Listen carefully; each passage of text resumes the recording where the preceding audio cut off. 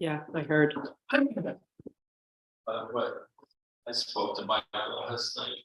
Wait, I'm just trying to see if anyone's hearing me. I just don't understand why we're not.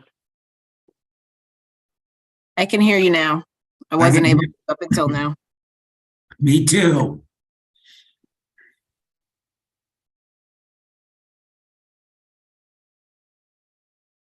But now it just went dead.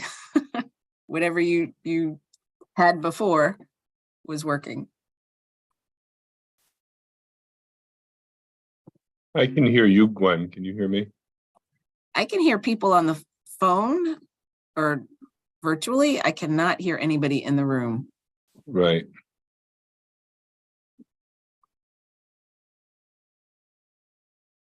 Okay. I think hopefully Tara is hearing us. So.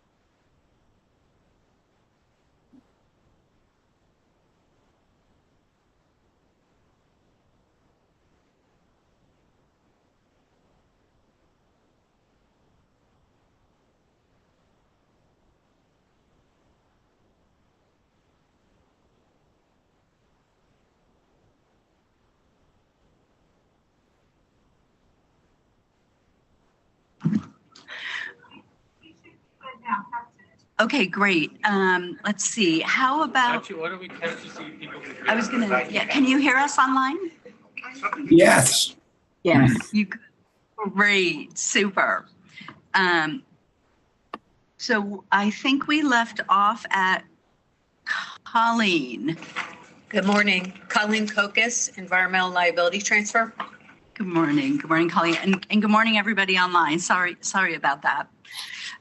Joanne. Can you hear me? Yes, we can. Great, thank you. Joanne Landau, Kurt Sam Realty. Super. Lawrence? He's not on yet? Okay. Mariana? Mariana Peavy with Idaho Department of Environmental Quality. Great. Mariana. Dennis? Dennis Randolph, City of Kalamazoo. Eric? Eric Rothstein, Gallardi Rothstein Group. Great. Sanjeev? Sanjeev Sinha with ECT. Super. Bill? Bill Stannard, Raftalis Financial Consultants. Good morning, Bill. Marilyn? Marilyn Wade, Climate Finance Fund. Dave? Dave Wegner, Wolpert Engineering and Water Science Technology Board for the National Academy of Sciences. Great. Gwen? Good morning, Gwen Yamamura-Lau, Hawaii Green Infrastructure Authority. Good morning. And David? David Zimmer, New Jersey Infrastructure Bank. Great. All right. Thank you, everybody. Great to see everyone. So I just thought I would take a minute or two to tee up the next 2.5 days. We have so many different things that we'll be talking about. So we're going to start this morning right after this with some member recognition because it is our last in-person meeting before we do have several members who are rolling off. So we'll spend a few minutes recognizing them. And then this morning before lunch, we'll have first, we'll have Tim and Ale back to talk about the Greenhouse Gas Reduction Fund charge, the sprint that we just all came through. And then we'll have a program update from Jahi Wise and Dan Utek on the program itself. And then we have Faisal coming, who will give an overview, the CFO and the EPA budget update. So that should be a great morning set of activities. We'll do lunch on our own. And then this afternoon, we're going to do some updates on some of the recent charges and have EPA. It's always good when we do charge work to have EPA come back and tell us, so what happened? What did you do? So we're going to do some of that this afternoon. And I think we're hearing from 3 of our charges, right? And then we'll also get a briefing on the state revolving fund. I know we have been putting that off for a couple of meetings, and many of our members were curious about that. And then we have a briefing on the Creating Resilient Water Utilities initiative. And so it'll be great to have those 2 briefings ahead of discussion on the Office of Water Charges. So tomorrow in the morning, we are, Ed has worked with several of the FACAs to invite them to come talk about their work. And as you may recall, those of you who heard from Deputy Administrator McCabe, was that a year and a half ago? That's correct. About then, yeah. It was when she first joined the administration. When she first joined the administration, you know, when we asked what she thought we should focus on, one of the things was to have more interaction with other FACAs. So we're going to do that tomorrow. And we have a number of invited guests around that. And one of the things I just want to plant this seed. One of the things that we want to spend a little bit of time on after lunch tomorrow, Chair's Corner, Chair's Prerogative, Ed and I had been talking about a theme that's run through the charge deliverables over the last couple of charges. It appeared in the OZ charge and the P2 pollution prevention charge, and it was very front and center also in the Greenhouse Gas Reduction Fund charge, is this theme around how do we get money into disadvantaged communities, the how, you know. And so we wanted to do a little bit of a board discussion on what our thoughts are around that, some of these themes that we're seeing, see if we can pull some threads. And that may lead to potentially additional charges that are a little more cross-cutting across EPA. So I just wanted to plant that seed now as we're hearing from folks. We'll have a discussion about that tomorrow morning. And then we'll be teeing up the Office of Water charges. We'll also review some of our parking lot items because we have a lot of Office of Water charges to consider. So we'll want to kind of have those all front and center in folks' minds. And then on day 3, we will continue that discussion on the proposed water charges. It remains to be seen whether we're going to be ready to vote on charges by Thursday. If not, that's totally okay. The work group, we want to give the work group time to really think about what the charges might look like. And so if we're not able to get to a vote on by the end of the time we adjourn on Thursday, we'll call a virtual meeting to do that so the work group continue their work. And I think, did I miss anything else? Okay, so that's it for the agenda. It's packed, and so we're really excited to be able to be together and virtually to tackle this. As always, we are a working board. This is a board that works very hard, and so I want to thank all of you in advance. I also want to thank our EPA team who's worked so very, very hard to put this together, Tara in particular, and Andrew and Ed, and thank you. I know you all work very hard. We appreciate it very much. With that, I'm going to turn it back to you, Ed. Okay, great. So many of you are new to the board, but in general, we have sort of a staggered expiration term for our members. And usually at our first meeting of the calendar year is when we say farewell. Because our terms usually for your membership ends in the summertime.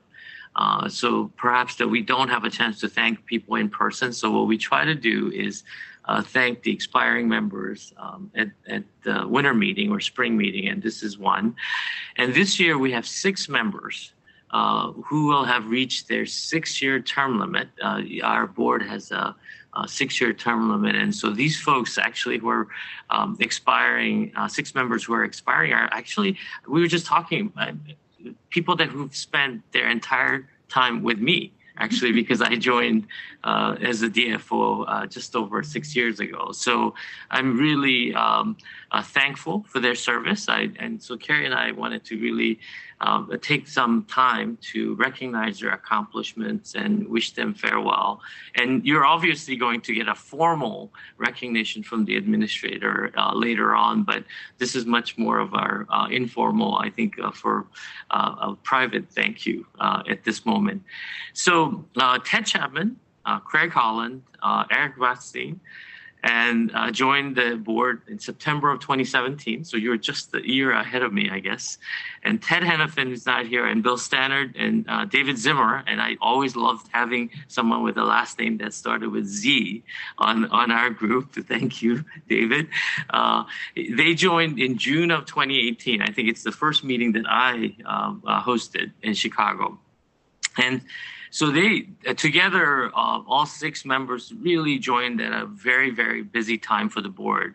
And we have submitted during their tenure here 9 set of recommendations and 1 letter to EPA, averaging 2 deliverables a year. And those of you who've been around know not only does that include the Greenhouse Gas Reduction Fund work, which was a sprint, but there was also a marathon, which was the stormwater work that you have all done. So it's been just a phenomenal run, and they have individually been active participants. So just to highlight a few accomplishments, Ted Chapman served as a section lead for the stormwater financing report, and also most recently as the co-chair for one of the groups in the Greenhouse Gas Reduction Fund. And of course, who could forget the water regionalization work? So yes, oof, he says. I think Eric still has scars. Yes, so thank you, Ted.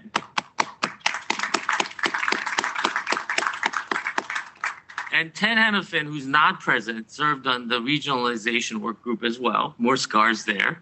And with Ted, he was another section lead for the stormwater financing report. And again, that was just a gigantic report. And those new members who have not seen that, I urge you to take a look at that as well. And Ted's not here, and I understand he's so busy. He's been working on the Jackson, Mississippi work, right? So I was hoping that he'd be here to tell us a little more about the Jackson work, but he's still unable to join us because of his work. So thank Ted in absence. And of course, Craig Holland. And when I joined, he was just the co-chair. I'm trying to remember who your co-chair was with the Chesapeake. Suzanne Kim, that's right, with the Chesapeake Bay TMDL work, which produced, in my opinion, a very, very technical tool that our water office really appreciated. So thank you very much for that. And of course, Craig also participated in the stormwater financing and the greenhouse gas work groups as well. Thank you, Craig. And Eric, the scars that David's talking about, Eric co-chaired the EFAB regionalization work group and served as a member of also the stormwater financing report group as well. So thank you.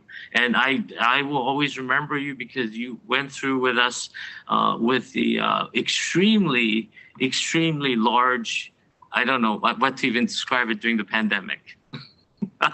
That's just yes, the beer. Thank you. I wasn't going to quite, it was a little personal, but anyway, thank you, Eric, for your service. And Bill Stannard. Bill Stannard is from actually my region, and he lives down the street, not literally, but figuratively. He's in Kansas City. And Bill worked on the regionalization as well as the stormwater financing work groups, and he co-chaired, I think most notably with Margot, the Opportunity Zones work group, which I think our Office of Policy really appreciated receiving your report. So thank you for your service, Bill. And we'll have a barbecue back home. David Zimmer served on the regionalization work group and provided really great deal of expertise on the state revolving loan fund. And as you have, those of you who've worked with David has in every work group meetings and every meeting has provided, in my opinion, just outstanding advice and just expertise on our panel, and just a tremendous workhorse for the board as well. And I will miss you, and hopefully we'll continue to be connected with each other. And thank you for your service.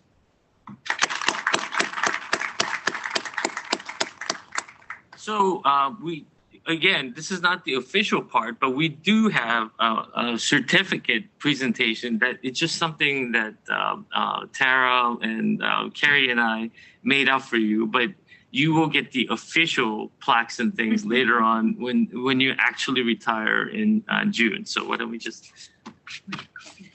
Or are you going to give them? Why don't we just have you come up? How about that? So let's just... We need to celebrate everyone. Don't you think? Just minor celebration. Huh? Oh, there's a podium. Oh, thank you. Margot is always on top of this. Thank you.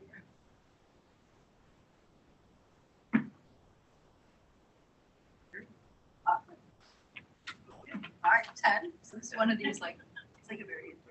Oh yeah, I think we need. Wait, we need a photo op. Oh, there we go. What? Please give it away. Yeah, there it is.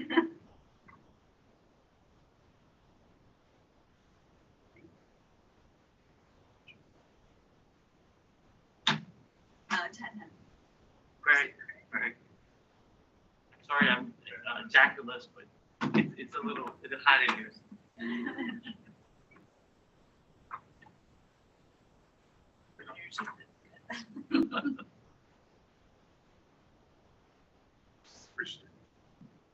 Eric.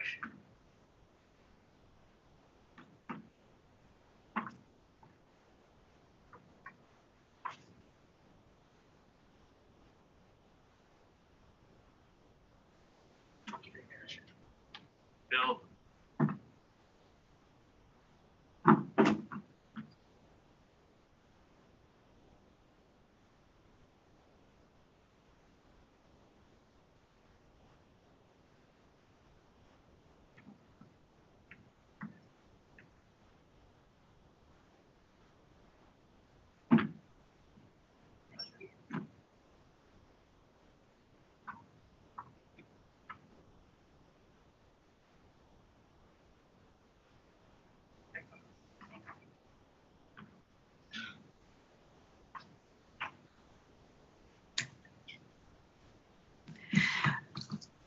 It would be wonderful to take a few minutes and hear from each of you, some reflections on your time here and any advice for us. And so who open it up to any of you who'd like to say anything? Craig, Bill, go ahead, Bill. Well, I think looking back, I think as Ed mentioned, I came on as Ed was just starting, and I'd had colleagues that had served on the EFAB previously, and I think so I had some expectations, but I think what really stands out to me is the leadership that Ed and his team has really helped re-energize EFAB, starting off with our standard operating procedures and developing that, and collaboratively with the members of EFAB, and really set the stage for some really extensive work. And it's been so great to have been able to collaborate and get to know so many great, knowledgeable people that are passionate about the work that EPA is doing and the impact that EPA can have to better our environment and the health and safety of our citizens and businesses. Thank you, Bill. I think I may have said this before in other meetings, but it's been one of the greatest experiences that I've had in my professional career working in conservation and environmental protection. And mostly it's because of everyone around this table and all of our colleagues that have rolled off over the years that I've had the pleasure of working with. Just tremendous passion, intelligence. All the folks that we've interacted with within the administration have been terrific.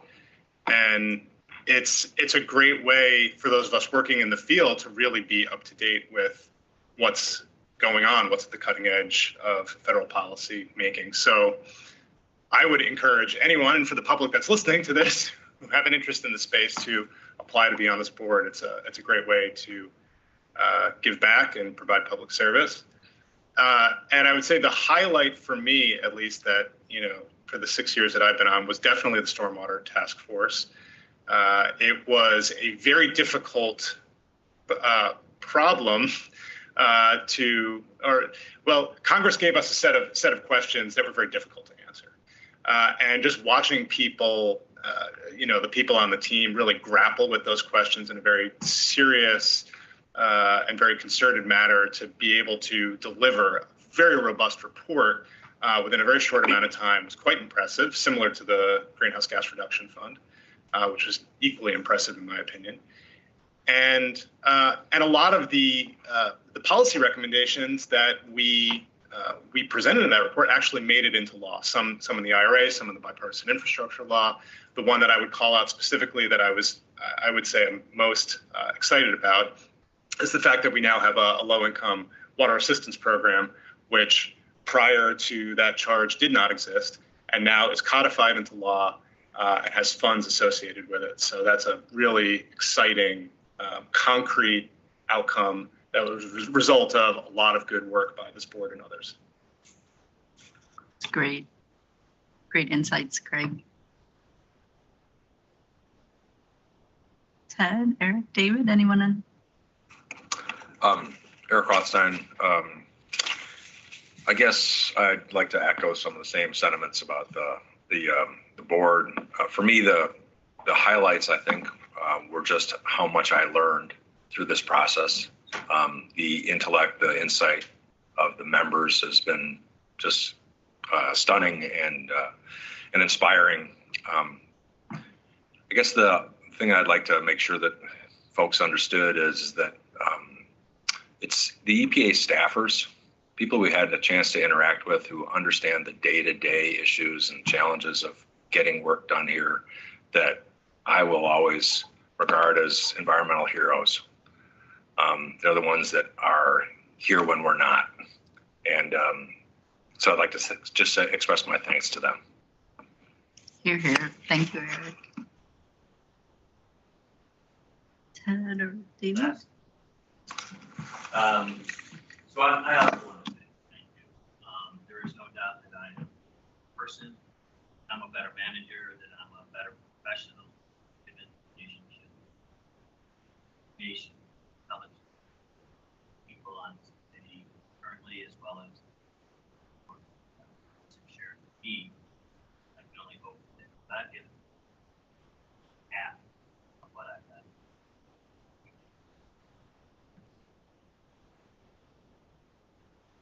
Thank you, David. Yeah, just kind of echoing what everybody else said. I think it's been, for me, the most professionally rewarding thing that I think I've ever done. We did accomplish a lot, but I always feel like I wish we could have done more. There were some challenging projects. There were some really good projects. Alaska Backhaul comes to mind. That's one where I just wish we could have done more, no matter how noble our intent. But I would, echo what everybody else said. Take the time out to serve, to give back. I feel like a little bit of imposter syndrome of just being like the fly on the wall, but I learned so much, and the friendships and the networking, I'll take that with me forever. So I'm very grateful for this time. Thank you. Thank you all. And we're so grateful for your service. You have all contributed so much. Many of it predates me, but I've heard so many amazing things about the work that you've all done over the years. So, and witnessed in the last 2 years a lot of work. So really, thank you.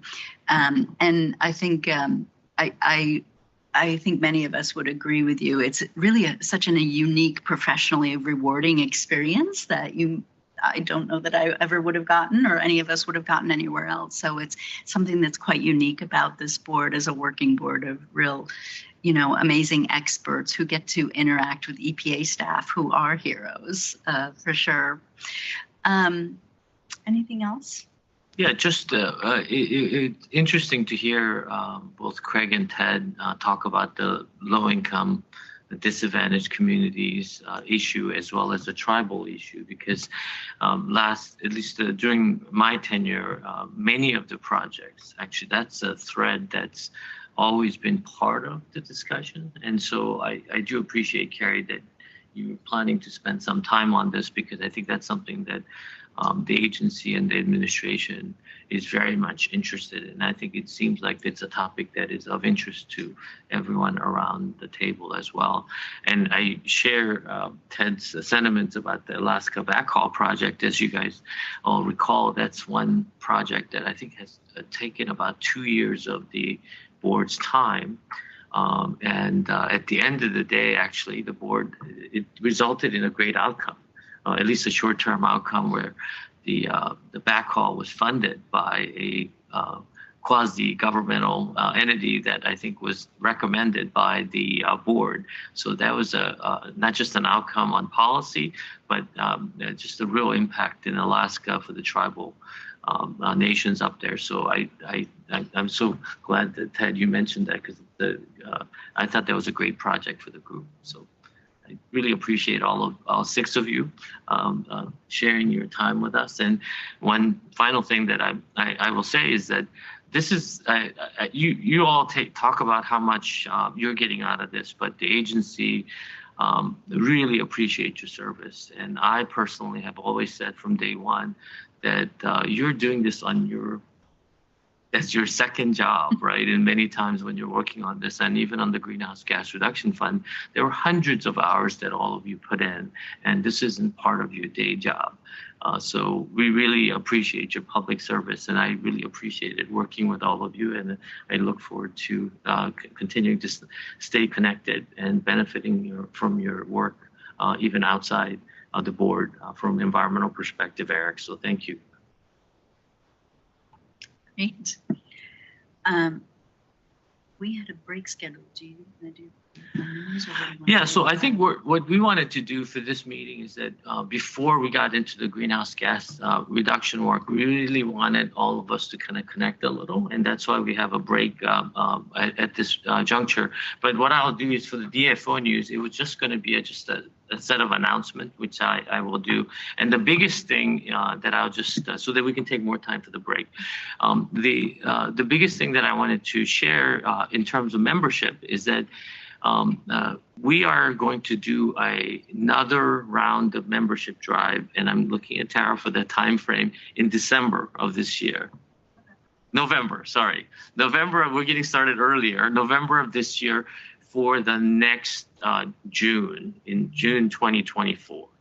So those of you who know others who are outside, and I know that I've already been getting notes about when the next membership turnover will be, and that'll be in June 2024. And so we will announce the nomination process in November of this year to start that process, if you're getting questions from your colleagues and others who are interested in joining us.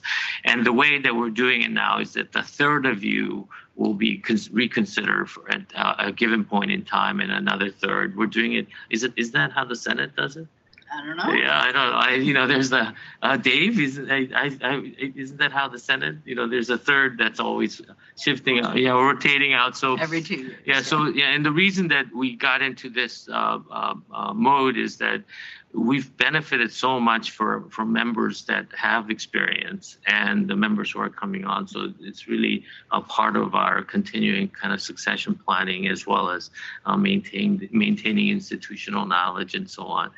Just as the 6 members who are leaving us left us with a lot of kind of institutional knowledge. So hopefully we have benefit from that as well. So that was a short update. So other than that, I think we're going to take Carrie. Probably like a 40. So we come back at 10:30. Yeah, Should we that's come right. back maybe Yeah. like right at 10:30 because we've got back-to-back guests. Right Yes, after and that. yeah, we have back-to-back guests until noon. There won't be break starting at 10:30. So All right. So we'll adjourn briefly and back at 10:30.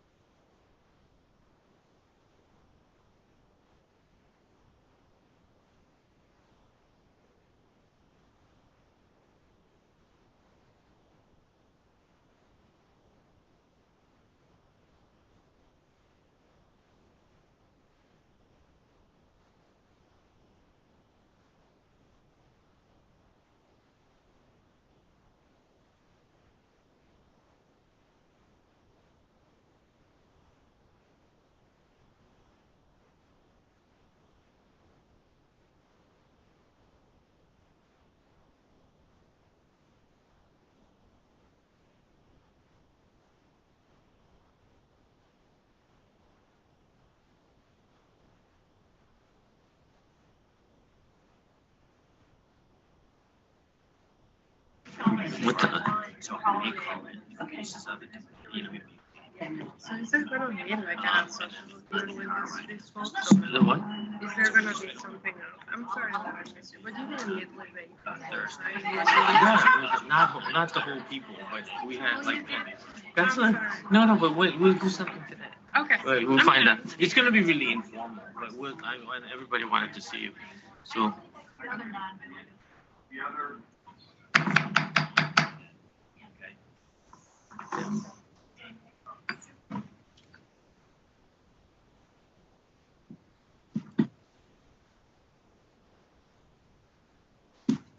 Okay, welcome back to our EFAB meeting, and we're going to get right to it, and I'll turn it over to Carrie for our next agenda item.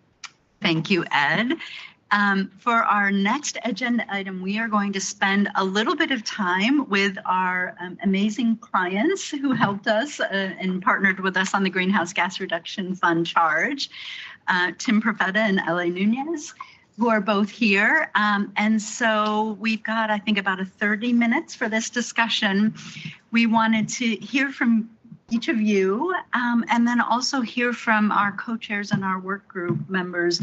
You know, it was a sprint, and we like came crashing into the end of the year with this work product, and we didn't have a chance to take a breath and reflect on what we did. So let me turn it over to Elaine and Tim. Oh, yes. So thank you.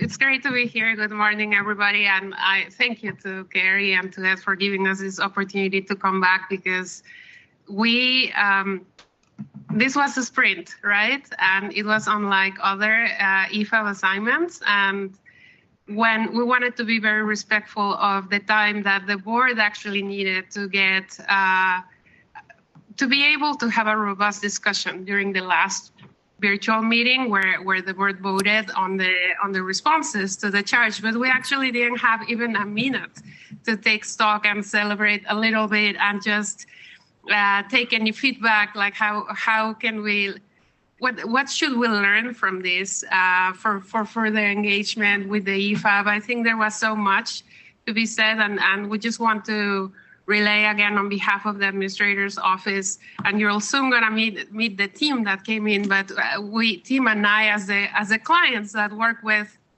the various work groups in a very compressed timeline, we just want to reiterate on behalf of the administrator's office, but also us personally, just how much we enjoy this process, how much we learn from you, and would love to hear actually any reactions, feedback, all of the that very robust information that the board voted, that the workshops produced for the benefit of EPA as the incoming team works on program design.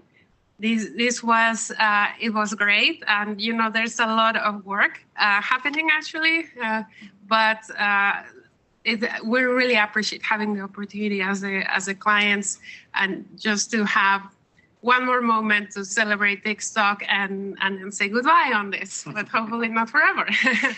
And could you also, like, what happened? Like, what happened with our deliverable?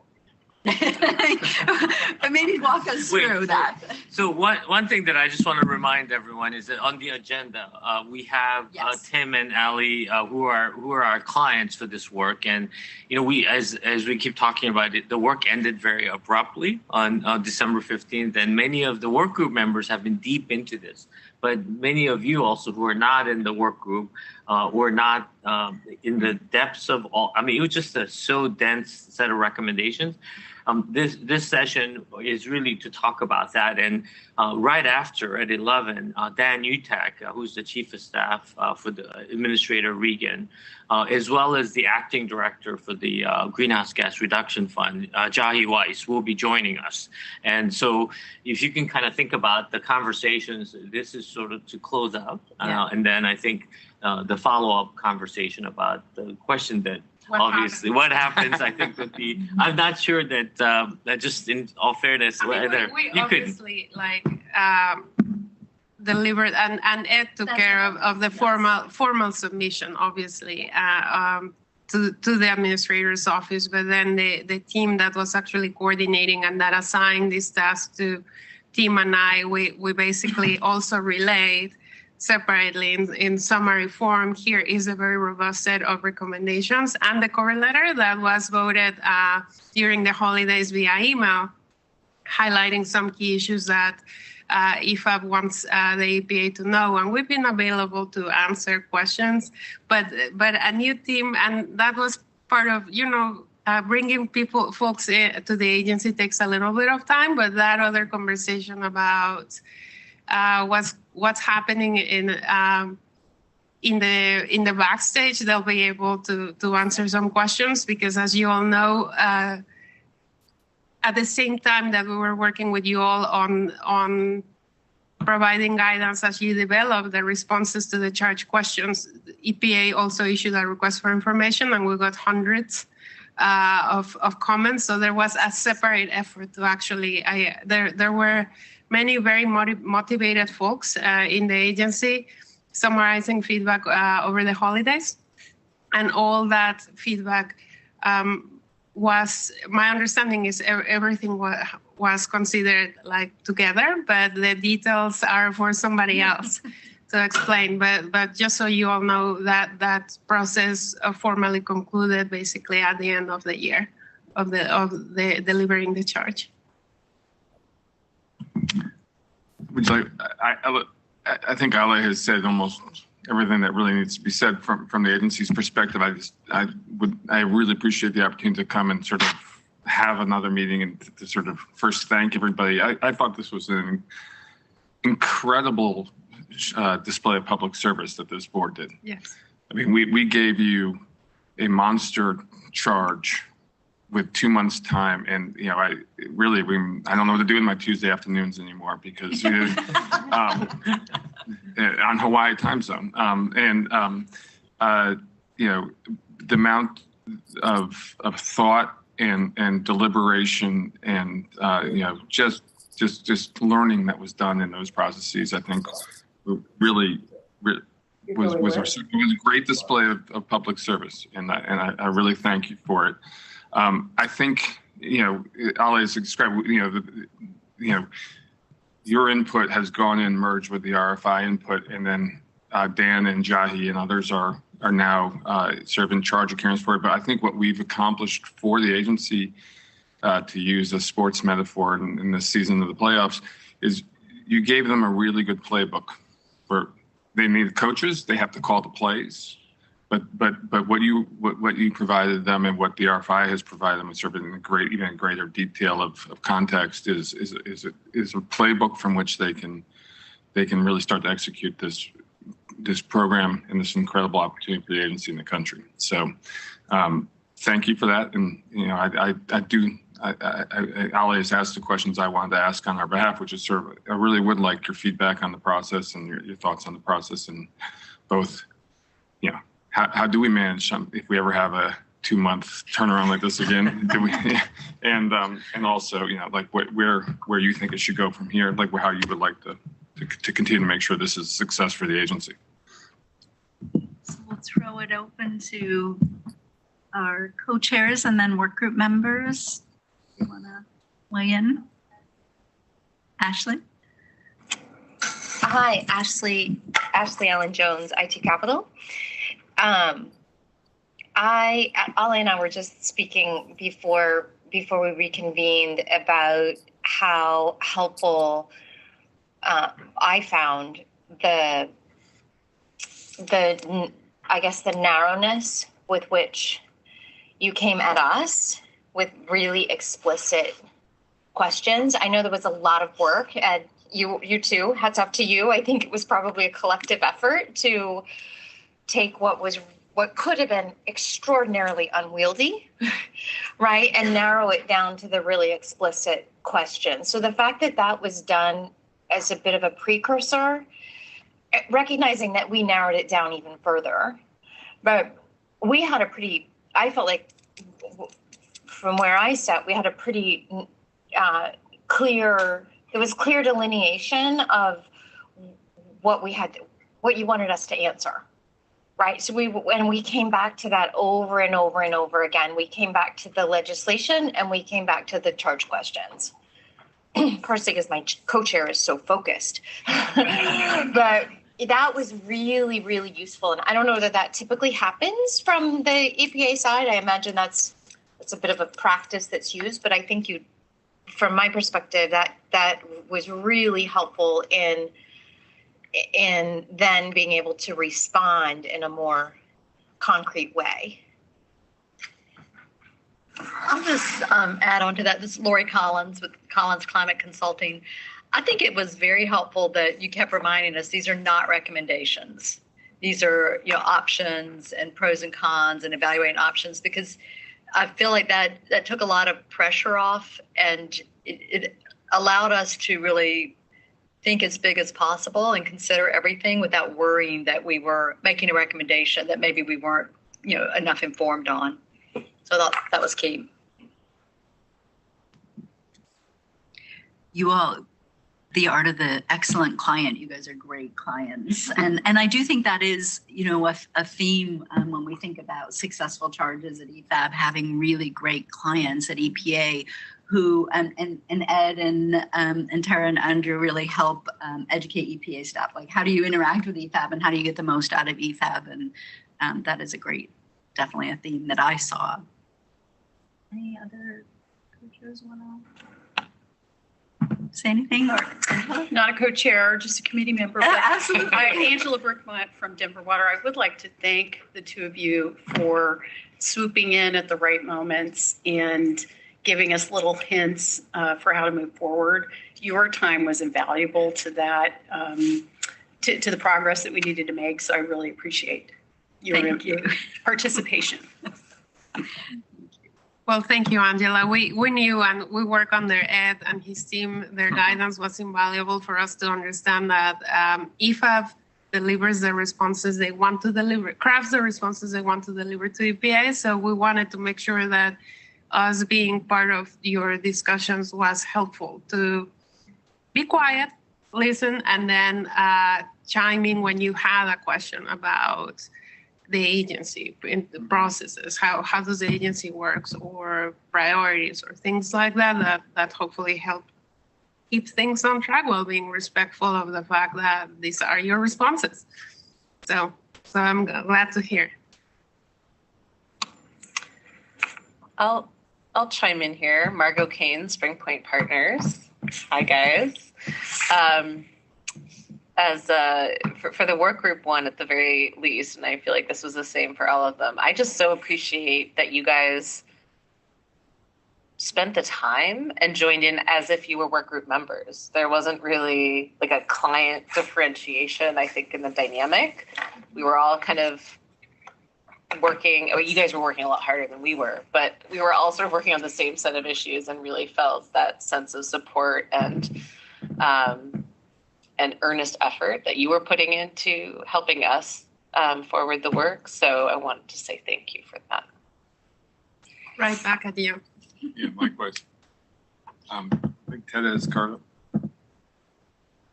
Hi, Ted Chapman, Hilltop Securities. Kind of echoing that, I think, if you're looking for like lather, rinse, repeat, the way that you facilitated the board members, again, with your time, but I mean, even into the weeds of aggregating public comments, and the public comments were fantastic, but there were a lot. And, we did our best to keep up with them. And I think that helps inform identifying considerations and options, as we called them, not recommendations. We weren't solutioning. We were just trying to, pick and choose. But the way, it was just a perfect alignment of capturing lightning in a bottle that I know from our work group, task group 3, I didn't really have to do much more than just sort of facilitate and let the really smart people chime in, because it would just, everything worked out perfectly the way it was structured. Board expertise, input, engagement, and again, the public comments. So, hopefully we provided something that was useful, but I'm very appreciative of just sort of the framework in which it was set up. I just say that you absolutely provide something that was useful. I think we should, make sure that's answered. I'm actually sort of marinating in Lori's observation, and I was sort of thinking for Ed, who has greater context about the FACA and everything it's done, the line between recommendations and sort of, an options, discussion like we've done here. If it's freeing not to have to have a recommendation, then maybe at least in first stages of processes, it would be valuable to allow the board to explore all options. And it's sort of, I think that's a really good insight, Tim. And, had we had more time, we might have, moved towards recommendations. But it's an interesting insight to think about how the board could stage work around meaty projects and, initial charge around, like, let's look at the options landscape and pros and cons. And maybe there are subsequent charges that dig in further. Kind of definitely interesting food for thought for the work of the board. Any other work group members or others that want to make comments or reflect? Celebrate the work? Hi, Gwen Yamamurala, Hawaii Green Infrastructure Authority. I just really also wanted to echo the appreciation for the two of you, because we spent hours, but you guys spent even more hours, not just with us, but with I don't know how many listening sessions you had with outside groups. And it just shows your willingness to hear all aspects, all feedback, and really appreciate that. Thank you. Thank you, Gwen. I have a question for probably the whole board. The letter process was a little unusual for us. So it was like, we came into that last meeting and, we wrapped up and voted on the content, but we didn't have an opportunity to have the letter drafted and come before the board and voted on. So I would be curious as to whether the board has any feedback on that piece of the process from kind of a procedural matter, knowing we did the best we could with the time and the holidays, but if anybody has any feedback on that process. And I think it ended up being a brief letter, 2 or 2.5 pages, that tried to pull out some of the themes that didn't fit nicely into the slides. Yeah, and I am also very interested in this because of the fact that the product itself was very dense. The letter itself was very, very brief in trying to take the top line messages. And we were just curious, I think Carrie and I are both curious about whether did it capture the key points, and that are there relevant points that we need to make sure that the agency takes forward in the program development.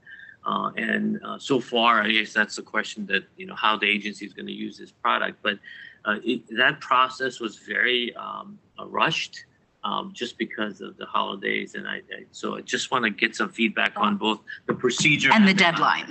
And the deadline. Yeah, because I think the letter itself, I thought it was a very well-crafted letter, Carrie. But at the same time, I just want to make sure that everyone thought that the process actually conveyed what you wanted to convey to the agency. Some feedback would be very much appreciated. Hi, this is Lori Collins Climate Consulting. I'll just say I thought it was fine. I had no issues with it. I thought everybody had an opportunity to have input, and I didn't see any issues with it. I thought it worked out just fine. I think for Ed and I, what we reflected on it is not typical for EFAB to not have a completely finished product that gets, that would typically be voted on in a meeting. And so it was atypical given the timing. Wanted to make sure that all the members felt comfortable with that. Carrie, this is George Kelly on virtual Earth Recovery Partners, and Tim and Allie, thanks so much for being here and all your good work. I think one of the things that's helpful relative to the letter was the fact that we were making options analysis, right? We weren't making a recommendation, and it kind of made it easier from a letter perspective in that context because of the time horizon. The other thing I would mention, just briefly, I thought Allie and Tim were really expert in helping us iterate the scope a bit. And I think this goes back to charges in general. When you set a charge, sometimes you don't know exactly what you want to get out of it. And you have to iterate a bit. And having the client participation constantly to kind of guide and maybe reshape a little bit was so helpful. And to me, a really important aspect and something we should consider in the future. So thanks again. Thanks, George. Hear, hear. Anyone else virtually or?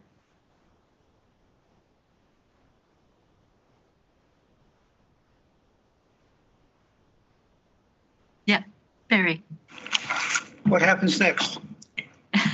And our next speakers are the what happens next piece of it. I think Tim and Ali could say what happens to them next, maybe. Well, we are back full time to our regular jobs, which, as many of you heard, are very much focused on developing the regulatory framework that is a key priority of President Biden, and team works on power sector regulations, and I work on vehicle regulations. So you're gonna see a lot of information about that coming up soon. We have a ton of work, but it's great for EPA to be able to think as an agency that which core mission is developing regulations, to now have the opportunity to administer grant programs such as the Greenhouse Gas Reduction Fund and other programs under the Inflation Reduction Act, many of which actually fall under the purview of the Office of Air and Radiation,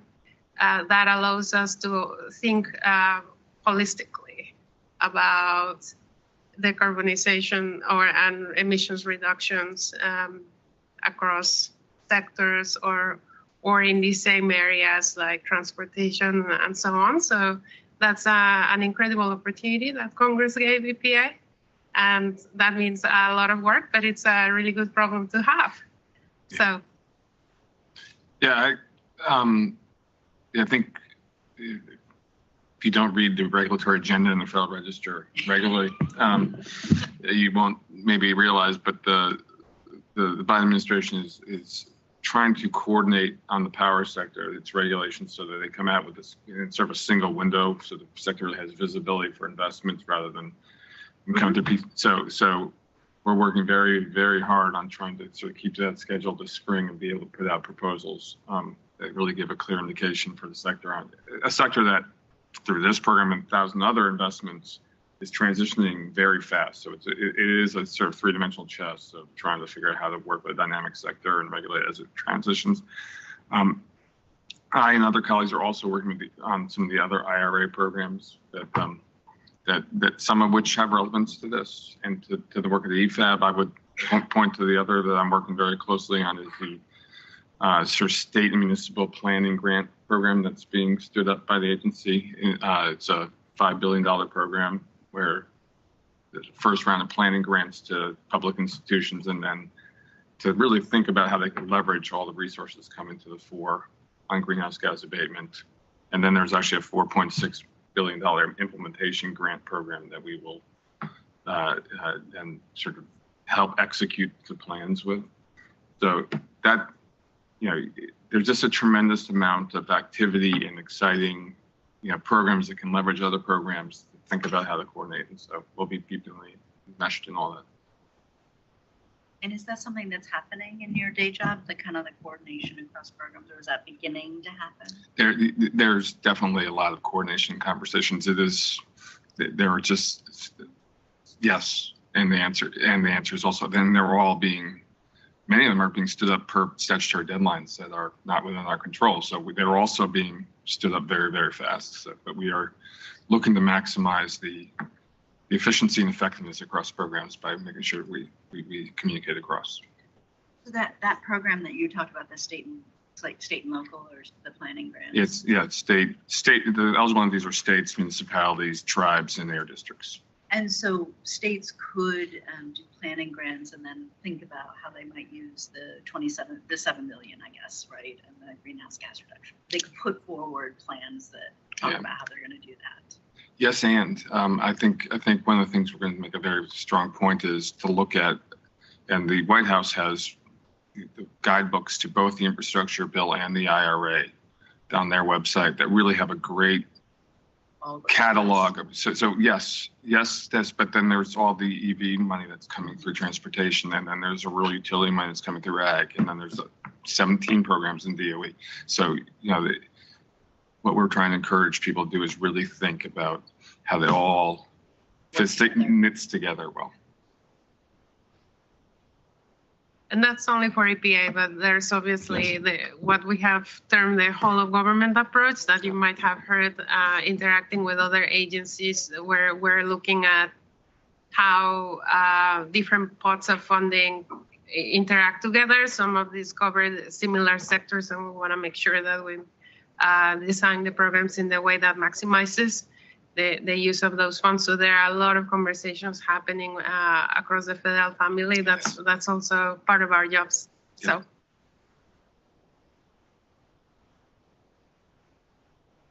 Dave. Thank you. Dave Wagner, Wolpert Engineering. And I want to preface this by making two comments. One is this was my first effort with this EFAB, and it was jumping into the deep end of the pool, to say the least. But I think I want to reiterate what all of my colleagues here have said. It really helped that you helped guide us in the process, which, it was intense and it was time consuming, but it was worth it, I think, in the long run. The second piece is that I used to work for the folks at the end of the street here in that big dome building. And Tim, you mentioned, maybe it was you, Ali, who mentioned regulatory. And I guess if I was reflecting in my former career up there on the Hill, it was that regulatory often, I guess I'm thinking of the next step. Will this be at some point issued in the Federal Register, since it's using that term regulatory? I'm assuming that will be a step down the road, so there'll be additional feedback opportunities from the public at large. Can I just ask for clarifying, which this are you talking about? Are you talking about the work that all in are describing on the regulatory front, or are you describing? Right.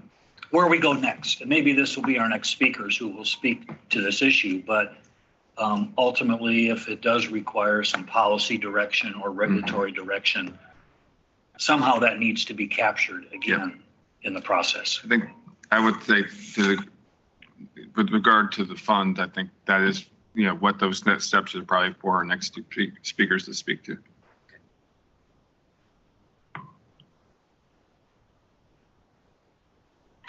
I have a question. Lori Collins, Climate Consulting.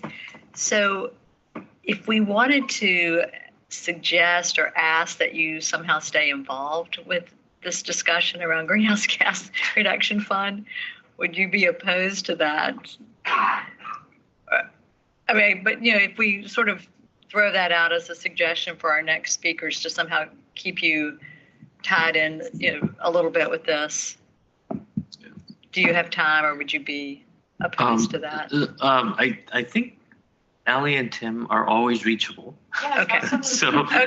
I will just say that. But I think the other aspect of, I think, Lori, what you're asking is, I know that there are conversations about the follow-up, a possible follow-up on a number of fronts. And I think there is a possibility of following up with EFAB also, I think, as implementation goes on. But I think that's still up in the air, because obviously Tim and Ali are not going to be the next charge clients on this, because there's actually in the next session, you'll see that Jahi Weiss, there's now a leadership team on board to implement the program.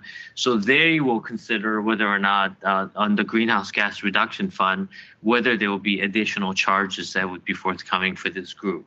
But I would just urge you to stay connected with Ali and Tim. I think you even have their cell numbers. We're not going to publish them, but I think you're welcome to continue to connect. And I think when you're in the trenches for hundreds of hours, that we do have these relationships, and I'd encourage you to continue to be engaged. I hope that's. I associate myself with Ed's remarks. And I think I think we are going to conclude this session because I just saw our next speakers All walk in the right. back door. Well, Perfect timing.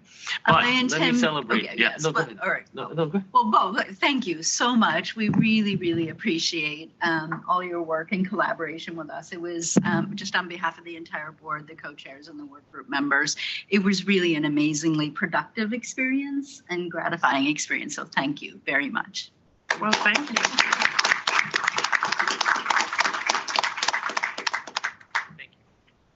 Thank you. Feeling is definitely mutual.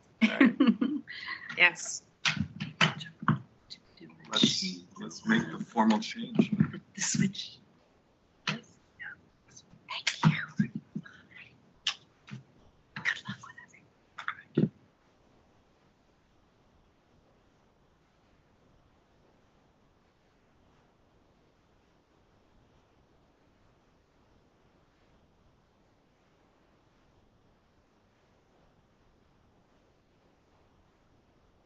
Okay, we're going to continue with our next session, and I'm going to introduce. Yeah, I'll just do a quick introduction so that we can get right to it, because I know Dan is and Jai are both very busy. I want to introduce Dan Utek, who is the Chief of Staff to Administrator Regan, and Jahi Weiss, who is our new acting, I hope I get this right, Director of the Greenhouse Gas Reduction Fund Program. And I'd like to welcome both Dan and Jahi, and I'll turn it over to you, Dan. And we've just already heard from Ali and Tim and the group about the work that they've completed. And we've deferred a lot of questions that came up about the next steps. And I suspect that that's what'll come your way, Dan. Okay. Welcome. All right. Well, thanks, Ed, and good morning, all. It's good to be here with you. The main thing I want to say, for starters, is on behalf of the administrator, I really want to take this opportunity to recognize how important the work of this board is to the agency. We benefit tremendously from your ideas, from your energy. We appreciate that you volunteer your time and expertise as board members. So thank you for that service in general, but I especially want to thank you for your rapid turn on the charge questions relating to the Greenhouse Gas Reduction Fund. I know that charge was finalized in mid-October, and you were able to provide us with a comprehensive deliverable in just a matter of months. And that was amazing and extraordinary and very much appreciated. That input is invaluable to us as we continue to move forward and develop this program. And I know that wouldn't have been possible without the leadership of your co-chair, Carrie O'Neill, as well as the work group chairs who really rose to the occasion and the challenge. So I want to particularly recognize Ashley Ellen Jones, Ted Chapman, Lori Collins, Margot Kane, Cynthia Kohler, and Mariana Peavy. So thank you very, very much for that. So let me just take a quick minute. I would be remiss to not also thank the EPA staff who were integral to that process and who dedicated a big chunk of their time on top of everything else they were doing, and particularly Ali Nunez and Tim Profeta, who were just here with the board. So I want to thank them from bringing the idea to the charge to the board last October, to attending all of the subgroup meetings and public meetings. They were really essential to the success of this. So thank you to both of you. And of course, I also want to thank Ed Chu for his guidance and leadership along the way as well. So as you all know, the agency also posted a request for information last fall. We received hundreds of detailed responses to that request for information. We also had dozens of stakeholder engagement sessions. So I also want to take this opportunity to thank those who are tuned into this meeting, who contributed to our knowledge base in any of those ways, for your efforts to provide information. Really appreciate both the EFAB and all of the other input that we got on things that EPA should consider and how EPA might best implement this historic program. It's really an unprecedented opportunity for our country to accelerate deployment of clean energy technologies in the communities that need them most and can benefit the most. All of this input from EFAB, from stakeholders, from the public, it's already helping us to design a program that will deliver on the promise of this legislation. And particularly in low income and disadvantaged communities, and to realize all the benefits that we know come with that: good jobs, clean air, lower energy bills. So thank you again. Your efforts were very much appreciated, are very much part of what we are considering as we move towards our next steps. And with that, I'm going to stop and turn it over to Jahi Wise, who, as Ed indicated, is our acting director of the Greenhouse Gas Reduction Fund, joined the agency at the end of last year. Jahi, over to you. Thanks, Dan, and it's good to be here. Good morning, everyone. Good to meet the folks I haven't met before. I think Dan said pretty much what I was going to say as well. Thank you so much for the rigorous and comprehensive analysis that you provided on the various questions that are in front of this program. As Dan said, we have a real opportunity here. The Greenhouse Gas Reduction Fund is the single largest non-tax investment in the climate section of the Inflation Reduction Act. A huge opportunity to not only accelerate the decarbonization of our economy, but to do it in a way that advances equity and justice for communities who have historically been left behind. And so we in the office I'm privileged to help lead at the moment are really excited about this opportunity and are taking a pretty rigorous and methodical approach to designing the program. I know there are a number of questions about what's next.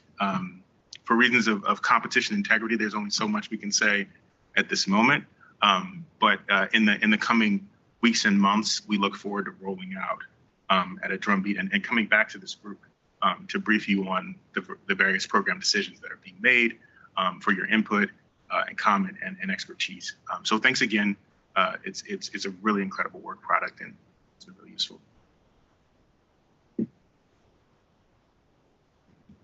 Let me throw it open to the board. Are there questions that folks have? I think there were a few that were asked previously. And maybe, yeah. Please go ahead. Jeff? Thank you. Jeff Deal, Rhode Island Infrastructure Bank. Thank you for coming here today. And Jahi, thank you for your service both in the White House and in kicking off this great initiative. I guess one question I'd like to ask is, there was a lot of work by your staff members, Tim and Allie. They're fantastic. A lot of work by the board. When reviewing the product that was provided to you, is there anything that you would suggest to the board here in terms of general process and things we might have done differently, provided different input that you think could have been helpful as well? Well, I think the short answer is no. I mean, it was such a compressed process. I know that in reviewing the materials, you all had the 3 work groups. It turned out there was some overlap. There was a limited opportunity to, given the timeframes, to like fully cross integrate and all of that. So I think it's a no, and perhaps, as Jahi indicated, as we move through this process, we may be able to come back to this group for additional input and maybe or maybe not on a slightly more relaxed time frame. I guess I would I would ask whether maybe turn it around a little bit and just ask whether you all, in reflecting on the product that you delivered in the time since it was delivered, if there are things that you think, either in the individual work groups or as a board as a whole, are there things that you think deserve maybe particular emphasis or more emphasis than what was presented, or perhaps some things that on reflection you wish you had said but didn't have the time to think about it? I think this would be a great opportunity to raise anything that is in that kind of category.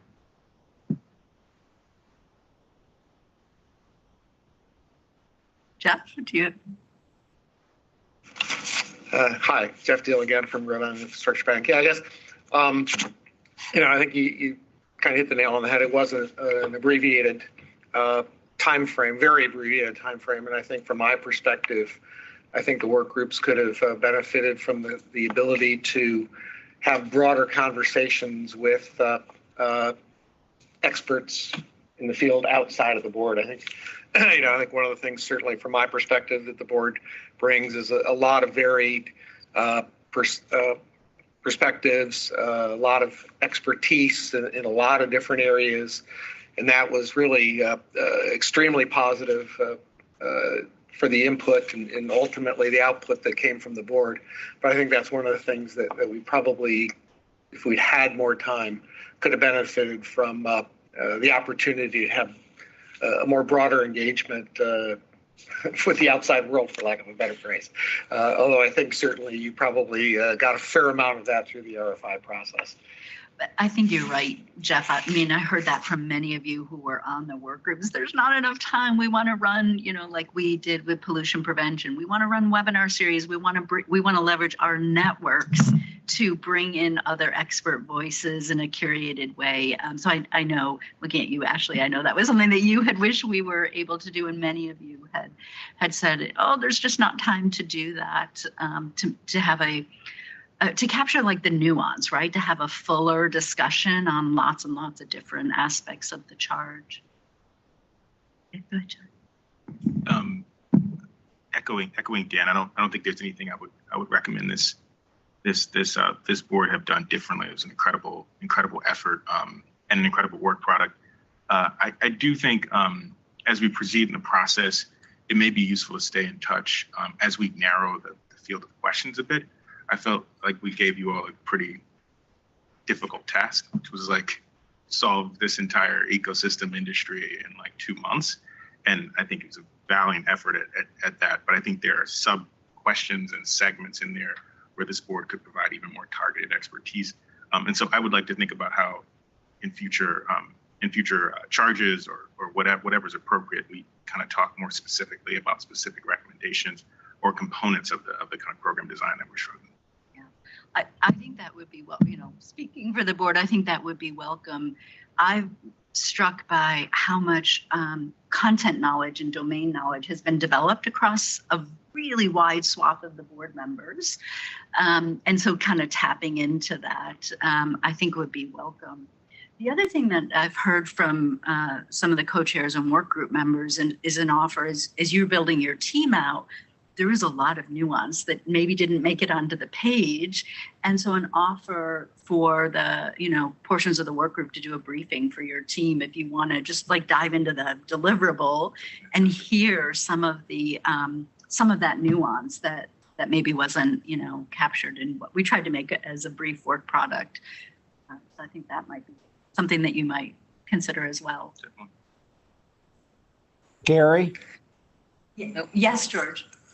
George Kelly of Earth Recovery Partners, and thank you, Dan and Jahi, to be here today. And one of the things that I felt in running out of time, we kind of had, I would love to see more of is really how this translates to the ground, the project dynamic.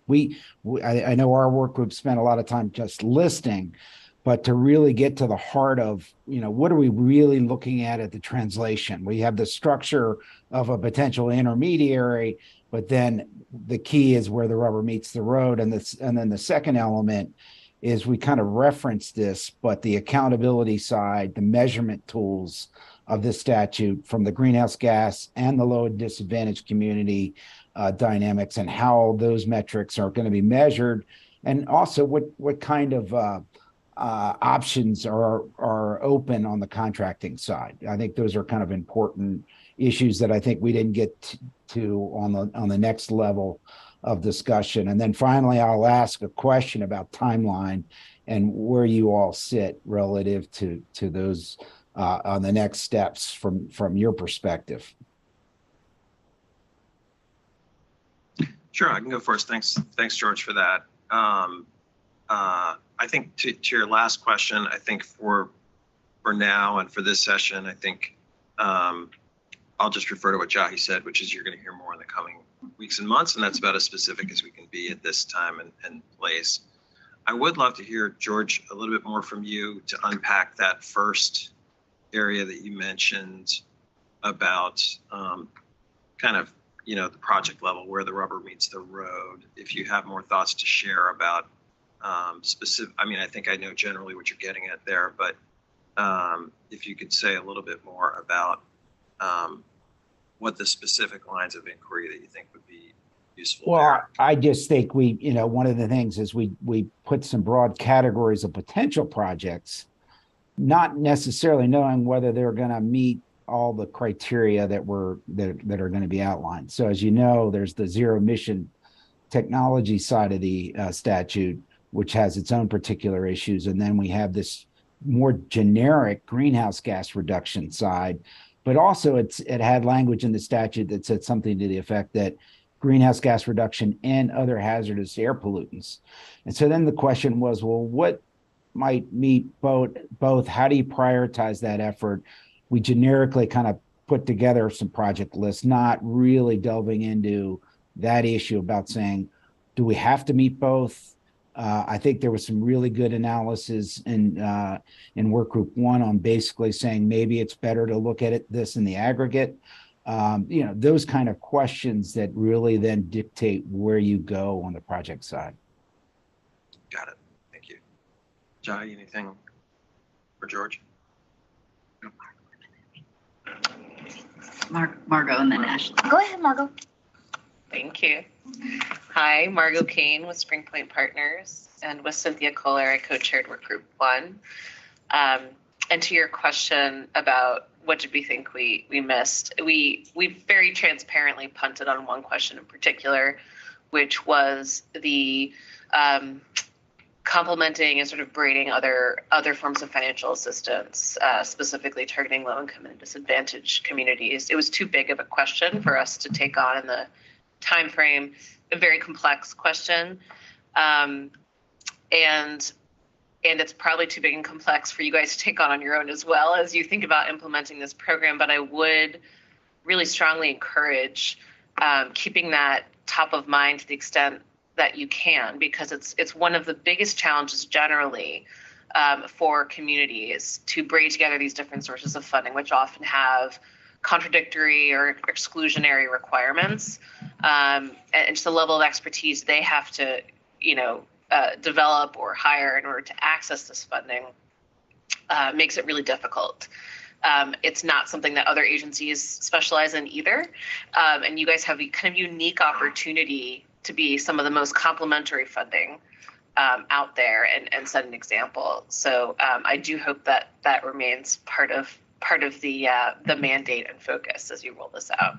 Thank you. It's kind of like the beauty of the legislation, right? It's so sparse in its Spartan in its requirements, where most other legislation is very, very specific. So great point, Margot, to remind us of. I had forgotten that we had all come together. Ashley? Yes. Hi, Ashley Ellen Jones. I, along with Lori Collins, co-chaired the second work group, which was on eligible projects and then potential structures. So a couple thoughts further to what George suggested on the sort of what it looks like when projects hit the ground. I think one thing that this board perhaps brings to the table that's a bit unique is that we have a lot of people on this board that are sort of transactional finance people, right? That have done deals in the field over and over and over. And I think as someone that comes out of that sector, there's often a momentous gap, in my opinion, between sort of where policy stops and where finance enters. And that just came up over and over and over for us in our work, both from an objectives perspective, from an accountability perspective, sort of right the tensions that can exist between policy and finance. I think there's a big opportunity for us to continue to weigh in, as others have said, on the finance piece of this puzzle. And I mean, we're a financial advisory board, right? So a lot of finance people. And the other rallying cry that this board has heard me make repeatedly is what we mean in this program, and quite frankly in all programs, when we talk about funding technical assistance. that's a monstrous term that is used in all different sorts of contexts. And we spent quite a bit of time in our group, and Eric Hangen, who's not here today, but was a huge contributor to this work, also really defining what we mean by that. If at the end of the day, we're trying to get projects that reduce greenhouse gas onto the ground, right? And what does that value chain of activity look like from the first dollar that goes out to the last dollar? And I think because a lot of us are deal makers, that's just how we think about the world, or at least I should just speak for myself. But I do think there are a lot of people on this board that think in terms of, right, the dollar in, the dollar out. That's a financial concept, right? We track the dollar all the way through, and then we look for the return. We look for the financial return. We look for the conservation return. There's tons of innovation going on in the whole arena, as you all know, on how we're measuring and quantifying and how the finance piece fits with the sustainability piece and the intersection, the SEC, like everybody's working on that right now. So it is a really exciting time, but I think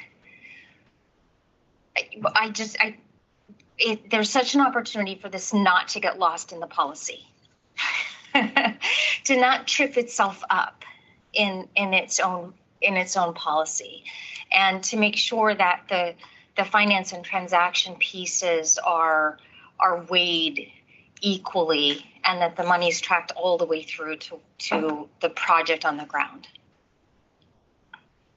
When I think about the work product and the contributions of folks like Eric Hangen and Marilyn Wade, who really like brought it down to, as George was saying, what does it look like on the ground? What does it look like on the ground to communities that have historically been left behind? So I do think there's still quite a bit to pull there, and quite a bit for you all to think about. But I know that was a big part of the conversation, and feeling like how much can we get done in a short period of time, to give you all options and frameworks to think about. Let's see, Craig, and then Gwen, and then Jeff. Thank you, Craig Holland with the Nature Conservancy. Jahi, I don't envy your position. I mean, I do and I don't envy your position to have to get this going as quickly as you can. I could say for the board, I was part of work group 2 on the programmatic structure, that we found it to be quite a daunting task to figure out ways in which to provide options, not recommendations, to get the money out as quickly as possible, but also do it in such a way that's really thoughtful and really allows the agency to really understand how these projects will benefit the communities that the statute was intended for. So I just want to maybe reflect just on programmatic structure for a second. Speed is of the essence. Money needs to be spent, obviously, by 2024. But it struck me in going through this process that in absence of one administrator to rule them all, there needs to be a very thoughtful process in doing partnership building. And I'm sure when you reflected on reading all of the public comments and all the comments through the RFI, there is tremendous energy within the public and private sectors to be partners in this process.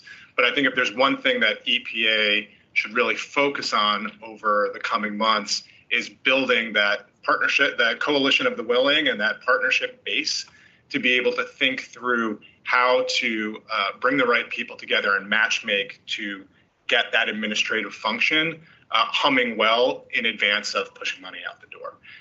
Because again, absent that one National Green Bank or single administrative function at the federal level, it has to be this coalition of partners. And that is going to be a tremendously, I think, energizing but difficult process to get right. So making sure that there's ample time and resources at the agency level to really thoughtfully engage with the folks that are ultimately going to be administering these projects, I think is critical. So thank you. That's great. Gwen?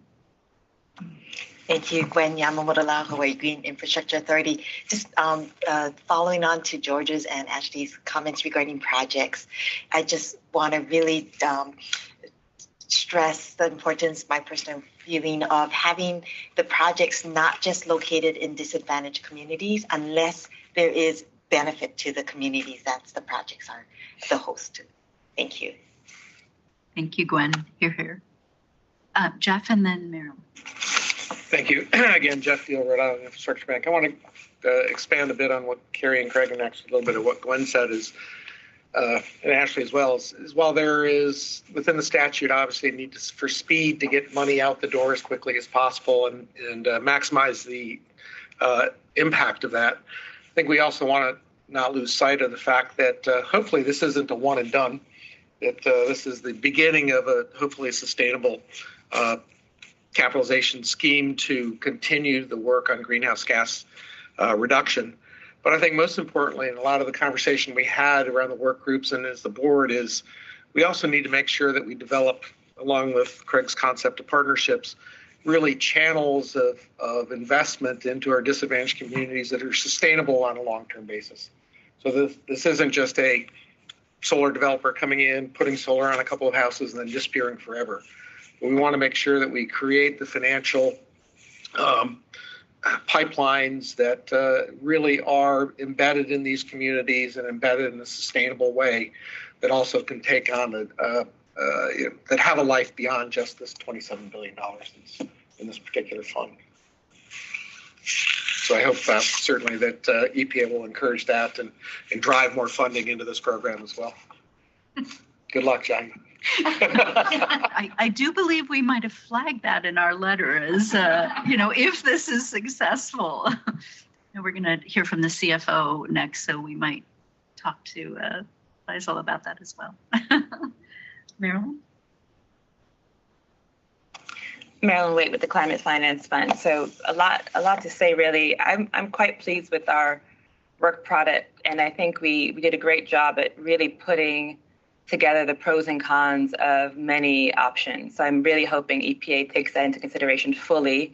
There was no one silver bullet, no one recommendation. We really leaned into the idea of diversification and fiduciary duty around having multiple recipients, multiple options. I also think we were quite clear on articulating what we could mean by disadvantaged communities. We didn't shy away from racial disparities and other disparities that exist in our society. One of the things that we did not dive into was really a prioritization of greenhouse gas reduction, right? So from an atmospheric perspective, a ton of CO2e is a ton of CO2e. From an economic perspective, they may not be the same. So an open question whether the agency would like to dive more into, whether it's the helping to spearhead more geothermal, ground source heat pumps, more solar, more energy efficiency, more local transit, more planting, getting away from annuals to perennials and regenerative agriculture. All of those reduce greenhouse gases. Moving it to taking out the nitrogen-based fertilizer in our ag system. So I think that's an open question whether the agency wants to dive into that. It's something that we didn't have the chance to do. But I will say that I'm really happy about our ability to really lay out specifically options and the pros and cons for each, and really articulate not just who the beneficiaries entail, but also ownership and how the leadership of the impacted communities really matters and who gets the money. And not just residential or community-based infrastructure, but also business ownership. What businesses are going to be able to grow in this green economy. So thank you. Thank you, Marilyn. Lori? Hi, I'm Lori Collins with Collins Climate Consulting, and as Ashley mentioned, I co-chair the program structure work group with Ashley. And I just wanted to reiterate, Jahi, you had mentioned having some ongoing conversations with us. I think there is a lot of passion and interest in this topic. So I can't speak for the whole work group or board, but I think we would definitely I feel like we would be interested in continuing providing a sounding board, partly as you start seeing more questions that, as questions come up that you'd like a sounding board, or as if we're seeing things on the ground that we feel like we can be a safe place to give you that reality check. And I don't know if that's structured as a separate charge or just, an occasional check-in, but I wanted to specifically offer that as something that, we could look into and work out. That's probably a great place to end. And so thank you, John and Dan, very much for coming. Yeah, and thank all of you. I really am sincerely so thankful for all the work, and I'm pleased that I'm hearing you all want to come back for more. So we'll get some. But maybe not on as intense a schedule. Really appreciate that, and we'll give that some thought as to how, and with the help of Ed and others, think about how we might best do that. But thank you so much for the opportunity to be here today. Thank you. Thanks, everyone. Thank you. Looking forward to more. Of course. So I think we're ready. And thank you, Jahi and Dan, for coming. I know you guys have a very tight schedule. Appreciate it. And now we have another person with a very tight schedule, I know. So we have Faisal, who's going to be joining us. I think he's here. Yes. He's behind the column. Yeah.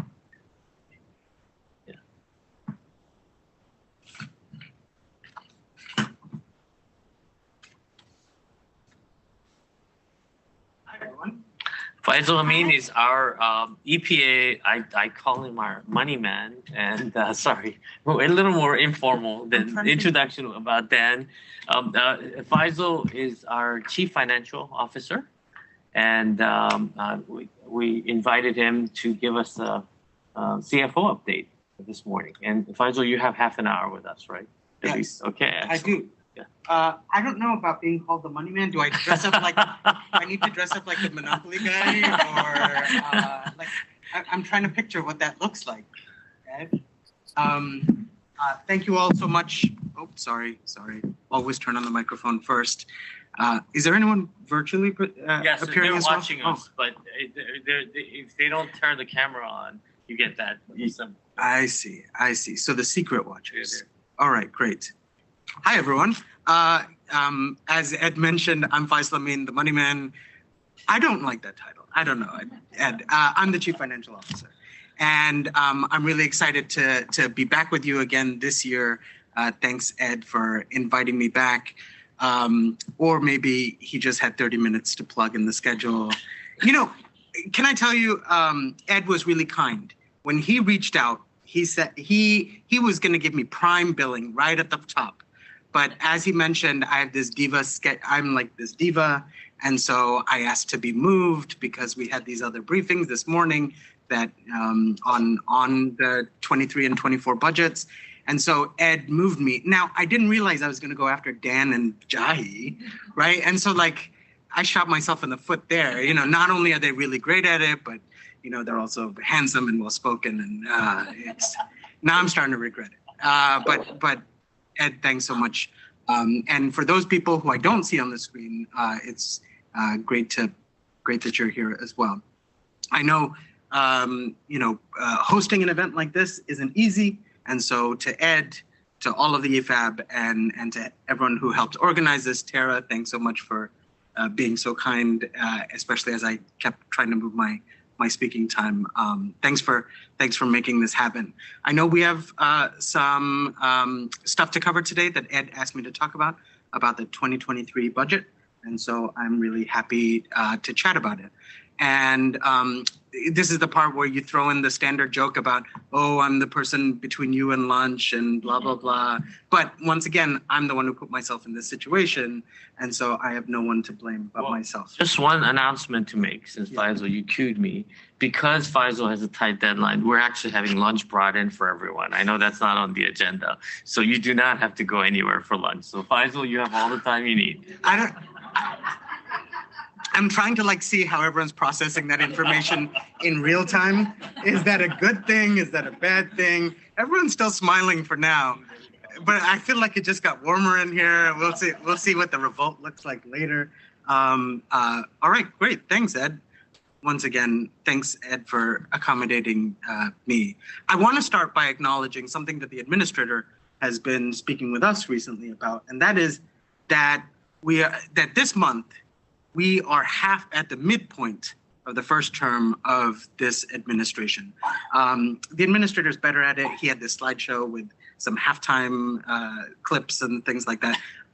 I'm not that good with technology. Anyway, but we're at halftime. And so as CFO, I'm committed to making sure that the second half of this administration is as successful as possible as it was in the first half, not only for EPA and the office in which I work, but for the American people and the taxpayers who've really entrusted us with unprecedented levels of funding through our annual appropriations, which is the bulk of my conversation today, along with the bipartisan infrastructure law and the Inflation Reduction Act, part of which Dan and Jahi were just talking with you about. So these next 2 years are really going to be critical in how EPA delivers on these investments that Congress and the president have trusted EPA to manage. Now, I heard one of you talk to Dan and Jahi about how quickly we're going to get the money out. I'll tell you, I assume that many of you are in the same camp as me. On the flip side, I'm worried about how do we do that while maintaining program integrity, and how do we do that by minimizing fraud, waste, and abuse? Because not only do we have regular oversight in a regular environment, but with the changing dynamic in Congress, our oversight picture is more acute now. Not cute, acute. But these next 2 years are really going to be critical for us, and I take that responsibility really solemnly on making sure that these investments in our programs are managed well, and so that's a work in progress. But for my OCFO colleagues and me, one of our critical top priorities is ensuring the public's trust. As I mentioned, for example, with program integrity, as we're working to make sure to work with the programs to ensure access to clean and healthy water and air and land for everyone in this country. I know that it's no longer breaking news, but I think back on the foundation that was laid in the first half of this administration. It's really hard to overstate how big of a deal, to use the president's terminology, the bipartisan infrastructure law and the Inflation Reduction Act are for our nation, especially for our future generations. I mean, just a quick snapshot, EPA's annual budget is $10 billion. With the $60 billion in the Infrastructure Investment and Jobs Act, $40 billion in the Inflation Reduction Act, that's 10 years worth of supplemental appropriations in addition to the highest level of annual appropriations we've seen in over a decade, or in about a decade. So whether you're an EPA colleague, or whether you're an EFAB board member, or you're one of our guests, I hope that everyone here is as excited as I am, although with a healthy amount of trepidation as I am, about the impact of EPA's infrastructure and IRA investments, and what the impact is going to be on the public health and environmental well-being on this country for years to come.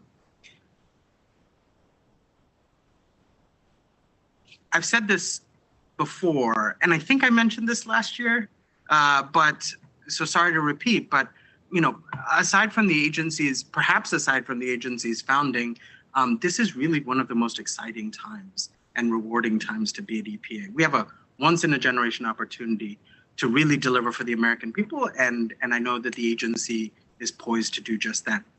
So I know that Bill is going to come up a lot during today's discussions, and I look forward to hearing how those discussions go. And I know I've been looking at the agenda, it's IRA all the time, and so, but I know that the recommendations and insights that come from this board are really going to be helpful to the agency in how we carry out our mission. But as I mentioned at the top, what I'm really here to talk about today are some more recent events about which you may also be interested. In December, the president signed the fiscal year 2023 the Consolidated Appropriations Act into law.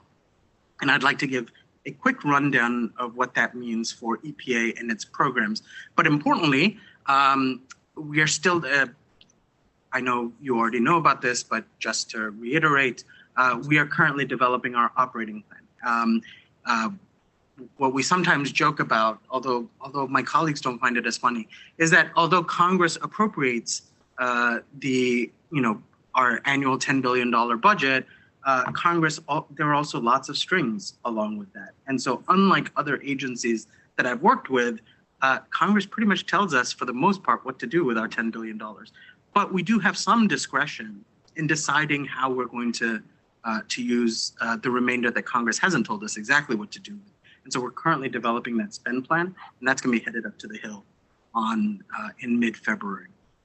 But as I mentioned earlier, through the Omnibus Appropriations Act, Congress has entrusted us with the largest annual appropriations numbers that the agency has seen, other than with one exception in 2010. The Consolidated Appropriations Act appropriates just a little over $10 billion, $100 million to EPA. For those of you who are looking for trivia on a Friday night, the largest appropriation to EPA was in fiscal year 2010, and that was about somewhere between 10 and a quarter and 10 and a third. But those were the heyday years, right before sequestration, and so. But we're climbing back. So I'm really, but this year's $10 billion appropriation represents a $576 million increase over the fiscal year 2022 enacted level. And to put that into, I recognize that we're not DoD levels, right? But to compare, in fiscal year 2022, we had a $300 million increase over fiscal year 2021. So, so the investments in EPA, I'm really happy about the investments that Congress made in our environmental programs, and I think they're, receiving the deserved recognition and prioritization that we think that they should be getting through our annual appropriations. I'm not highlighting this as a way to pat ourselves on the back about our advocacy programs, but I think it's to reemphasize the point that I made earlier about how this is really one of the most exciting times to be at EPA, where there's really a tremendous level of congressional investment in our agency's programs, and we have the opportunity to make such a huge difference now. For example, let's go over some examples. The 23 budget is going to include the largest annual investment in environmental justice in the agency's history at $108 million. Now, importantly,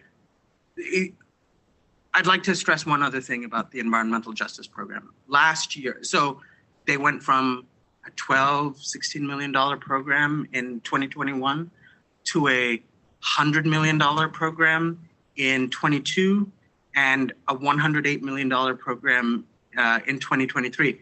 Couple that with the $3 billion that they received in the Inflation Reduction Act.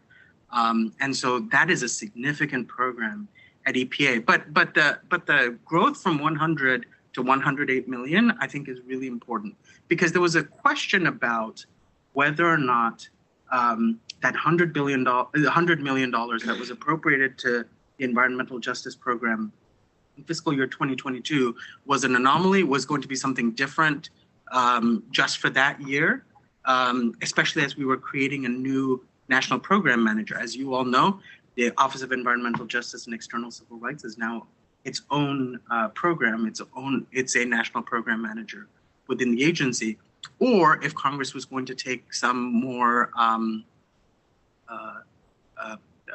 less friendly approach to funding that program. But the growth of $8 million in that program, I really think shows that Congress now considers that $100 million to be the baseline for OEJ ECR going forward. And I think that is one of the, although it may, unless you're looking for it, it may be hard to tell. That is, I think, one of the best news stories of the fiscal year 2023 appropriation. But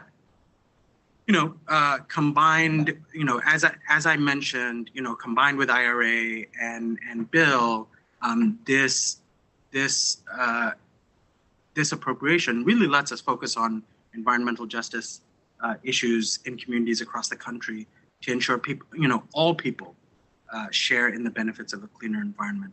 I know that the administrator is also particularly proud that in the omnibus appropriations this year, the budget also includes $600 million to respond to the drinking water emergency in Jackson, Mississippi, as well as another $1 billion to provide much needed relief in communities impacted by the recent hurricanes as well. So there really is a recognition for the work that EPA does, the impact that EPA has, and a belief in our mission. Well, that's how I internalize it, a real belief in our mission.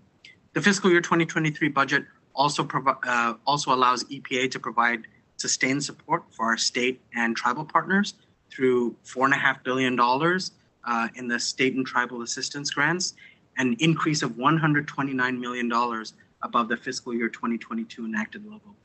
Within this amount, the appropriation includes $2.75 billion for the clean water and drinking water state revolving funds. That does include just under $1.5 billion for I think the House calls it community project funding, the Senate calls it congressionally directed spending for basically 715 earmarks for drinking water, wastewater, and stormwater management projects across the country. It also provides $100 million for brownfields cleanups, which represents another $8 million increase above the fiscal year 2022 enacted level, another $100 million for the DERA program, the Diesel Emissions Reduction Act grants, and another increase of $8 million above the 22 level, and $16 million for the Drinking Water and Wastewater Infrastructure Act. For those of you that don't know, DWIA was passed as a part of the Inflation Reduction Act, the Infrastructure Investment and Jobs Act. And so Congress appropriated the first $16 million to create new grant programs under that authority that was passed under the supplemental appropriations. I know that's a lot of details, and I promise that there won't be a quiz at the end because let's be honest, I'd fail to. It's only because it's all written on the monitor in front of me but I really want to highlight that the budget also allows us to continue to invest in EPA's science and environmental program work.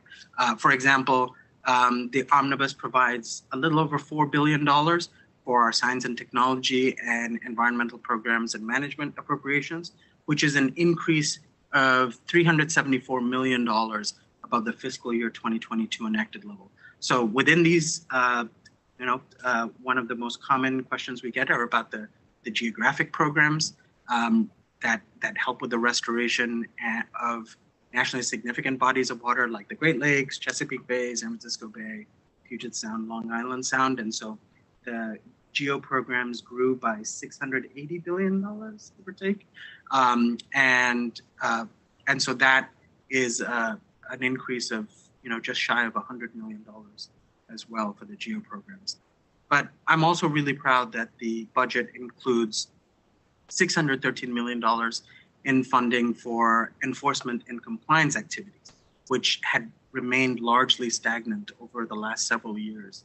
And so this was really our opportunity to make the case for why the Office of Enforcement and Compliance Assurance should be increased. And as a result of EPA's advocacy through administrator, deputy administrator, chief of staff, and others, that represents an increase of almost $72 million for OECA and Office of Policy and other related offices within above the fiscal year 2022 enacted level. Maybe I'm beginning to lose you all. So how about I stop there? Do any of you have any? I really took up 21 minutes? No. Anyway, you have any questions I for think me? the first question was the characterization of being a money man, was it appropriate? We should ask the board members to weigh in. Is there like a survey? Is there one of those things? There were a lot of numbers there. I mean, there were a lot of dollars, a lot of zeros. Yes. It's really exciting. Those zeros, those dollars really represent a real great and exciting investment in our programs. I'm really excited. Yeah. So we'll go to Ted and then Mariana. Hi, Ted. Morning. Ted Chapman, Hilltop Securities. I think I'm probably one of the only people in here that has been a project co-chair for both the Greenhouse Gas Reduction Fund and the Stormwater Task Force. One of the things that came up pretty frequently in those discussions, and I'm asking only because maybe this is better suited for like Office of Policy or something, but technical assistance came up a lot.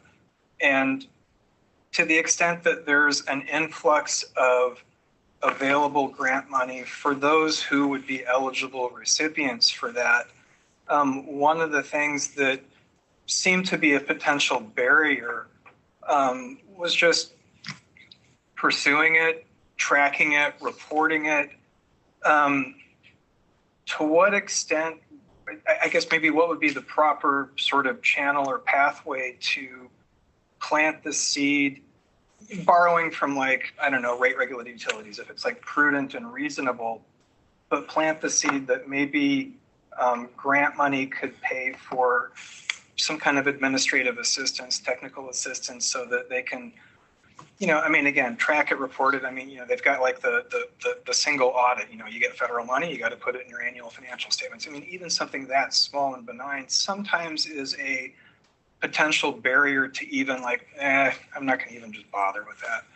But now that the administration wants to target disadvantaged communities, especially, that's a potential opportunity to get money to people who really need it. But and again, recognizing that you don't want to create barriers for potential eligible recipients. I mean, is that, I guess the question, the point is like, how would that be? How do you plant the seed that EPA would potentially reconsider? Is there like an overhead allowance or administrative cost allowance as part of that grant? Thanks so much, Ted. I think you raise an important point. In different forums, for example, the e-enterprise forum that Ed and I are also part of, it's hard to hear from potential grantees, I would rather not apply for this grant because it is not worth the burden. The chances of error, the additional reporting, the technical expertise that is required for application and then carrying out the grant programs is too burdensome. And so to the extent possible, we are looking for ways to provide technical assistance to potential grantees and to previous grantees as well. Moreover, Ted, I think that helps both on the front end and on the back end, because if we can provide the resources at the front end to better broaden the base of potential grantees and to help them with being able to successfully apply for those grants, that's great for the program. And then on the back end, to ensure that when it comes to oversight and other activities, that they can best support their use of those funds as well. So we are looking for as many. So to your point, to your last question, we are looking for ways to maximize the amount of technical assistance we provide, both within each individual program and as an overall overhead issue as well. Now, the difficulty is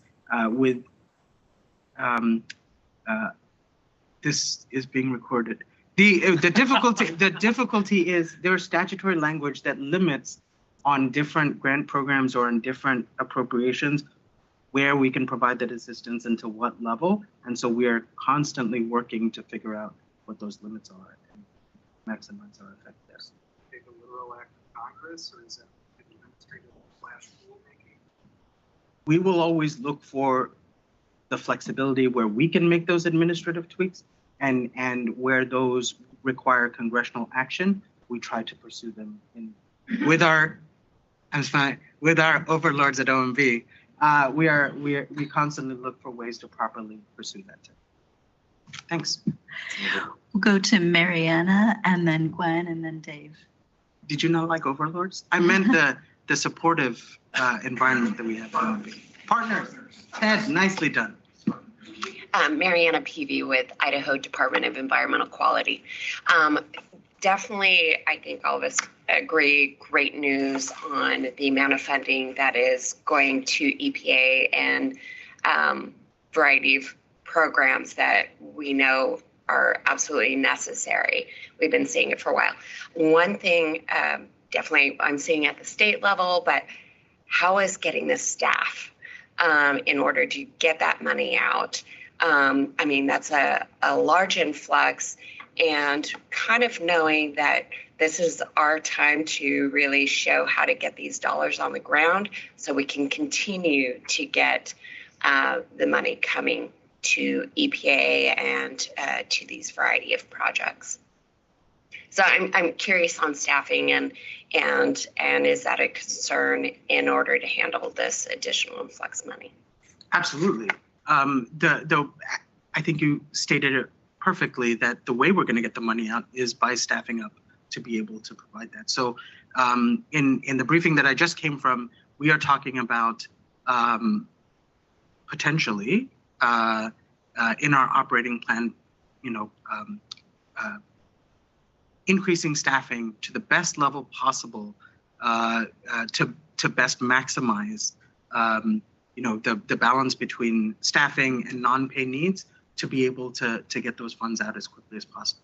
Now, we also have to be realistic because of the congressional appropriation cycle, we're a quarter of the way through the year, and so we have to balance that with how quickly can we hire people. We recognize, as we hear from our partners in states and tribes across the country, that we're often competing for the same workforce as well. And so that presents additional hurdles as well. And so we're trying to balance all of those needs, but a central part of our thinking is we're not going to be able to get the money out unless we hire. And so we're doing our best to ramp up those FTE levels to best be able to carry out those programs.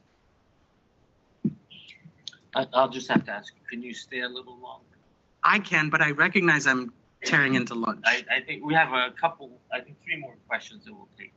All right. Yeah. But if anyone else needs to walk away, they should feel free to. Don't feel trapped. It's okay. Gwen. Gwen Yamamotola, Hawaii Green Infrastructure Authority. I just wanted to mahalo and thank you for your focus on the early on technical assistance. We had during the pandemic with CARES funds, it was every hand on deck, and some of our nonprofits jumped in, leaned in to assist, and now they're struggling with the single audit and not enough CPAs to assist the smaller nonprofits with that. So again, that's so important. So thank you. Thanks so much. Dave Wagner, Wolpert Engineering. First off, I think all of us here on the board agree with what Ted said, in that we want to see this money get out and do things for the public. That's why we're here. That's why your position at EPA is so important as the money guy, to make sure that happens. That being said, however, having gone through a similar transition when I worked on the Hill in 2010 and the changing political dynamic, there is a huge responsibility now that rests on yours and the administrator's shoulders in respect to ensuring those people up the street know what you're doing. And if there's one word of suggestion I would make, it's communicate with them to show them, don't fall into the same trap that happened in 2010, where you get a lot of criticism and you're probably going to get it anyway. But the point is, you've got this huge influx of money. Let's show the American people what we're doing with it. Let's communicate that out. And whatever we can do as a board to help facilitate that, I think I speak for all of us. We're here to help you do that. We want to see you succeed as an agency. Thanks so much, Dave. I think that is a central part of our planning as well. Our office, in the Office of the Chief Financial Officer, works on advocacy with the appropriations committees. And so one tack that we are definitely going to be taking going forward is being proactive on, this is what your money is getting you. and, you know, whether it's with the appropriators and to the extent that they want, with individual members and groups of members to talk about, you know, whether it's earmarks, whether it's, you know, whether it's stag funds, whatever it is. This is what's, you know, now this is what your money is getting. Now, other parts of the office are working on public outreach as well. But great, and we look forward to your partnership. David and then Barry. David first and then Barry. David Zimmer from the New Jersey Infrastructure Bank. Hi, Fazil. Hi, Dave. Hi, Dave. So this is really more of a comment than a question and a follow-up to some of the stuff that Ted was talking about. Technical assistance. The SRF programs, as we try to produce money and get money out to disadvantaged communities, technical assistance and really early technical assistance is going to be such a key component of whether or not we're successful. There's money in the SRF grants, as you're well aware, to be able to spend on TA. Not much, but you know, from what it was last year, it's a plus, right? So the limited amount that we can. And so I guess this is really more a comment for Congress than EPA. But as we start to look at earmarks and the impact of the deduction in what the SRF grants are receiving because of those earmarks. Those earmarks, money comes in and it goes out, right? And we get a reduction in our grants. So our cap grants are reduced, and therefore our administrative fees are reduced. So now we have less money to actually provide for early TA. And there's a lot of us that leverage our programs. We leverage it 2, 3, 4 times. Every time a dollar goes out as principal forgiveness or as a grant, we lose 2, 3, 4 times the number of projects that we get to finance. So not only are we taking money away from those earmarks, they're taking money away from potential early technical assistance that we can provide. It's also taking additional leverage that we could provide to the communities that we're really trying to hit with these bill funds. I appreciate your sharing, and it's a good thing you started with this is a comment as opposed to a question. Yes. Didn't want to put you on the spot. I'm on the record. I understand that. Thank you so much. Barry? There's an article in today's New York Times that discusses a, quote, traumatized and depleted EPA, quote. When I look at the comments we get and the discussion that we've just been having, concern is, well, let me put it the other way. What are your concerns about maintaining fiscal controls, about making sure we want to get the money out? And if you look at the public comments, we have a lot of people who want to help you spend the money. What are your concerns?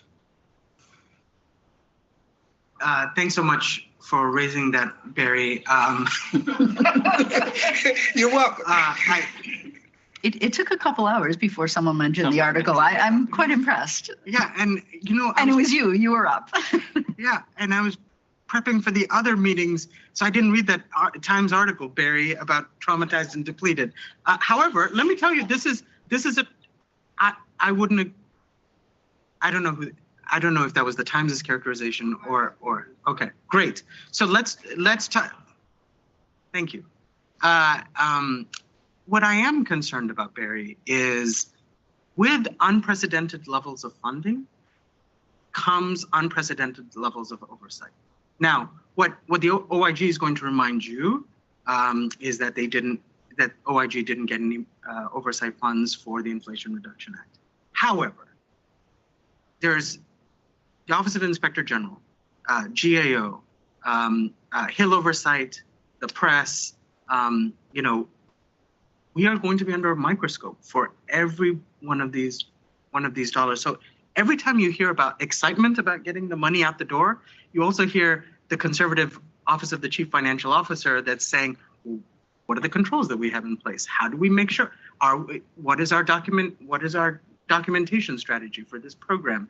What are we doing to minimize the risk presented to each of these programs? So we are developing, we are enhancing existing, enterprise risk our enterprise risk management portfolio, and we're looking for ways to minimize fraud, waste, abuse, mismanagement. For example, we're developing new fraud detection techniques. One thing we're really excited about in the Office of the Chief Financial Officer is the use of bots, robotic process automation, to not necessarily to flag potential issues in applications, obligations, and expenditures, applications for funds, then obligations and expenditures of those funds. The only part that I'm worried about is when the bots become self-aware and then they take over. But until then, we want to use tools like this to be able to help the agency not avoid the oversight. We welcome the oversight. And I think oversight is an important part of how we can best show the American people that their investment in us was well-founded. And we welcome the oversight, but we want to be able to have our own processes so that the oversight is just the belt and suspenders, that we are looking out for the programs on the front end to minimize error. And traumatized and depleted. But a tough balancing act, right, between the the EJ goals, flowing money into disadvantaged communities. It's burdensome to work with the federal government, and yet, I know, horror, but also that you have to be good fiscal stewards. So I think this board has been pulling on these threads, through a number of charges, most recently in the Greenhouse Gas Reduction Fund. What are the appropriate oversights, but how do you get the money where it's needed? So much work there. I think you're right to characterize it as a tough balance, but we're committed to being proactive, to push against the balance without putting the agency at risk. Right. I think do we have time for one more question, Eric? Not a question, but more of a comment. As a tired old man on his way out, when I hear about traumatized and depleted, my big concern is that the EPA staff take care of themselves. You've got so much pressure on you. And take the advice that I didn't take through my 30-something years. Get some sleep. And thank you. Thank you for your service. I think that's it. Do you have a closing remark to that? I'm still thinking about that. But do as I do, do as I say, not as I do. Like what kept you from getting the sleep, Eric? I spent most of my career around traumatized and depleted staffs and institutions, and the pressure of trying to get things fixed can be overwhelming. And so when I look back now, as I'm tired and beaten up and barely coherent, as some of my project fellows will tell you, it's tough not to get yourself distracted and be at the office at midnight and 1 o'clock in the morning, and it's not that important when you look back. I really appreciate it. Now, I can't speak for my colleagues, not just my colleagues in Region 7, but throughout the agency. I'll tell you, in my own office, that's something that I care about a lot.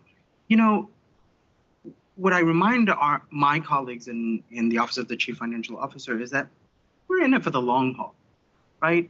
And yes, speed is important. Accuracy is important. Oversight is important. However, how many times do I see my colleagues say, I'm on leave tomorrow, but I'm going to attend the following 3 meetings and review the following 2 reports, and I'll write these 17 other emails. And I'm like, did you just tell me you're on leave tomorrow and you've delegated responsibilities to someone else? So I think maybe that's every organization. I think at organizations like at EPA, I sometimes wonder, is it because we've been chronically understaffed? Is it because it's dedication to the mission? Is it because this is an exciting opportunity in a new time? I think it's a combination of all of those things. But your point is really well taken, and one that I try to really emphasize with my team as well. That we got to do it right, we got to do it fast, and we got to do it for the long haul. So strap in. Thanks, Faisal. And you can see why I'm able to joke around with our chief financial officer. Faisal is clearly a demonstration, Eric, of someone who has great deal of humor. And I think that's a job requisite, but we don't always get CFOs with lots of humor. And that's why I really appreciate Faisal. He's one of my favorite presidential appointee. So there you go. But I will take the opportunity to recognize my favorite presidential appointee, who is my boss sitting across. So Meg, you all know I have a daytime job, this is my, just like all of you, my collateral duty as a DFO. But my daytime job is the Deputy Regional Administrator for EPA Region 7. And Meg, if you would stand up. Meg is here on congressional visits this week. She's not here for the meeting, but she is the Biden administration's appointee to head up our Region 7 office in the Midwest, Meg McAllister. So I just wanted to say she's my favorite, and I hope you're okay with that. I've heard you say great things about Ali. Oh, of course. We've already had, Ali's already been here, so thank you. Anyway, Faisal, thank you very much for coming. And I think we're about to go to lunch, but shall I turn it over to you to say when we're coming back?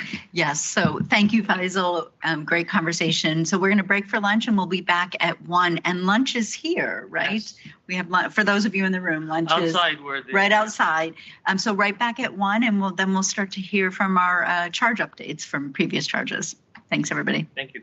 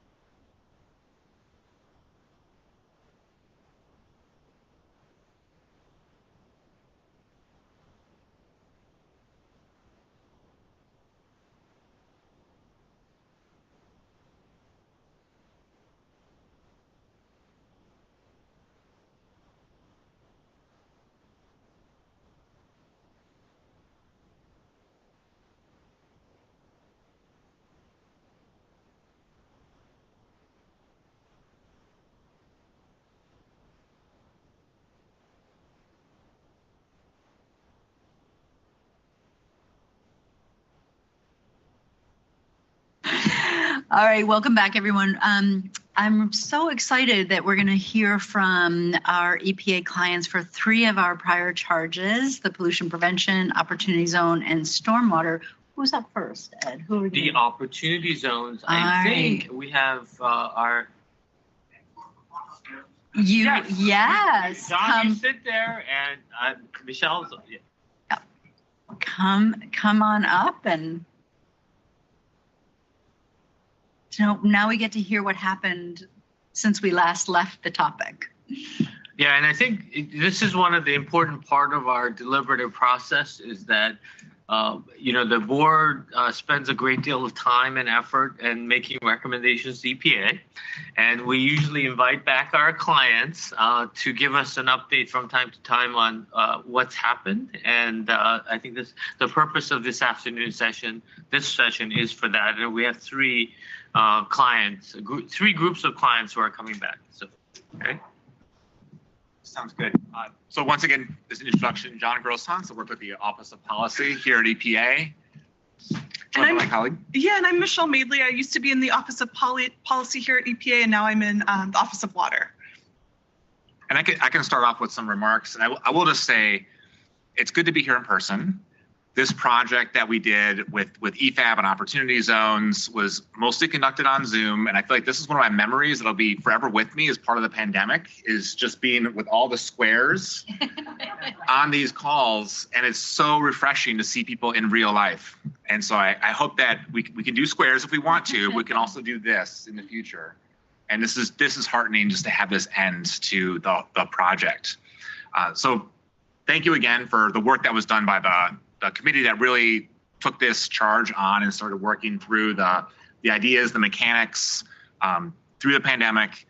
A letter was issued by Vicky Arroyo, I think about a couple months ago, that kind of said, here's what's been happening since we received the feedback from the working group, and we've received the letters and kind of what we should be doing in the future as that advice on where EPA should be going.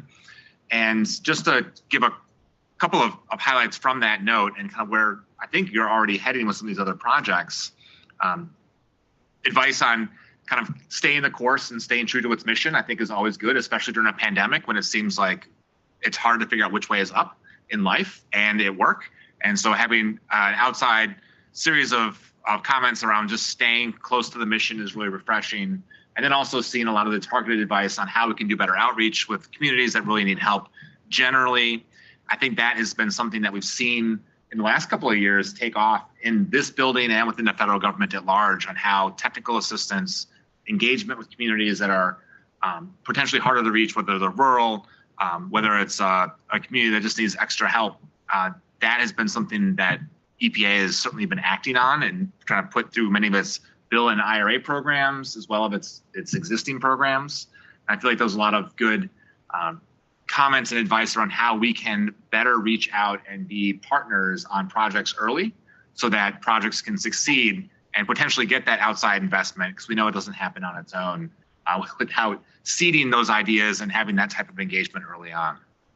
So all those comments and feedback and pieces of advice that we got from you all after that work was really helpful as we think about where we're at, not only with opportunity zones, but really more broadly at any program that has a private sector investment component, a tax credit component, or really just a lot of what we're seeing right now with the IRA work and how it is so much integrated with a place and outside investments. And a lot of those ideas and comments really, I think, hold true, whether it's about opportunity zones or any other type of third-party involvement with investors and communities.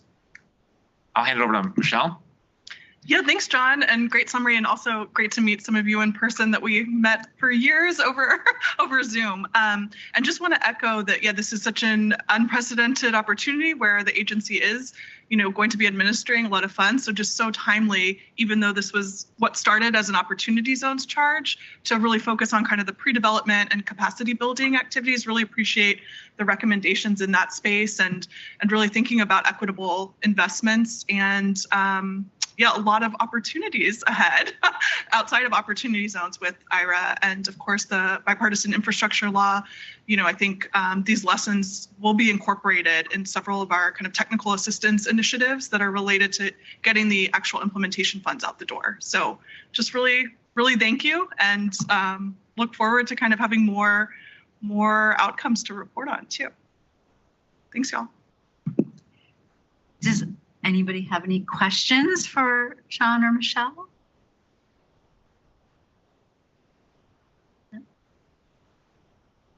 All right. Well, thank you. Thank you for coming. It was great to hear about the progress. Thank you. And I think our next speakers will be updating us on the pollution prevention charge.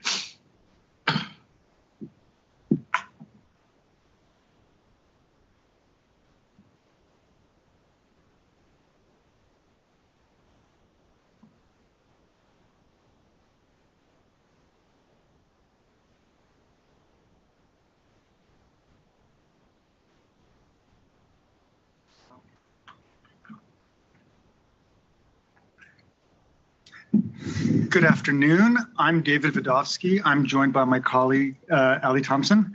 We are in EPA's Office of Chemical Safety and Pollution Prevention, and we lead the Pollution Prevention Grant Program. So great to see you all in person. I understand there's some new faces. So for those of you who missed this last year's streaming episodes of the Pollution Prevention Grant Programs and Financing, I'm going to give you a little bit of a catch up. So we came to the EFAB to ask for support in developing some ideas to support the small and medium-sized companies that are the targets of the technical assistance that we provide through our grant-making program for pollution prevention. And that involves a lot of times the question about how do we capitalize our businesses, our operations, our production practices in order to be able to take advantage of the economic and environmental opportunities associated with source reduction. It's a challenge for some of those smaller and medium-sized companies, particularly if they are, as one of our workshop attendees said, they're further away from the traditional financing models that are available for small and medium-sized businesses. So we had a series of 3 workshops. Ashley, Alan Jones, and Carrie were amazing coordinators and facilitators of that. Stacy and Craig were wonderful participants. We had some other folks on the EFAB as well, and we greatly appreciated that. We went through a series of questions, kind of the stages of financing for small and medium-sized companies, and putting together or identifying and then crafting strategies for looking at what are the structures for financing, what are the models, what are the distribution approaches that one can take. And we got some great recommendations that we really appreciated. And the timing of this last year's engagement was really fortuitous because we had just expanded our pollution prevention grant program with support through the bipartisan infrastructure law by 4 times. And we had engaged in a round of grant making that culminated in a meeting with our grantees in early November, right after we had soon after we'd completed our series of 3 workshops and gotten the recommendations from the EFAB. And so when we met with our new grantees that were raring to go on developing their work plans, we had a session in November with those grantees about the kinds of approaches one could take. What are the considerations? Some of our grantees really focus on the technical aspects of source reduction, whether it's engineering, whether it's production processes, whether it's distribution, and a lot of them didn't have familiarity with what a sometimes complicated stack of financing can look like. And for a bunch of them, it was like, wow, their eyes just opened and they wanted more and more and more. And Ali can attest to that the grantees were really excited. So we've got a series of ongoing activities that we're going to be investing in with the resources that we've got for our pollution prevention program. We're going to be developing toolkits. We've got at least 1 grantee who's an environmental finance center in southern Maine. And so providing some of that crossover between environmental finance and pollution prevention. And we're really looking forward to being able to work with our grantees and the businesses that we're working with to implement the insights and the approaches that we received from the engagement with the EFAB work group that did a wonderful, really amazing job in helping us craft some specific insights into where the levers are to find solutions and help these businesses succeed both environmentally and economically. And we've got a new set of grants that we're going to be announcing next month, and we're really going to be, those are going to be focused on technical assistance to businesses in disadvantaged environmental justice communities. And one of the topics that came up in our workshops is, as I mentioned, one of the great speakers who works with the Community Development Finance Institution, working with the disadvantaged communities, is that sometimes the further away they are, the harder it is to see what the solution set could look like. So we're going to try to bridge those gaps with some of the tools and insights that we got from the workshops and from the EFAB engagement. So that's a really quick jog through, catching you up from this last season and maybe a foreshadowing of this next season of our ongoing, hopefully not a tragic comedy, but maybe a good news story program for our pollution prevention program. David and Allie? Of course, I'll take the opportunity. I'm Ashley Ellen Jones, IT Capital. David and Allie, good to see you. Miss seeing you more often, but it's really great to see where you're taking the work that our group did. And I dialed in on the call with all of the grantees in November. It was in November? Yeah.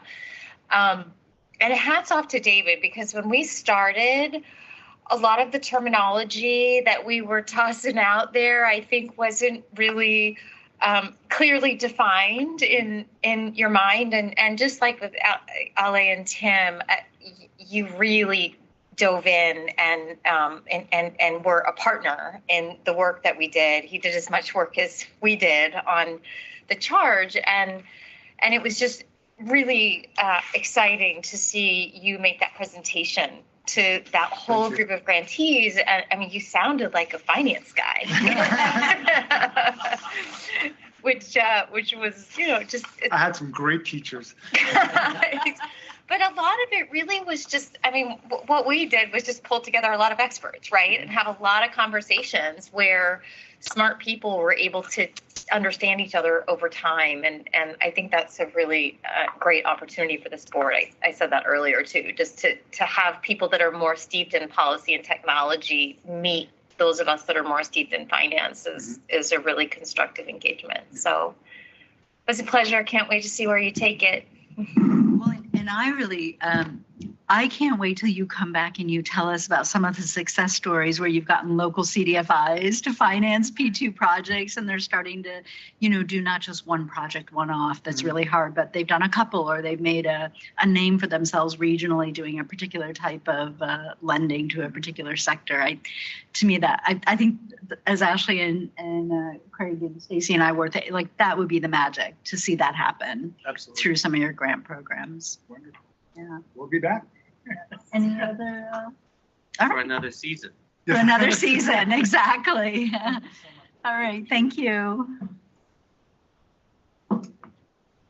P2 and OZ charges were, I think, great examples of small but mighty, small work groups, very focused, and did some really great work. A little bit the opposite of greenhouse gas reduction, which was massive, multiple work streams. But it's another way that we can work successfully, another model. Great. And our third speaker will be addressing our we talked about the stormwater task force report, and I think, oh, she's coming. I thought you left. Ellen is going to join us. It's good to see you.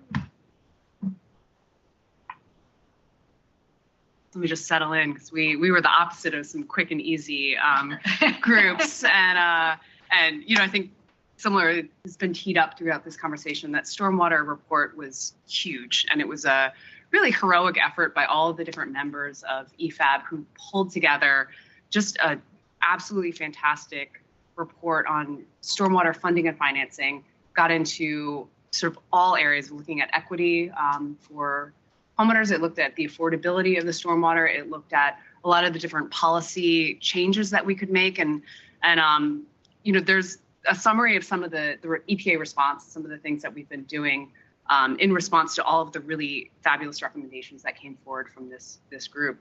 But before doing that, I just, because I have a microphone, I want to thank the members who are moving off of the EFAB group, who were so integral and just absolutely key pieces of getting the stormwater report done. It's like, I can't even describe how much work they put into it and how much effort and just all of their time to really develop this product. And since I was also the technical lead on the regionalization work group, a lot of they were members from that. And so just to really thank them for all the time and to say how much of a pleasure it was for me in my career and just personally to work with you all. And just thank you so much for all of that you contributed and work that you did.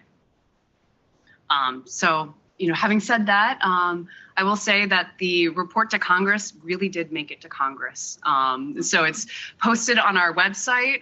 It is up there in the format that it went to Congress, with sort of that EPA introduction that really just very briefly summarized all of the work that you did. We wanted that report to stand on its own, not to have too much EPA influence on the beginning of it, and really just have most of the work that went to Congress, all of the work that you all did, to pull together.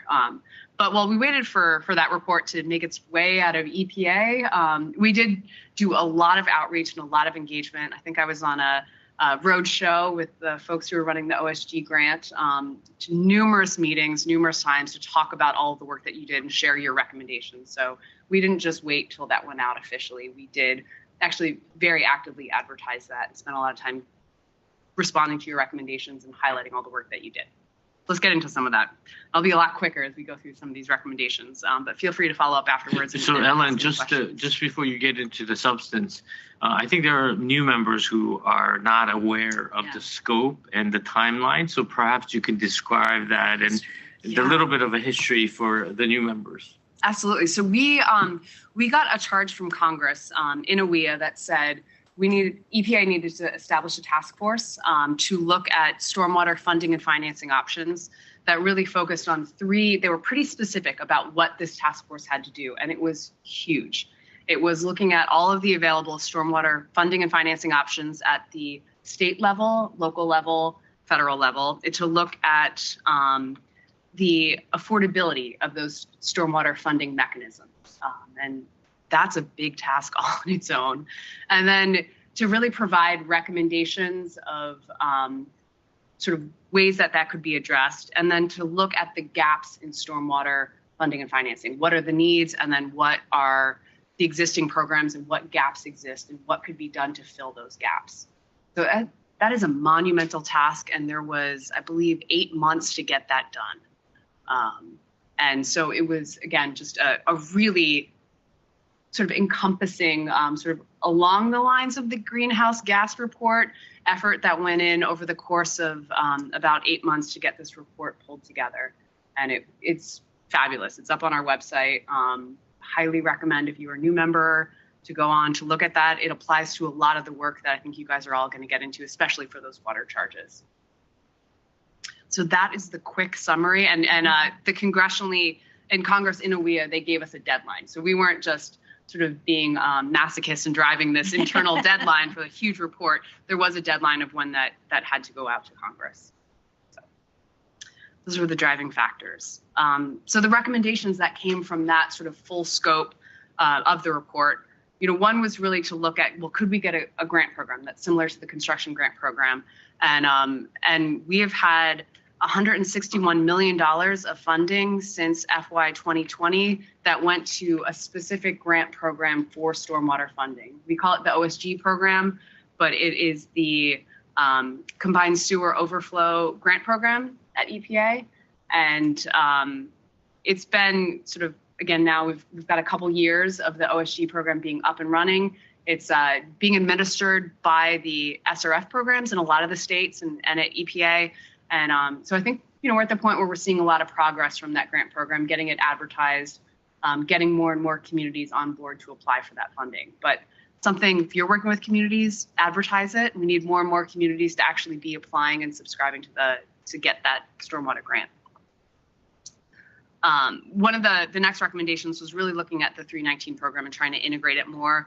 And I will say that that has helped us within EPA establish a better relationship between the SRF program and the 319 program. There's been a lot of different workshops that we've done with them. We've done a lot of community outreach together to say you can use the SRF program, you can use the 319 program. These are the ways that those programs can be combined. There are pilots that are going on now to actually look at how those funding sources can be applied to projects on the ground, as well as a guidance that came out on some of the best practices for how those programs can actually be integrated in really collaborative ways to projects. One of the next recommendations was to look at WIFIA and to look at the SRF program and to look at maybe how they could be restructured. There was a couple of different recommendations of what that restructuring might look like for the SRF program. And well, I will say that's one of the harder ones for us to respond to because we can't do a lot of the restructuring that would take an act from Congress to do. But you know, we are glad to say that WIFIA at least has now an applicant that is just a stormwater specific applicant for the Coachella region. And we're trying to encourage more and more. We are always bringing in WIFIA and part of that conversation. And I'll talk a little bit more about this, but stormwater really is now taking a full seat at the table with some of the other SRF projects. Craig mentioned this and sort of teed this up really well. The next recommendation hits on the LIWAP program. And we're really glad to say that we've been, working with HHS as they started up the LIWAP program, making sure stormwater was one of the things that was included as one of the eligible bills that could be paid from the LIWAP program. We actually, I meet with them very frequently. I'm meeting with them Thursday when this meeting wraps up to talk about sort of how we can engage with more communities, to really talk about that program as a whole. But it's a significant amount of funding, $1.186 billion. But we're hoping more comes and that we're, equally helping to support HHS as they really get LIWAP off the ground and to more and more households to address that affordability issue on the ground. But that's one of the things that we're just really, really excited that came from some of the recommendations that this group did provide. Then the next one is really looking at educating elected officials, different members sort of the community of the importance of stormwater funding and financing. And that's something that we've been, especially at WorkFIC, really taken a lead and tried to develop some things on. We have a learning module that's coming out that's going to really focus on sort of how to educate people on stormwater funding and financing options. There's one of the things that I'm really excited about is that we've been leading a workshop series on bringing in stakeholders to accept stormwater utilities and explain to them that this is a really important thing for their community to have that sort of sustained funding source for their stormwater operation and maintenance. We've successfully done that workshop in a couple of communities, and actually in just 2 weeks, we're going to be doing a train the trainer to bring more and more people to be able to sort of lead those workshops, to bring in stakeholders to help adopt stormwater utilities in their own communities. So that's going to be something that we're really focused on in this next year, is really just leaning into that, educating elected officials and really educating them about the importance and the options that they do have for stormwater funding and financing. That leads right into the next area, which is technical assistance. And this is going to be front and center of a lot of the technical assistance from the EFCs, not only because I'm running those and setting those up, and this is an important issue to me, but the communities and the EFCs themselves have said this is something that we want more information, more education. We want to help communities apply for SRF funding for their stormwater needs. And so we're going to be working with the EFCs to have a lot of stormwater specific training and technical assistance that's going out to communities across the country. We have 29 different EFCs. I think the last time that we were meeting, we were like a week or two away from announcing that. And I had to sit here and not give you the inside scoop. That's amazing. We went with 29, so we just, shoot big. And we have $150 million in technical assistance support for getting communities SRF funding. And stormwater funding and financing is just really front and center of all of those conversations. And we're sort of doing a lot of work to onboard the EFCs to make sure that that's part of their conversation. They're fluent in those options. And we're using your report as the guide for all of that onboarding for the EFCs for stormwater. So all of those things you put together, we're sort of breaking those out separately, sort of having those as specific modules that we're going to be working with the EFCs to really adopt and talk to communities about. So your work is the foundation for all of that. And I think the last thing I'll just touch on very quickly is the case studies that are in that report. We're also pulling those out separately and just going to have a sort of feature on our website that highlights case studies in a way that's a little bit more easy to access than going to the appendix of the report. So you'll see that coming out in the next couple months. That's it. Very impressive. All right, I think we have Sanjeev and then David and then Craig. Hi guys, just for the record, Sanjeev Sinha with ECT. When I put this up, and since I haven't made any comments since the morning, it was stuck actually, I really had to kind of pull it out. It was very impressive for me, Ellen, to hear the list of items that you just went through. And I just wanted to give you a perspective from outside of EFAB, because this is a new role for me, starting my first year, second meeting.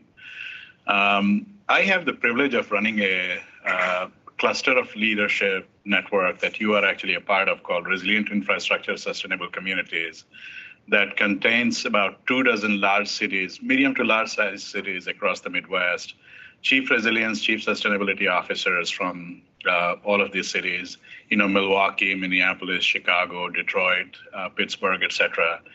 And it's an interesting gathering of people that meet once every 3 months to discuss the key priorities that they are undertaking in their communities, lessons learned, etc. One of the challenges with roles like Chief Sustainability Officer or Chief Resilience Officers is that quite often, not always the case, these are job titles where the expertise is required is a mile wide and an inch deep. So when you start talking about stormwater topics, a lot of people don't quite understand what the priorities should be, where to get the money from.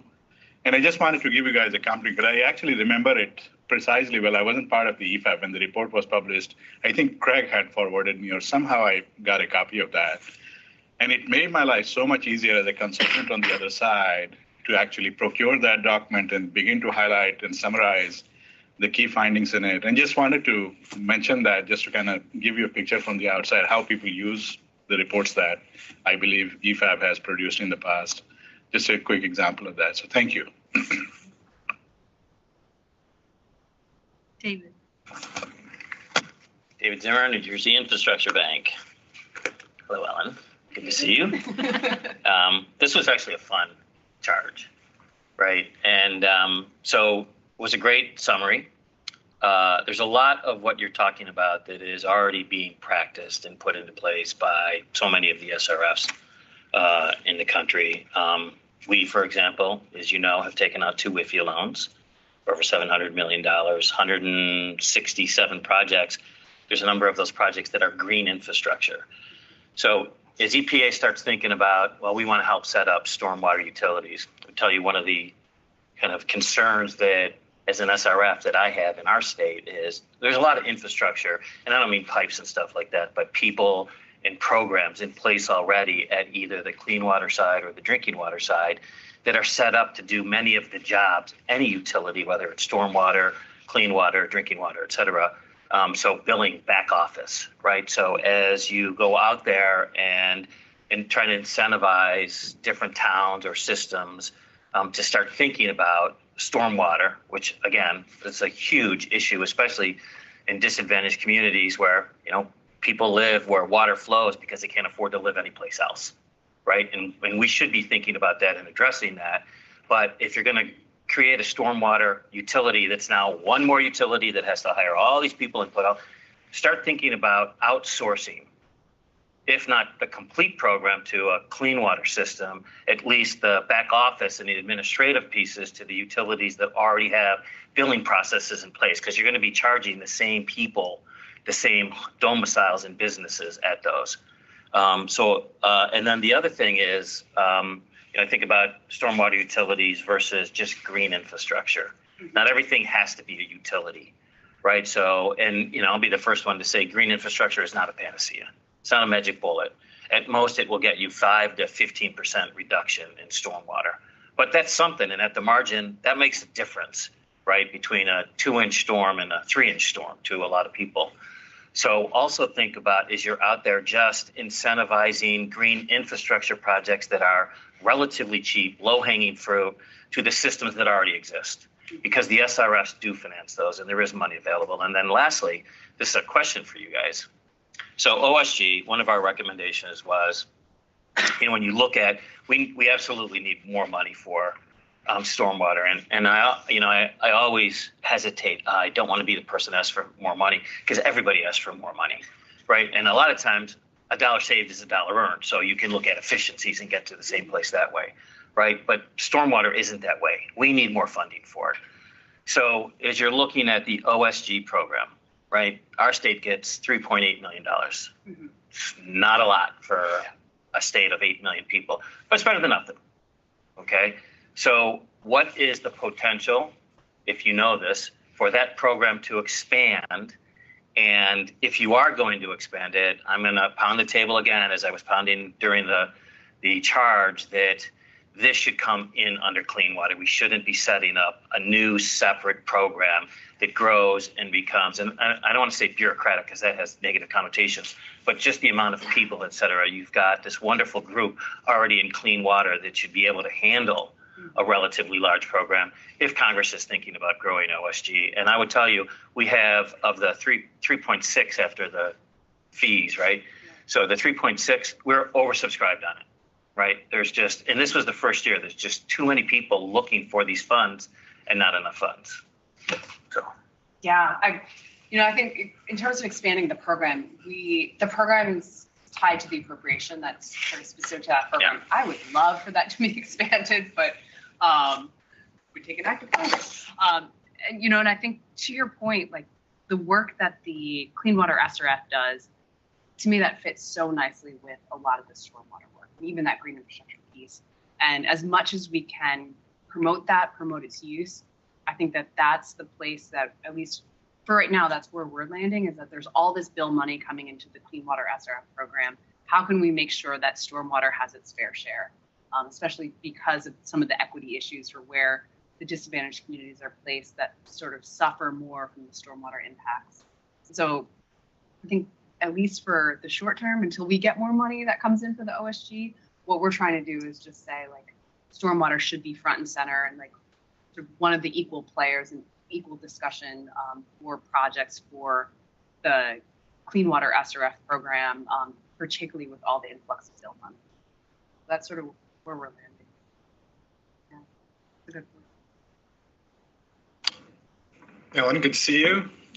Congratulations. Lots of excitement.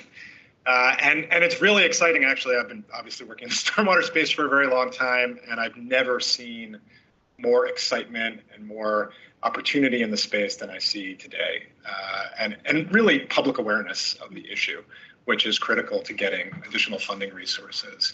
And I also just want to congratulate EPA on putting out the MS4 compendium on offsite stormwater management, which came out last week. That's very exciting. For those who aren't aware, on the board, we were working sort of as a side project on the board with Heather Goss and her colleagues to come up with ways in which to clarify offsite stormwater rules for MS4 permit writers. So that would be basically mitigation opportunities within the context of MS4 compliance. So when Congress gave us this task, the first two questions that they asked, I'm sure if you're a legislative aide, seem like very simple questions.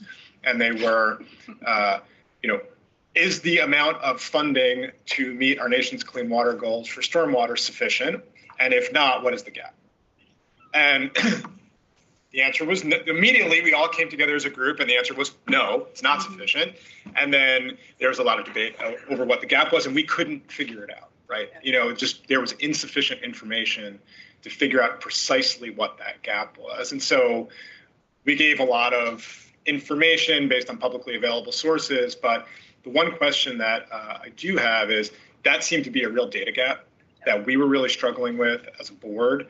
And I think it is still a critical data gap that is not well understood. So as we start to think about additional funding resources or changes in the structure of programs at the state level or the federal level, that is still an unanswered question that needs to be answered, that I would encourage as you go through the technical assistance programs and the learning modules to really try to drill down on understanding where that is, obviously not with a precise number, but with a number that people can sort of anchor on to understand.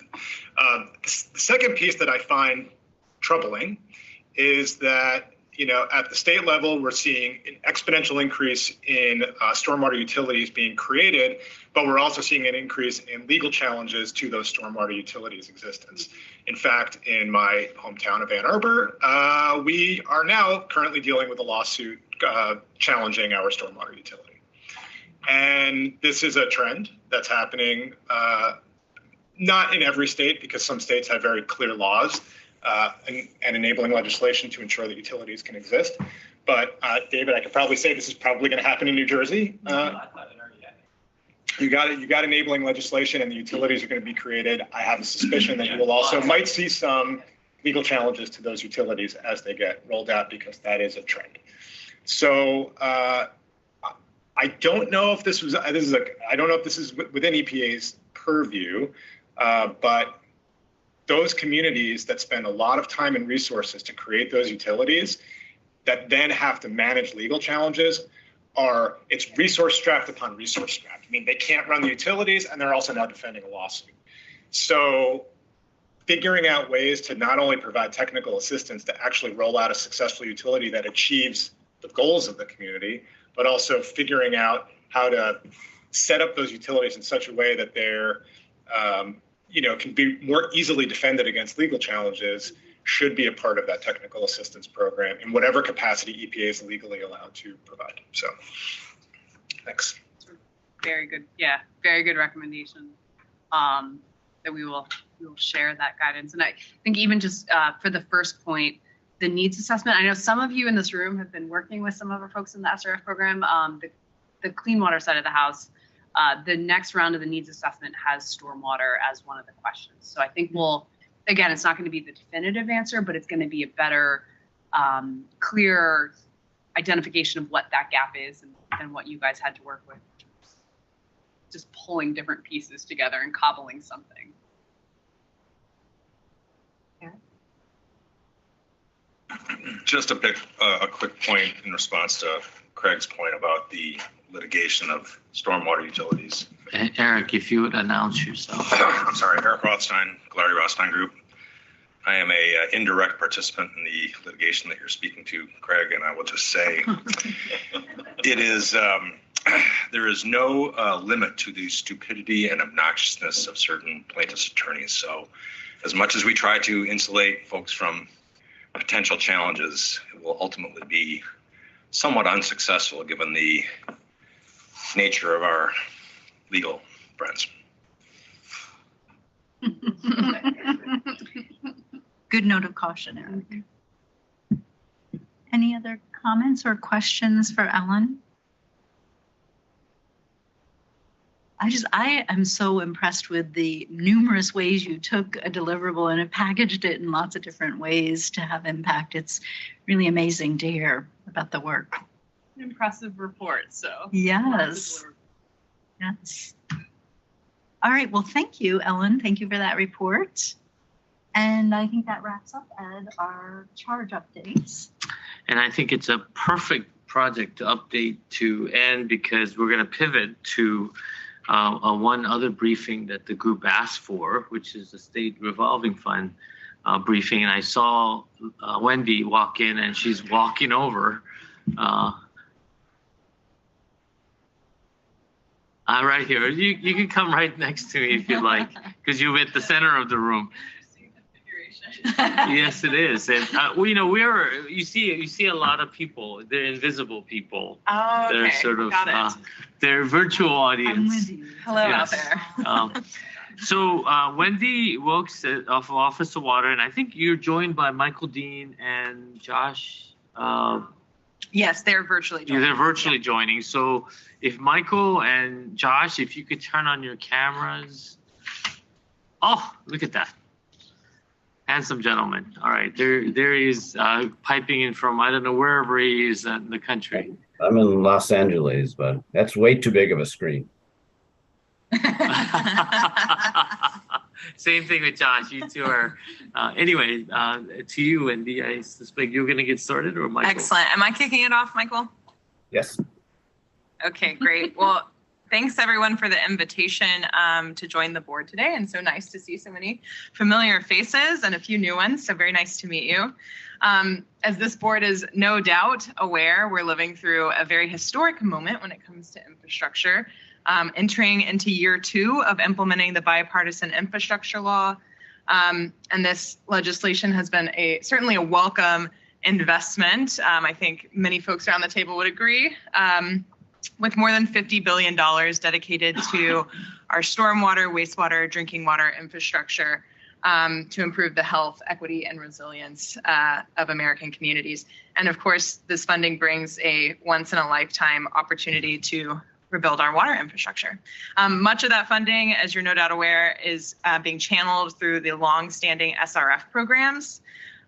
So it's been a humbling exercise to come into over the last year and help steward this funding through essentially 102 different programs that have slightly nuanced operations.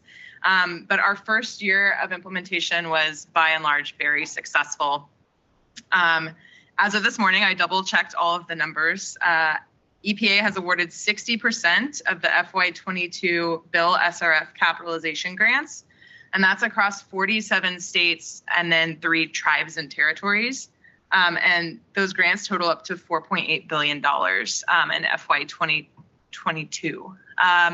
And just for perspective, what the annual appropriation for clean water and drinking water is normally combined around $3 billion, $3.5 billion, give or take. I don't know if Michael or Josh have that off the top of their heads, but a significant amount of funding increase is now flowing through these programs. So a huge congratulations to the states, to the EPA regions, to my colleagues around the table. Just the breakdown of kind of where we're seeing the year 1 grants. By and large, it's in the general supplemental. So most folks are probably aware, but in case there's anyone who's uninitiated to the SRF program and the bill, there were 5 pots of SRF funding that were awarded. A general supplemental for clean water and drinking water, which is really like the bread and butter water, wastewater infrastructure upgrades. And then Congress also dedicated specific pots of funding for PFAS and emerging contaminants on both the clean water and drinking water side of the house, and then for lead on the drinking water side. So those are the 5 pots.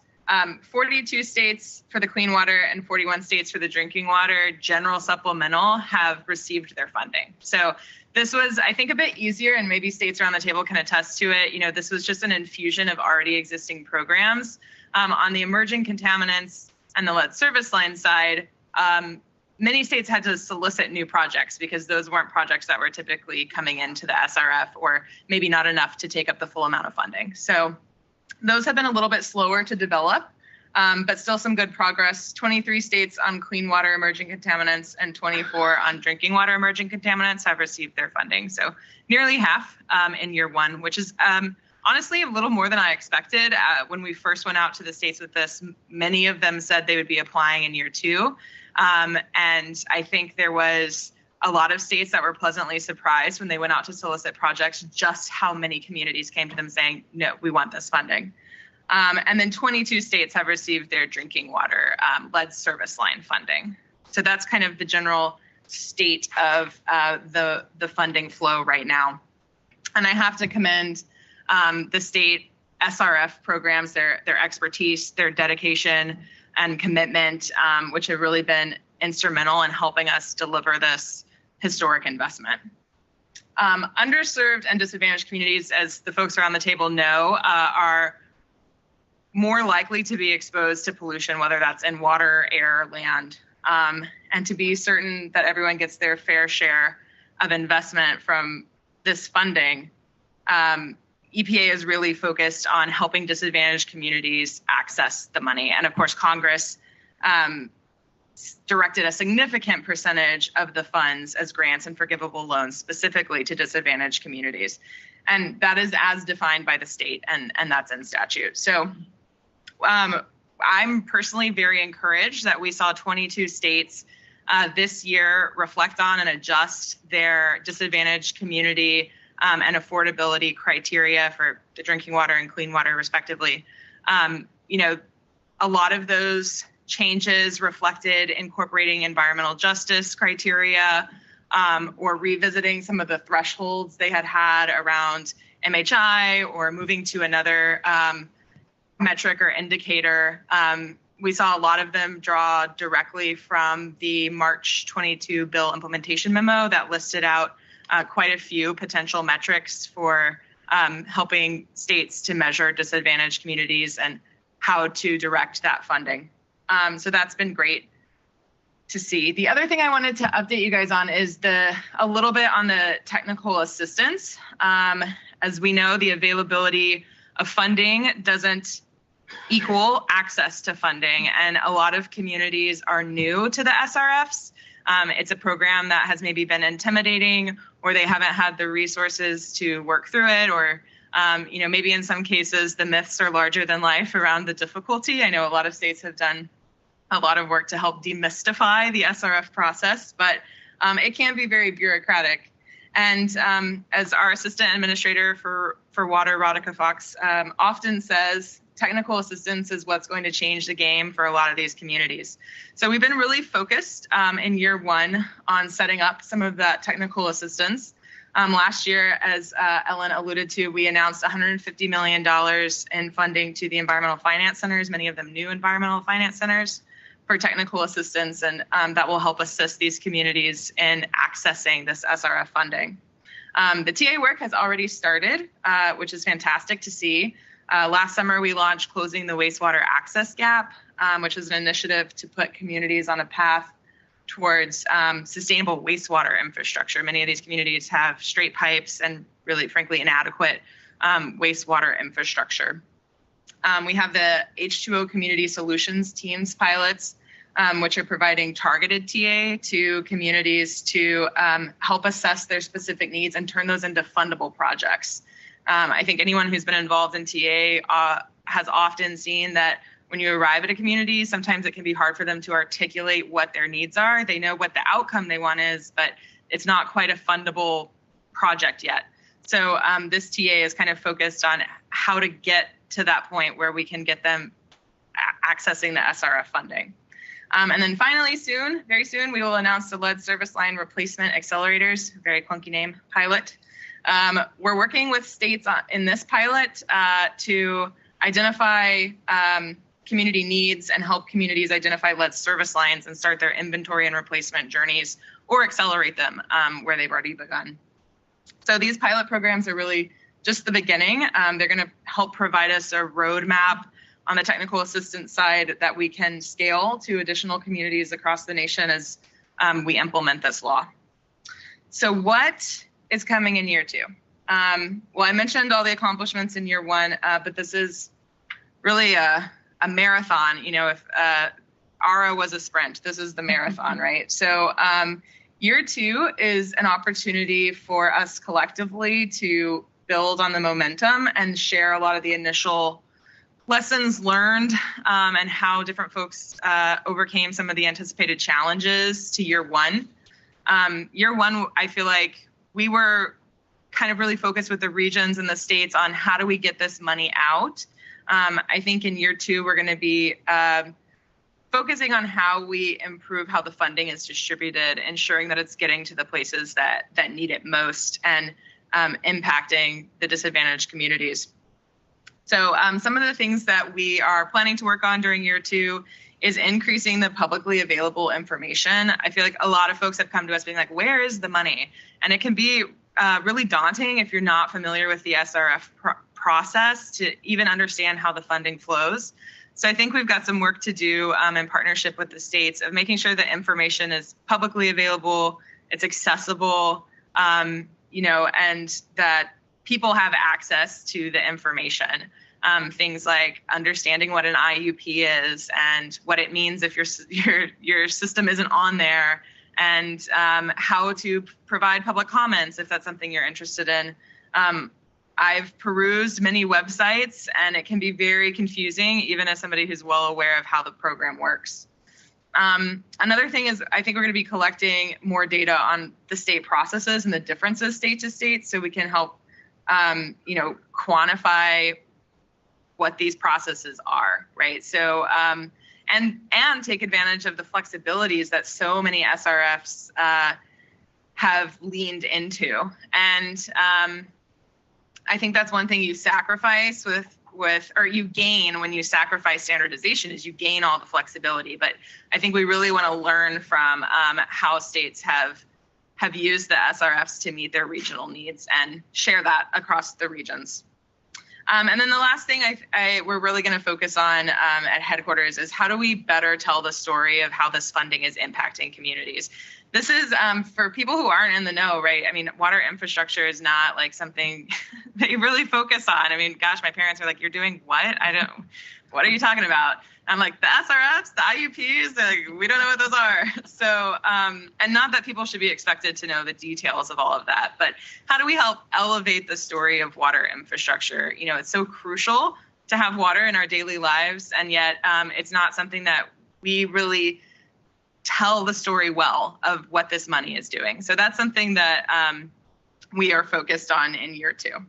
So I know I feel like I sped through a lot of that pretty quickly, but thank you all for your service on this board. Thank you all. Many of you in your professional and personal capacities have helped us implement this law. And so thank you for that. And looking forward to continuing working with all of you to make a better water future.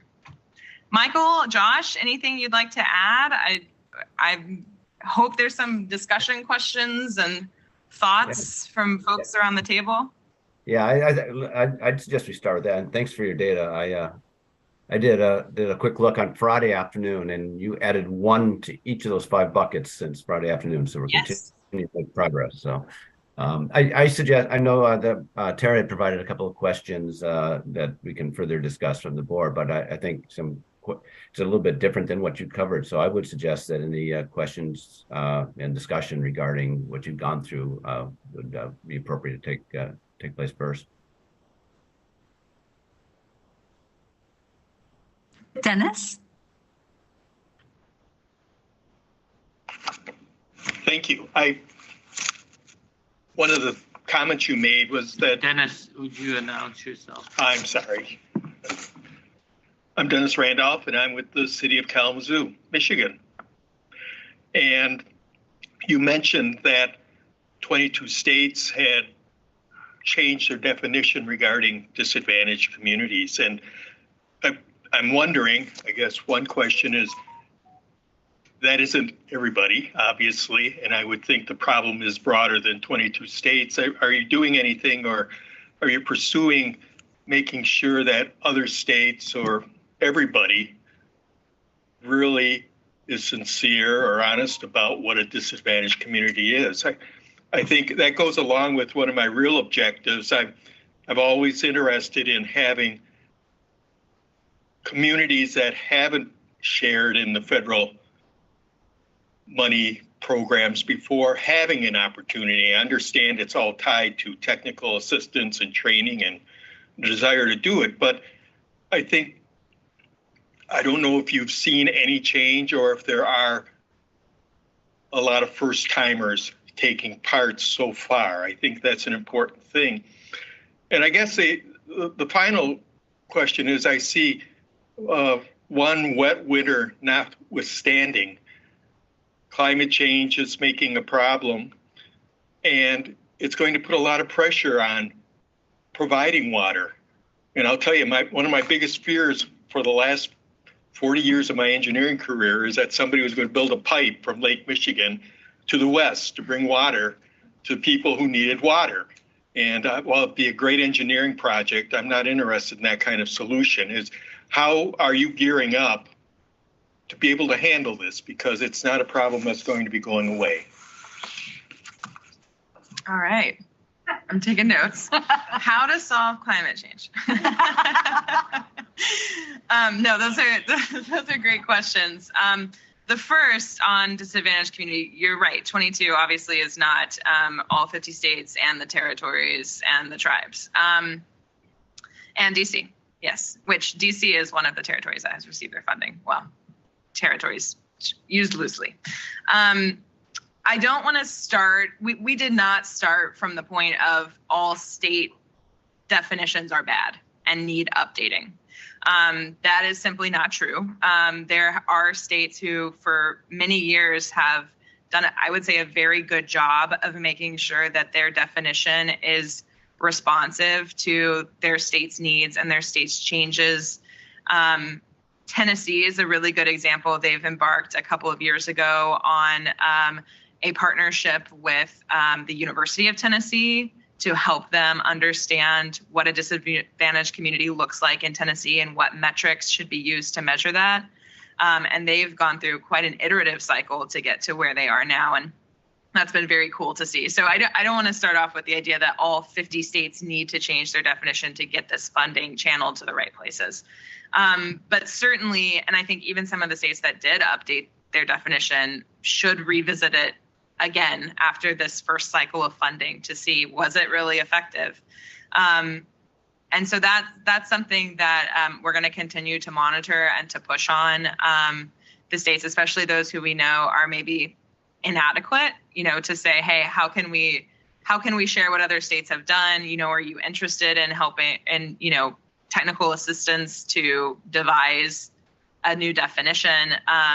I'm sure many of the states around the table can tell you that it's no small feat to undergo a definition change like that. And a lot of the states go through public comment period around it and things like that. So sometimes it can be a question of resources and that can maybe be something EPA or the EPA regional staff can help with.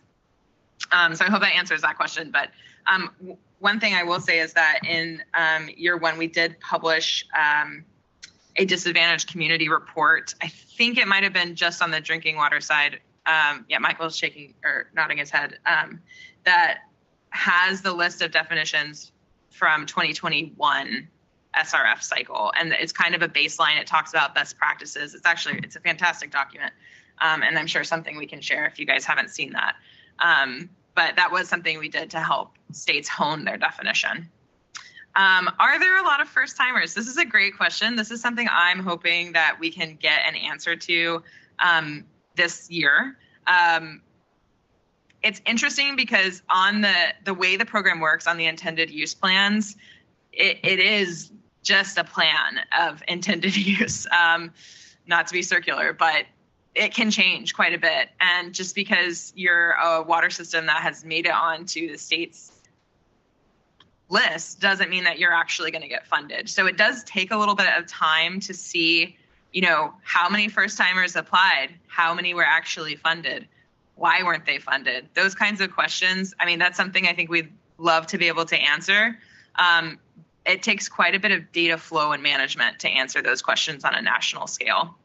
And so I think we're trying to figure out what that balance is of without overburdening our state partners, but still having meaningful statistics and meaningful information to help answer some of those questions. So that's a TBD, but I'm hopeful we'll see as the program goes on that we see an increase in those first time appliers and folks getting funded.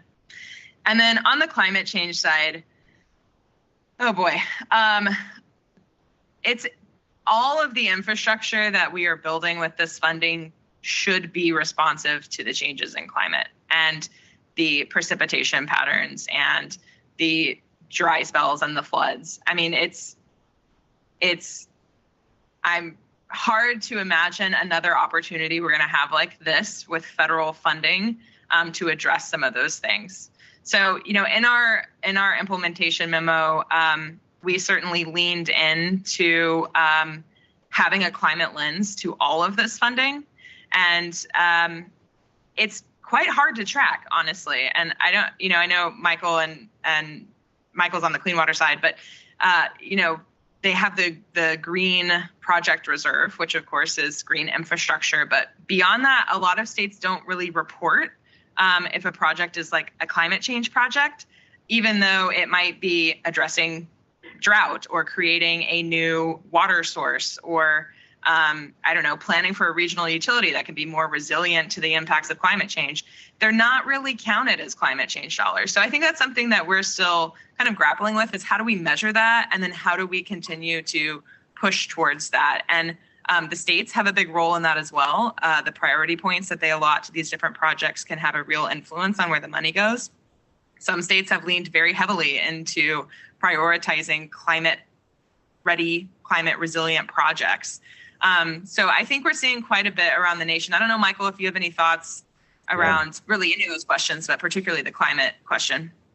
Yeah, absolutely. Yeah, you did a great job on the first part of that as far as the definition of disadvantaged communities and affordability criteria. I would just reiterate what you mentioned, which is it's easy for some states to do just through policies. Others truly have to go through a regulatory process or even a statutory process. So the regions are having ongoing discussions with them through our oversight and review. So I think that we'll continue to see progress on the two things, one of which is some immediate changes to some of those criteria and definitions, but also what Wendy mentioned, that this should be an ongoing type of thing. I think what a lot of states have realized is they'd set those definitions 20 years ago, and a lot of things have changed since then. So we just want to keep on it to keep the system, the program current. On the climate issue, yeah, as far as the focus on climate resiliency and climate-ready utilities, that needs to be a part of every assistance agreement we make, right? We don't want to be investing in either as a federal government, a state government, or the community itself into vulnerable systems. So we need to build that in. The other thing I would mention, given the question specifically talked about like water supply and the fear of Great Lakes water being shipped to where I am in Los Angeles right now, although there seems to be a lot of water around right now, there's really focus on using the SRF programs for those water supply issues very in kind of the one water framework, right? Drinking water and clean water SRFs both can fund water reuse projects. And we are encouraging that and looking for that. We do a lot of work together on source water protection so that existing sources of supply remain available and sustainable. So again, a lot of that's already been going on within the states. That what we're doing now is highlighting it and trying to replicate it. And what's really helpful is that kind of the peer-to-peer from states to what's worked in one state, where our role and our responsibility really is to help articulate those successes to others as well. So Wendy mentioned resource constraints, and David and all the other people there on the SRF programs understand there's a lot going on, particularly with moving bill money now. So we're committed to helping, making sure they have the information that they need, and share success stories, and not just stories, but practices that will lead towards more climate resilience and again more of this water use and source water protection and source water supply protection. We have questions from Sanjeev, and then David, and then Mariana, and then Al. Hi, good afternoon, everybody. Again, for the record, Sanjeev Sinha with ECT. Actually, I don't really have a question. I just wanted to make a quick comment, and a simple one at that. If you look at the environmental finance centers, I completely understand the need for us to have more and more environmental finance centers, because technical assistance, no matter what area of topic that you are focused upon, the lack of technical assistance and a need for it is a big deal to making the bipartisan infrastructure law funding a success, implementing projects in the field. I will point out, though, that in the dozen or so environmental finance centers that EPA has funded over the last 15, 20 years, the level of sophistication of these finance centers varies a great deal depending on where you go. There are finance centers, I don't want to point it out in a public setting. Sometimes you really question. So I mostly just wanted to bring that to the attention, and I know, Wendy, you're aware of it. As you guys fund these centers and shepherd them, hopefully there is a monitoring and accountability set up in place so that it is not just about having 29 EFCs, but rather the products that they're sending out, and how is it that the taxpayers across the country are actually benefiting from it? Thank you. Thank you. And I don't know, Michael, if you had a response, but thank you for the comment. And, this is kind of a new paradigm and a huge amount of money going out. So there will certainly be a judicious amount of oversight of how the funding is being spent and used. And right now we're working with the EFCs on their work plans and how they plan to use this funding. We're really excited about it, but it is going to take a new level of coordination. I mean, this kind of technical assistance on the scale in the water sector, I don't think has ever really been done. So it is something we are working through, but thank you for the comment. Michael, any additions there? No, okay. Dave. David Zimmer, New Jersey Infrastructure Bank. 2 comments and a question. And first comment, it's really to supplement a lot of what Wendy and some of what Michael said in response to some of the comments that were made previously. So for the board, SRF programs are state-run programs with federal funds. And so lacking laws in Congress or regulations from EPA, it's up to the governor of each state to dictate the priorities for that state. And that governor, whether it's a she or he, is elected by the people in that state, right? So we're all different. One size does not fit all. And so getting back to 22 states changed their definition. I actually think that's an incredible number. So I will tell you, New Jersey was one of those states that modified theirs. We had a very good, very robust definition. We worked very closely with EPA on this, and I think we have now a better definition to the extent that we've identified a little bit more than 20% of our communities in the state as disadvantaged, with a priority on those particular communities that have not been in the program to date for whatever reason. And that kind of leads into the second question about technical assistance. And I keep saying technical assistance is, I think, one of the keys that we can focus on as we start thinking about our next charge, right? How do we get these communities that no matter how hard we market, no matter how many phone calls we make, no matter how many opportunities we get to get in front of these people, whether it's on the technical side or the finance side, and they still don't pick up the phone and come into the program, right? We will be defined, successful or not, 5 years from now on this particular issue. How much of the bill funds actually went to disadvantaged communities, and how many of those disadvantaged communities were first timers? So I will tell you, in our state, we have 3 different TA RFPs going either in production or actually out right now. We've already gotten 1 set up. We're in the process of RFPing the second one, and we're about to release the 3rd, right? And we're a year into this bill. It takes time. We'll get this set up. We've already identified the communities we're going to hit first up. It's going to take us 24 months to get the partners in there to build strategic plans, to come up with best management practices on how they should be changing their processes, determine what kind of infrastructure they need and what kind of capital projects they need. So I'm not expecting to actually get our, quote, first timers in the door for another 24 months in terms of construction project. So I think there needs to be kind of a reality check here.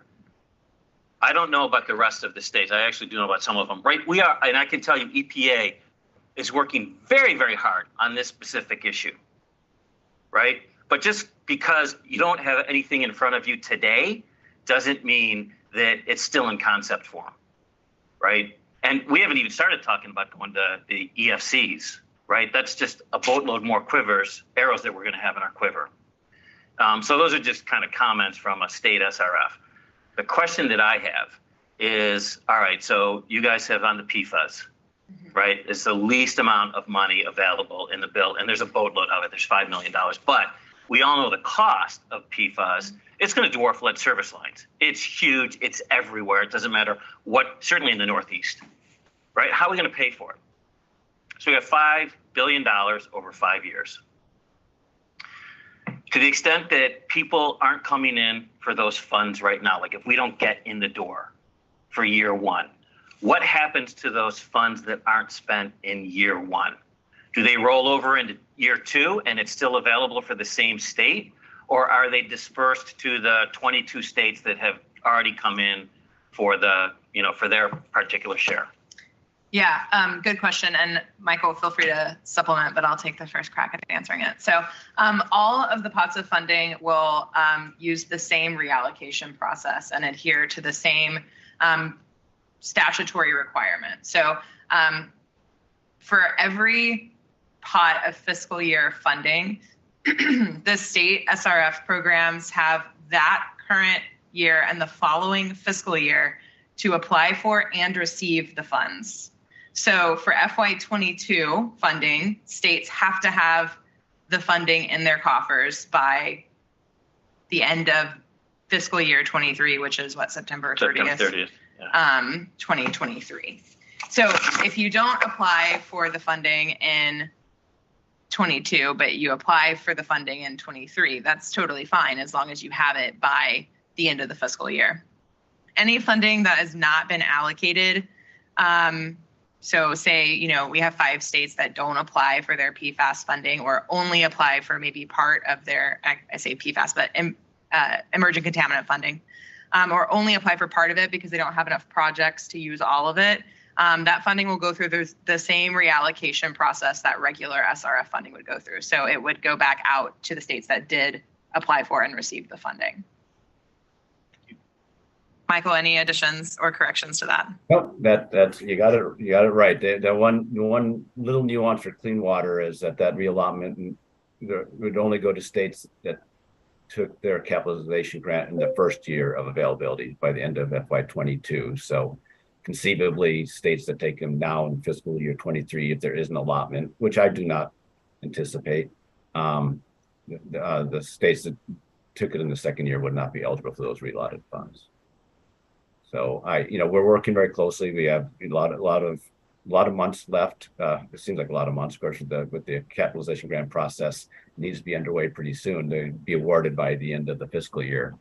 But we are aware of the states that haven't taken the emerging contaminants funds and are definitely working with them to try to make sure that they can take advantage of this opportunity. Yeah, and then one other trend, I didn't mention this earlier, but since you brought up the emerging contaminant funding, one other trend we're seeing is that a handful of states have taken advantage of the transferability between the clean water and drinking water sides of the house. So for the emerging contaminant funds, we've seen, I don't know, maybe 5 or 6 at least states that have transferred all of their clean water emerging contaminant funding to the drinking water fund because they have so many drinking water PFAS projects or other emerging contaminant projects and are seeing less need on the clean water side that they've been able to transfer that over. So and as the person who runs the clean water SR program, it's not, I always like to see, but it's an important tool to be used because it can also be transferred back after. So if you don't have clean water emerging contaminants projects ready, you can't transfer back. And I will say there's at least one state that is considering transfer in the other direction from drinking water to clean water to meet some very particular needs in their state as well. So there's lots of opportunities to effectively use these funds, which is why I said I really don't see, I don't have a fear of reallotments coming. Mm-hmm. Mariana. Yes, Mariana from Idaho Department of Environmental Quality.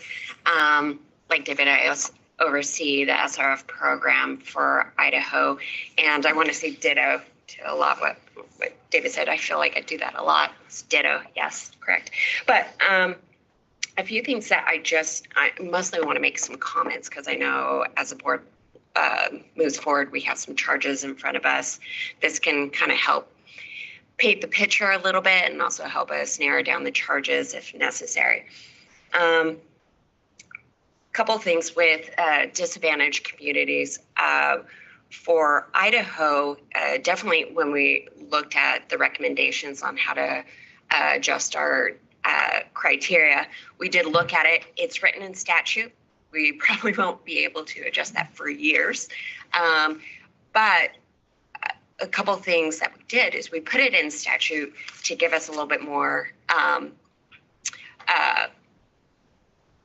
trying to keep people from making us adjust who we give principal forgiveness to. So if it's written in statute, it kind of gives us a little bit of stronghold. Go, well, we can't just give you a whole bunch of principal forgiveness because our definition says here you have to be a disadvantaged community. This is what it is.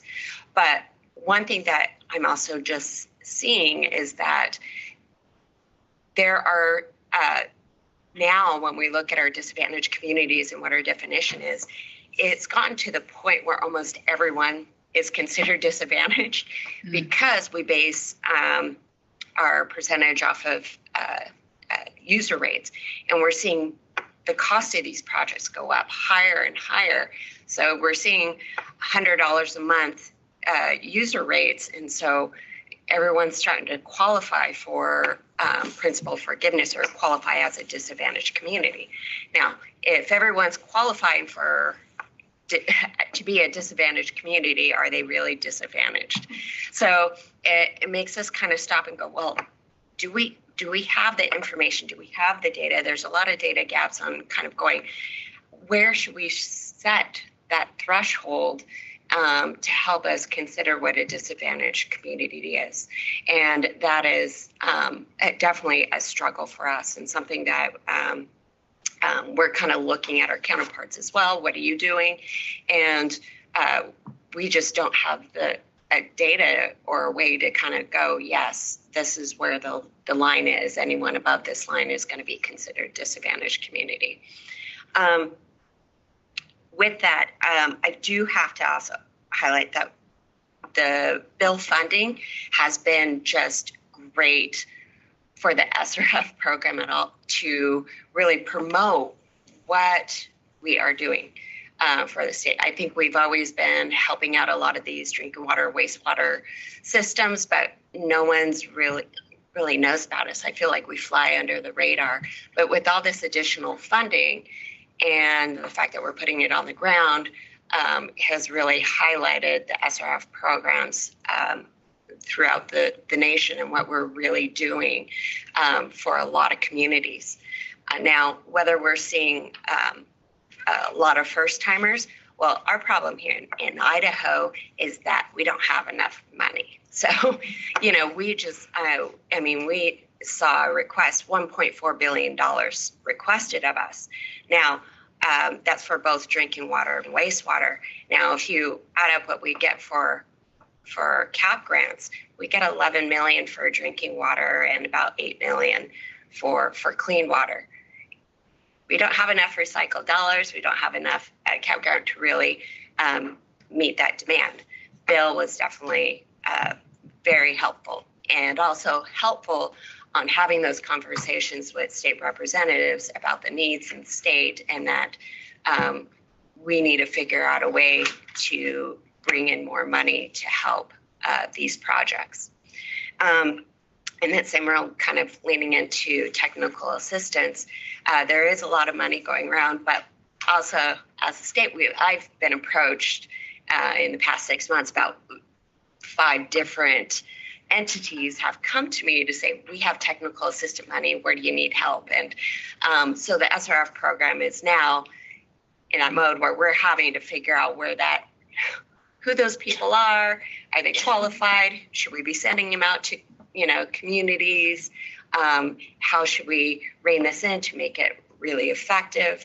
So I think almost like that news article on EPA on the state level too, it's been definitely a strain for the SRFs to not only manage this bill money, how we're going to handle technical assistance so it can be impactful long term, but we also are dealing with ARPA money as well. So we're definitely maxed out, but we also know the importance of all this money, that if we can handle it, if we can get a rein in, get this money used today, it's going to help us long term. But it is definitely a few years really for us to really get it on the ground and be impactful. Okay, that was my rant. Thank you. Mm-hmm. Yeah, thank you. Great, thanks, Mariana. Al? Thanks. This is Al Cho from Xylem. Wendy, Michael, it's good to see both of you, and hope things are going well. Thanks for everything you're doing. I think my question concerns innovation as a policy objective in the deployment of the state revolving funds. If I think back a couple of years ago when the excitement around the bill was kind of reaching its peak before its passage, there was a lot of talk around the water sector around how do we make sure that the projects that this generational investment in infrastructure aren't just shovel ready, but also shovel worthy. And those are words I haven't heard in a while, right? In part just because the kind of pace of deployment has been pretty brisk since the passage. The question I have is, in terms of what you're seeing at EPA and in your conversations with the states, I think the advancements around definitions for disadvantaged communities is a good reflection of what can be done when a policy objective forms the basis for extensive dialogue with state counterparts. Is something similar happening with innovation? In the last couple of years, I think the conversation that has happened, at least in the technology part of the sector, has been around the fact that, as we make this generational investment in infrastructure, how do we make sure that we're fully leveraging technological advances of the last couple of decades to make sure that the infrastructure that's being invested in today is more efficient and more productive than it was a generation ago. And at least on an ad hoc basis, some of what we've been seeing is that there isn't much of a change in the composition of what is being funded through existing mechanisms. And I would just be curious to see if you've heard something different, or whether innovation is a policy objective from the deployment of this funding, and how you even measure that. Yeah, thanks for the question. It's a little bit like the climate change question, a lot to solve in a few minutes, but certainly it is a policy objective. We would be to miss an opportunity like this to invest and not just build back better, but really bring our water systems into the century for a lot of them. And taking advantage not just of the new technology, but the efficiencies it brings is something that makes a lot of sense for our sector.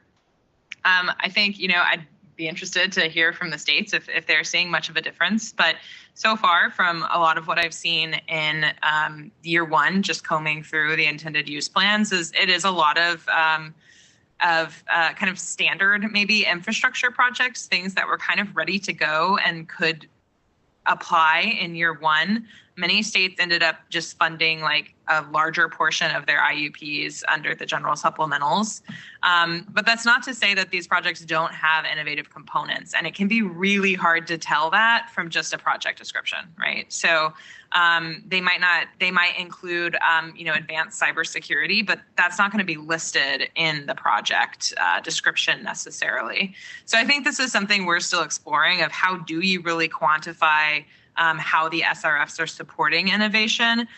We have plenty of examples over the last, particularly like 5 to 10 years through our recognition programs with the SRFs of like example projects where either utilities or states have been particularly innovative in either technology, deployment, blended financing models, right? There's all sorts of innovations. So I think you're talking more about the kind of physical and technological innovation, though, in this question. So I think it's still something we're grappling with. I don't know if, Michael, if you have any, you're a bit closer to the program, you probably have some insights here. Yeah, thank you. And thanks for the question, Al. I'm glad you raised it because you're absolutely correct. Heading into this, we saw it as an opportunity for transformative investment and truly sustainable utilities. So a couple of thoughts, one of which is, the SRFs are really a demand driven to a large extent. I mean, the states can be very innovative and certainly can put in place incentives for innovative projects, including technological innovation and whatnot. And I'm not aware that that's happening, but it's, states may be looking at that to encourage it, or, terms of assistance that encourage, I wouldn't say risk taking exactly, but to be able to bring on, be a little bit more innovative in the application of those technologies. So it really going to depend on communities coming forward with the innovative projects and thanks for the work that you do and many others in the room there to advance technology innovation application of those technologies into communities. So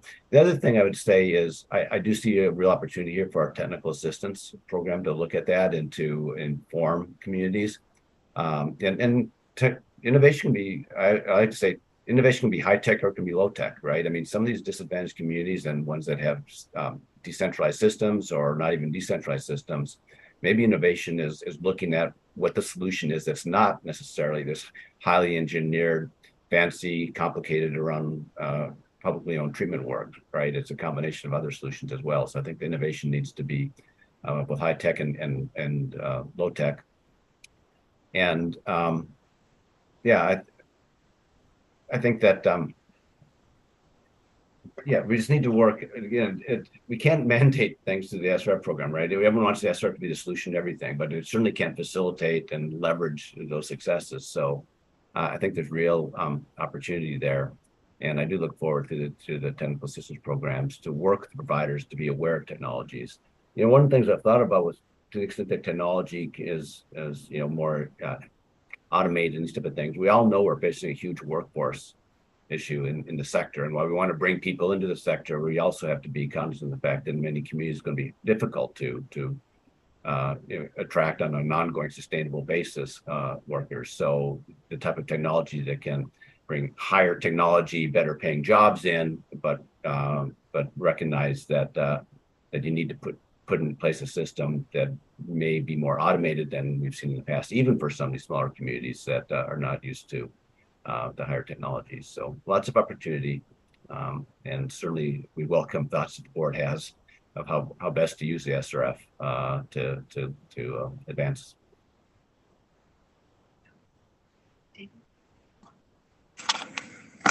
David Zimmer, New Jersey Infrastructure Bank. Yeah, I'll take a shot at this. So, again, kind of as, living in this space on a daily basis, the answer to your question is it's darn near impossible, right? Because the projects that we get are determined by each individual system and, more importantly, the consulting engineers that they hire. So what we'd have to do is we'd have to go out and, I don't know what the SRF program, probably somewhere between 2,000 and 4,000 projects a year that it funds long-term, right? You've got 2,000 to 4,000 engineering firms and different engineers at each one of those firms that have different ideas about what the right idea is. So, and we certainly do cost benefit analysis. That's part of the program, right? But I think this is more, if we're going to try to get to, the perfect world would be, hey, it's going to be the most efficient, optimal project. And a lot of times with new technology, you don't know that until years in the future. So any of us that finance these projects could tell you utilities are not going to be your lead borrowers on technology, right? They're going to want to see the proof is in the pudding because they run on government budgets. So I'm going to spend money today in hopes that it gets me a return within 5 years. That's not going to happen, right? So again, I go back to maybe what the answer is. It's more of an incentive as opposed to a requirement, right? And Michael, you touched on this a little bit in your response, is how do we convince people with better funds, more advantageous financing, whatever it is, higher priorities, right? As opposed to dictating to, we do 80 to 100 projects a year. I can't imagine spending, who am I to say, we got somebody like DC Water and Matt's team over here that is hugely innovative. God, I'd love to have those guys as a client. Best practices, case studies, et cetera. And then you turn around and you're dealing with the system that has, 400 hookups, which we all lend to, right? That's in every single state. And you're going to try to convince the engineer that it took them 3 years just to get the concept approved and the design. And you're going to say, that's not efficient. You got to start over from scratch. But hey, here's a case study, right? I'm just glad they came in and they're updating the system. So again, maybe too many words, but I do think if we're going to look at this is much more incentive based as opposed to requirement. Yeah, David, thanks for those comments. And Michael, thanks for bringing in the TA. That is something that I think about often, is that the systems who need innovation most are often the last to get it. And so while David, I hear you on the impossibility of it all, I do think there is an opportunity through our technical assistance efforts to make sure that systems who would traditionally never be exposed to those technologies, opportunities, financing models, innovation in kind of any form, that is something that technical assistance can help fill the gap on. So maybe progress on incentivization for like the larger systems, and then working grassroots up through technical assistance on the other end. I don't know about all the systems in the middle, how we get to them, but I know we're at time, so I'll close out here. Well, and I just wanted to offer from the energy world and the Department of Energy, one of the ways that they've handled this innovation, new technology question is around innovation competitive programs, demonstration programs. I don't know that EPA has that sort of flexibility, but that's another way to get at starting to change the dynamic. Well, I also want to say that, David, you know, in my region, 400 hookups, maybe a large system, isn't that? One last thing, it did come up on a couple of our prior charges, interesting uses and applications of the SRF, and Wendy, you had mentioned, is there anything you'd want to highlight that was kind of interesting, out of the box, not? Oh, there's so many. Well, all right, headline. Yeah, I not off the top of my head, but I would encourage you, anyone who's interested in seeing those, the Pisces and Aquarius recognition programs really do recognize the best of the SRF. And I think Michael is maybe nodding. I can't tell. Yeah, but, no, absolutely. That's a good place to start. Yeah, and the next round's going to be announced in April at the CEPA conference about, and there's really, really great projects being highlighted. So coming attractions. Great. All right. Well, thank you, Wendy, Michael, Josh. We didn't get to hear from Josh. But next time. Next time. Thank you all. Really great update. Yeah, thank you. Thank you. Yeah, you get a round of applause. Okay, before we break, everybody in the room, since I think we have everyone who's going to be in person, we're going to take a quick picture. Right, I know, I did. Don't. Right behind us, because the members, if the members could join us, because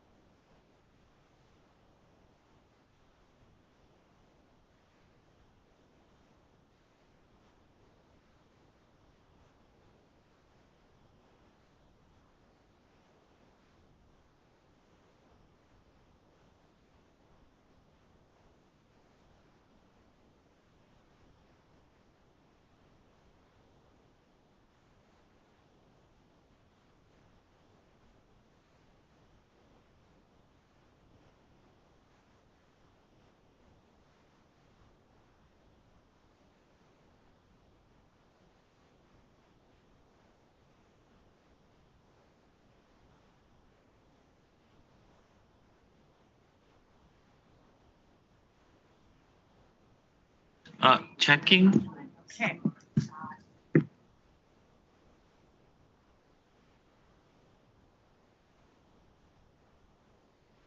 Dear members, we are about to get started.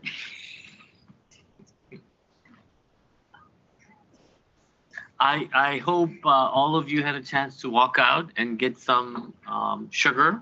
I hope of the real variety, because the fake stuff won't keep you going. So that and some coffee. We're ready to get started. We have our next guest, Kurt Baranowski. And I think he's going to be talking about creating resilient water utilities initiative. So welcome. Thank you. Thank you for having me. I appreciate it. What I'm going to do today is just provide you with an overview of what we do under our Creating Resilient Water Utilities initiative. And what we're doing is we're focusing in on the needs of drinking water, wastewater, and stormwater utilities from a climate change perspective. So what are their potential futures going to look like, and then how are they going to adapt to those futures? I was excited that I got invited to speak to this today because of the financing aspect. I wish that I actually came and listened all day long today, because just the small snippet of the past 10, 15 minutes that I heard, there's so many connects that I start to make for what I think we can do. And I'll talk a little bit about what we're doing under the initiative to connect into financing for utilities so that they can think about how they fund their adaptive measures. So I just want to give you a little bit of background on what we do and sort of how we came about. I actually have known Tara for, I think, the past 22 years, because we were both working together after the terrorism events of September 11th, where we pulled together a task force to focus in on drinking water and wastewater security. And so there were just a small group of us. And then we started to focus in on natural disasters as a result of Rita and Katrina. And then about 15 years ago, we said we have all these risk assessment tools and all this great work around emergency response that we've done related to natural disasters. Can we add a climate change component onto it? And that was the initiative that I led up, which is Creating Resilient Water Utilities. I'm going to refer to that as CREW. And so what we're doing is we're taking all the federal data, all the climate change data that comes out of the National Climate Assessment, and we're putting it into usable formats for drinking water and wastewater and stormwater utilities to use to think through what their futures might look like. We've built out this initiative because none of it is in any way, shape, or form regulatory. It's all voluntary. So we've worked over the past 15 years with many utilities, water sector stakeholders, all the associations, utilities of all sizes, subject matter experts in the realm of climate change impact and projection data, and then there's a group, and all our other federal families, so USGS, NOAA, to make sure that the data that we consume as EPA, because we don't generate it, we consume it, and the assumptions that we make about the projection data are useful to water utilities. Some of the larger utilities that I see here, like DC Water and Denver, I've been working with folks in those utilities for the past 10 or 15 years. And one of the things that I want to provide some information about both DC Water and Denver, we're at a working group meeting I had in Austin, Texas this previous week. It's so weird because I have not seen anybody in person for the past 3 years, and this is the first time I have literally walked into this building since COVID. And last week was my first work group meeting, so it's a little shocking and wonderful to be around people again. It's pretty cool. So, but I want to talk about some of the work that we're doing with those water utilities in the finance sector, so S&P and Moody's and Breckenridge, and I'll talk a little bit about that. So I just want to move on to the next slide. I'm going to talk about our tools and resources first, and just stop me along the way if you have any questions. I'm going to just give you a pretty high-level overview of what we do. The first tool that I want to talk about is our Resilient Strategies Guide. So this is built out for smaller and medium-sized utilities that are just thinking about climate impact and how to onboard. All of our tools are online. We have nothing on paper. And this is just a logical, stepwise approach for a utility to come in. They identify where they are in the country, what type of utility they are. So if you hit the, I guess the animation on this isn't working, but this is fine. If you look at that behind the screen, the utility information, they'll identify the location of where they are, the type of utility they are, and then they start to think about what they need to prioritize based on the area of the country that they're in. So if they're in the Southwest, they're concerned about drought, the types of adaptive measures that they may want to put in place. And then they continue to walk through the process where they get a final report. I'm not going to go into detail here, so I'm really kind of not doing these tools much of a service, but I can certainly, I'm happy to provide more details on any of these at a later date. But the utilities will ultimately get a report that will help them think through what the types of adaptive measures they want to put in place based on their threat. There are a lot of good case studies that we connect into so that they can learn from their peers. And in this tool, we also identify funding sources. So through WRFIC, basically that database there, we're identifying state and federal resources where utilities can come in and find the funds that they need to implement adaptive measures. So if we can move on to the next slide. So our climate resilience evaluation and awareness tool, this is CREATE. This is a true risk assessment tool process for drinking water and wastewater water sector utilities. For those utilities that want to do an in-depth analysis of their climate impact, this is what they would use.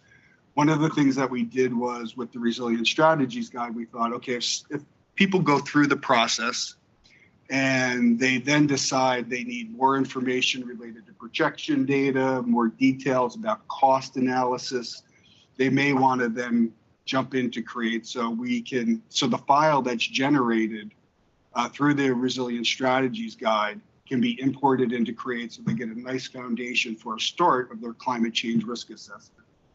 So this tool itself is web-based, like I talked about, and it's incredibly flexible. So we do provide climate change projection data in it, temperature, sea level rise, precipitation, hot days, and I'll talk a bit more about that, and I'll show you how we have that mapped out for what are two different time periods, 2035 and 2060. We started building this tool out about 10 years ago, and when we chose those timeframes, they were rather in the future. However, they are not so much in the future anymore. And we are in the process right now of updating the projection data based on the 2022 National Climate Assessment. And so we're going to change our time periods to likely 2050 and 2100 within the tool.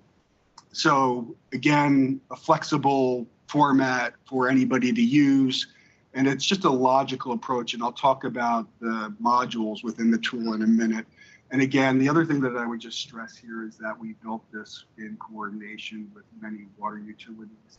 Denver Water, Southern Nevada, East Bay Mud have been all tremendously helpful in building out this tool, especially in the beginning, because what was really interesting about it is certainly all the larger utilities really don't need our assistance, but to be able to ground truth the results of what we've done with CREATE against the results of those utilities was very telling. And we came up with very similar assumptions and steps forward and things of that nature. So I can't say thank you enough to probably many of the utilities that's in this room here today. So if we move on to the next slide, I'll talk a little bit about the modules here.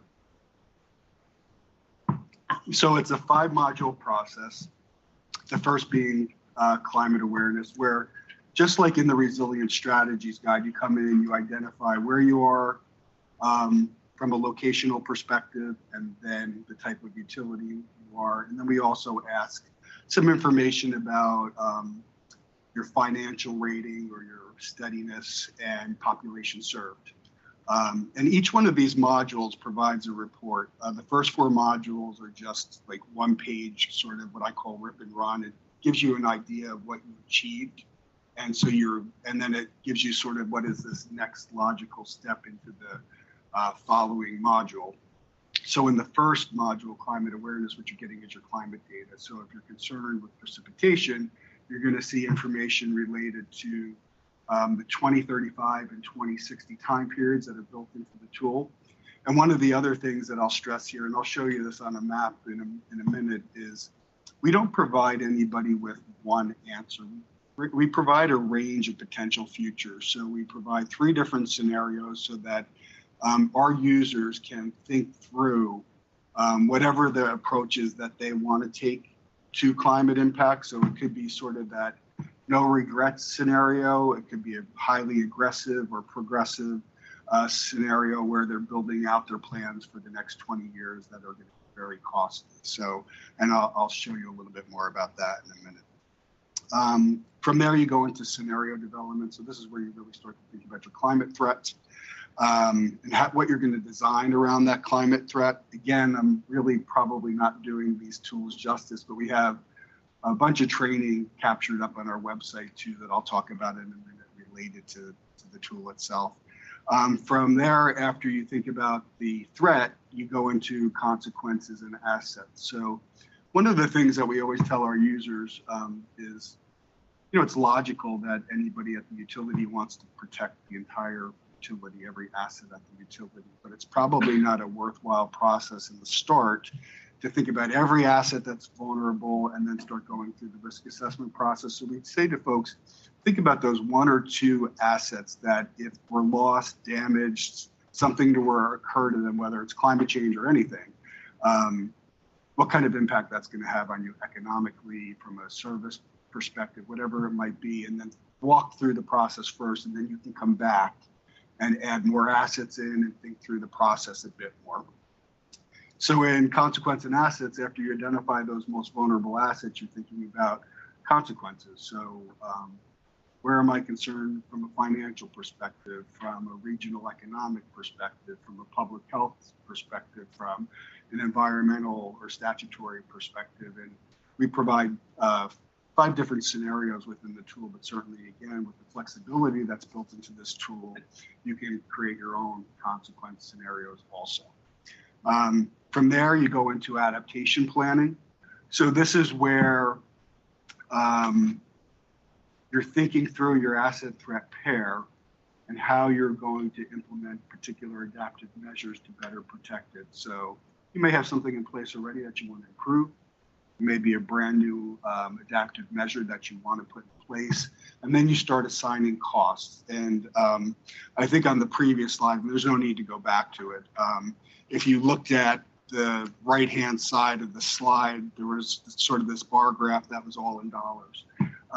One of the things that we heard from our users over and over again is we need all of these results in dollars, because that's the driver for utilities. It's okay, what is this going to cost and how am I going to do this? So we provide a tremendous amount of data within the tool related to the cost of the implementation of adaptive measures.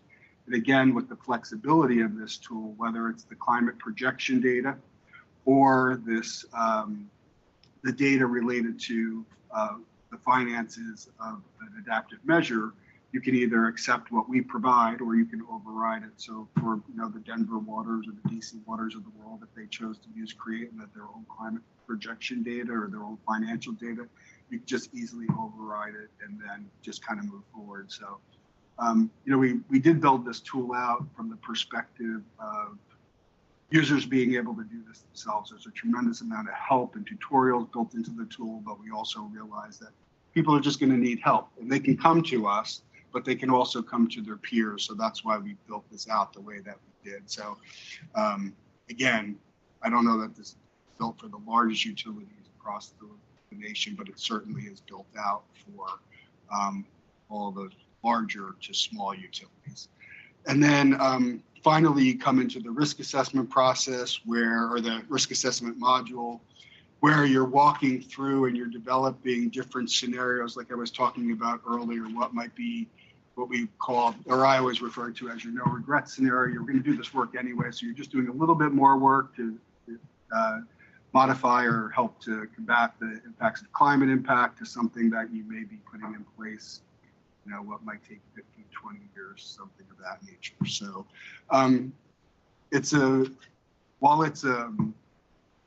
I don't want to call it complex. It's I think a very thoughtful process, but it does take time. And I think for smaller utilities, that can be a bit of a turnoff, and that's why we did build the Resilient Strategies Guide. But I do believe for anybody that wants to take climate impact and risk assessment into consideration, and they're trying to do it on their own, this is a fairly well thought out, useful tool that we continue to improve upon. So I always just like to kind of promote our work a little bit there. So what I'm going to move on to next is the data maps that we have. So if we can move on to the next slide. Oh yeah, absolutely. Lori Collins with Collins Climate Consulting. Do the utilities tend to take this and do it all internally, or do they hire consultants to help them? So I'll talk about this in a minute, Lori, but I had the opportunity last night to actually brief, I forget, it's the Australian Water Sector Association. And they're kind of running into the same scenario that we are. It's really interesting. It's across the world, it's the same thing, right? If you're lucky enough to be wealthy enough to be able to do this and think this through. In our case here, what I find is that the utilities, they want to consider this, they want to do the work, but they're pulled in so many other directions that they're just trying to think through the next year, let alone not the next 5, 10, or 15, or 25 years.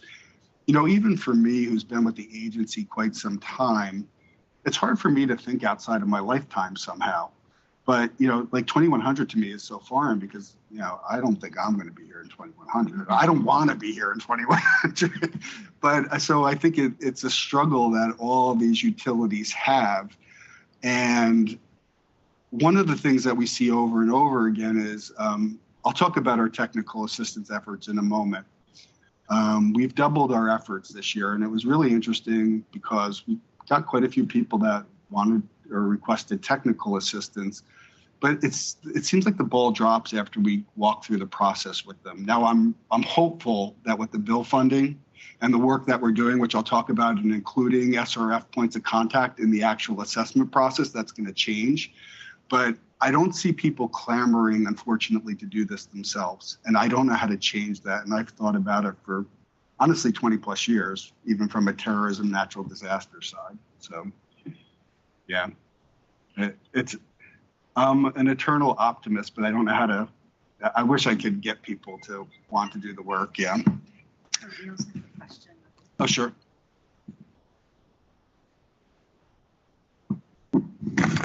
Hi, thank you. Marilyn Waite with the Climate Finance Fund. What climate scenarios have you inputted here? I'm interested in the source of those scenarios as well in terms of temperature change and the robustness of that, because there's a lot of questions in general we have in the climate modeling community. So I'm interested in what you've inputted. Absolutely. So I think that is this PDF, my presentation? Is that what it is? Okay, so. Well, it's fine.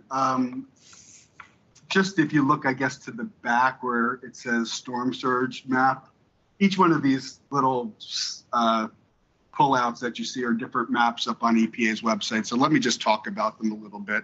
It'll make sense. First, and I promise I'm going to get to your question.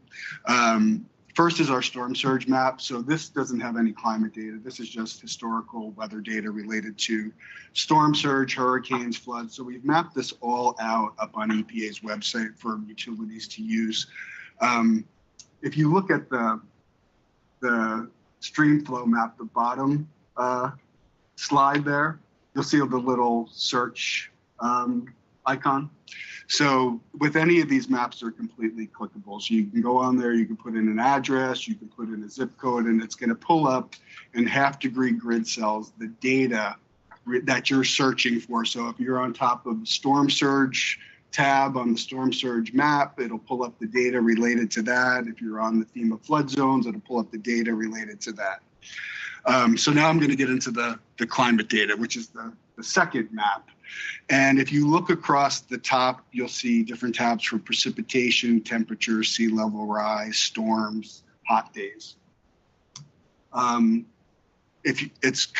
wish you could see that slide, but we provide the two different scenarios there, 2035 and 2060, and then, or the two different time periods, and then 3 different scenarios for folks. So again, we're not giving them a answer, we're giving them a range of potential futures to plan to, again, in half-degree grid cells. Now, to answer your question about where does this data come from, how do we normalize it, what did we do, what did we assume? I'm going to give you a short answer right now, and I'm happy to talk to you about it a bit more. But we have worked with NOAA and USGS and other federal agencies to kind of walk through what our assumptions are. Most of the data is from the 2018 National Climate Assessment, the detailed data, all the climate model data. And then the sea level rise data is directly from NOAA. And we've worked with NOAA on how we present this data. And we are going to update it based on the 22 National Climate Assessment. And I don't think NOAA's done anything new since we've actually put out our sea level rise data. But I think we're going to take a slightly different approach to how we present the information in what will be this upcoming year. We've documented everything that we've done and where all this data comes from in our methodology guide. So when you go to our crew website, which I'll show you at the end, you can click on the methodology guide and kind of walk through everything that we've done. So there's no black box here. We didn't just like start to come up with this data because I know that's a concern for folks. So I'm happy to talk about it offline. But is the NOAA data, is it 1.5 degrees Celsius temperature change, or is it, what's the overall assumption? I don't know off the top of my head, to tell you the truth, but I'll find out for you. And if you have questions, just email me or I'll loop back with you, okay? I guess, Kurt, if we're hearing you, right? You guys have picked a standard when you look at NOAA. Because if you go NOAA, you can put any level of temperature change and you can see the different, right? So you guys have picked something. Exactly. And that's what's in there. Exactly. One scenario. No, 3 scenarios for three temperatures. scenarios, okay. Yeah, so we have a hot, dry model, a central model, and then a warmer, wetter model. Got it. Yeah, and so not to get into the details of this, but then there's like a whole bunch of outlying data that was so extreme that we kind of pulled out and we just used what was sort of what would be the path of normalcy for climate impact, if that makes sense. I realize you that. want to minimize people coming back and you say, I disagree with your assumptions. However, realize that once again, if you're really going to be digging down into that level of detail and you want to know where all this, I think for most of the utilities out there, they don't want to know where this comes from. They just want to try to think through what their future is going to look like. And I'm not dismissing the need to better understand the data. However, uncertainty is uncertainty, right? And you have to plan. And I think that this is a logical, thoughtful planning process for most utilities. And then the last map that we have up here is our stream flow map. So again, 2 different scenarios based on stream flow for 2 different time periods, high and low flow. And so some, I think, really good data for utilities kind of across the board to use.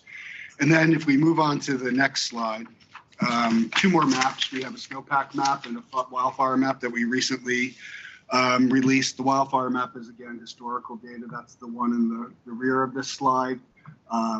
But it shows what's actually occurring right now and kind of historical trends. And then we have a snowpack change map for the western part of the United States. So again, I'm really happy to talk about all of that in more detail, but I also want to be cognizant of the time. And there's a couple other things that I just want to kind of hit up here. So if we could move on to the next slide. As I had mentioned earlier with the Resilience Strategies Guide and Create and the technical assistance we do, one of the things that we want to do is tell the stories of the utilities that we work with. So we do have a case studies map for anybody to understand the 60 plus utilities that we've worked with over the past few years. We tell their stories. We've worked with many other utilities, but we've been mapping this out over the past 5 years. So pretty easy to understand. You can either look at it from a threat perspective or a part of the country that you're concerned with. But I think this is really helpful to utilities kind of across the board to see what other folks are doing. And this leads me into our technical assistance and our workshops that we do. So over the past 5 years, we've been providing technical assistance to utilities of all sizes across the US, where we work with them to walk through what is the CREATE process. We bring in subject matter experts related to climate impact, engineers, and then people, contractors typically, because we're a very small group at EPA, that understand the tools, and we walk them through a risk assessment process. We used to do a lot of this on site, kind of post-COVID. We have done a lot of the work virtually. However, we are doing on-site visits again. So last year we assisted about 25 utilities. This year we're going to assist somewhere between 50 to 75 utilities, all walking through the process of either using, I think in most cases Create, but some of them will use the Resilient Strategies Guide, because we do have a focus in on smaller and underserved communities, tribal communities. And I forget who brought this up earlier, or maybe I just brought it up, but one of the things that we failed to do in the past was we can walk a utility through, have them understand what their climate impact looks like, how to adapt to it, but then we kind of leave them after that. And so whether it's the technical assistance or the virtual training that I'll talk about in a minute, we are involving either headquarters, SRF, and WIFIA points of contact, or in the case of technical assistance, the actual state points of contact, so that they're there at the beginning. They can understand not only what we're doing, but the types of adaptive measures that are hopefully eligible through the SRFs, whether it's bill or otherwise, to implement these adaptive measures related to climate. I don't have real success stories yet, because this is the first time we're actually doing it. This is the first year we're doing it. However, I do hope that within the next 2 or 3 years, we're going to be able to say, of course, due to our particular technical assistance that we provided and making the connection, and this is something that I think we're going to continuously follow up on, these types of adaptive measures have been funded as a result of the technical assistance that EPA has provided. So, and this isn't about EPA. I don't mean it that way. It's just that it's about the utilities, and I think I hear it over and over again, their frustrations in being able to try and get this money, and they can't, or they don't have the time, or they don't have the expertise, or whatever it is. So we're hoping to be able to help with that. So I'm going to move on to the next slide and talk a little bit about some workshops that we do. All of our workshops over the past few years have been virtual. Again, we are focused in on regions, climate regions of the country. So we've actually captured training on Create and the work that we do for all climate regions across the U.S. And it's posted to EPA's website. So it's pretty detailed training for each one of the climate regions. We've gotten to Alaska, we've gotten to Puerto Rico, we've done Guam and America Samoa, we've done Hawaii. So we've done quite a bit. And this year, we do have a heavy focus in on tribal and underserved communities. So right now, we're working with IHS. We just advertised the training that we're going to do nationally for tribes. I believe it's sometime in middle of March, where we're going to focus in on, here's climate threat kind of across the U.S. generally. Here are the tools and resources through EPA that can help you. And we're going to tell a case study that with tribal utilities that have worked with us, but then we're bringing in the funding component to talk about how these adaptive measures could actually be funded as a result of going through these processes. So in the case of working with IHS in a national perspective, we do have a couple of folks that are going to be able to talk about funding from a national perspective from IHS, but then we're also going to have the Southwest EFC. And sorry, I have all this information jumbled in my head of who we're working with because we've got so much going on, but also ITEC, the Intertribal Council of Arizona, folks from that are going to help us out on the funding. So I think it's going to be fairly successful, and we're going to continue to build upon and make those sessions better and better and better. We're also going to do an on-site training for tribes in New Mexico through EPA's Region 6, and I think we might do the same in Oklahoma.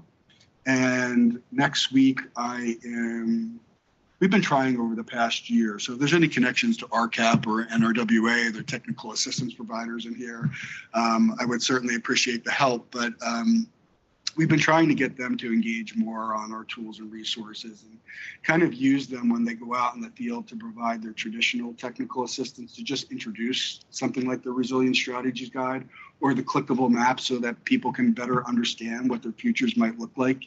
But we're going to work with, I think, RCAP. I'm briefing them next week. We've been working with them for well over a year now. And I think we're finally at the point where we're going to pull a training together for their technical assistance providers. So that'll be really exciting, and we'll build a funding component into that. So we're really thinking through kind of across the board how we focus in on these funds that are available now through bill and get them in the hands of all size drinking water and wastewater utilities. So I know that's a lot to absorb, and there is just sort of one last thing I want to talk about. And this is related to the meeting that I talked about earlier in Austin.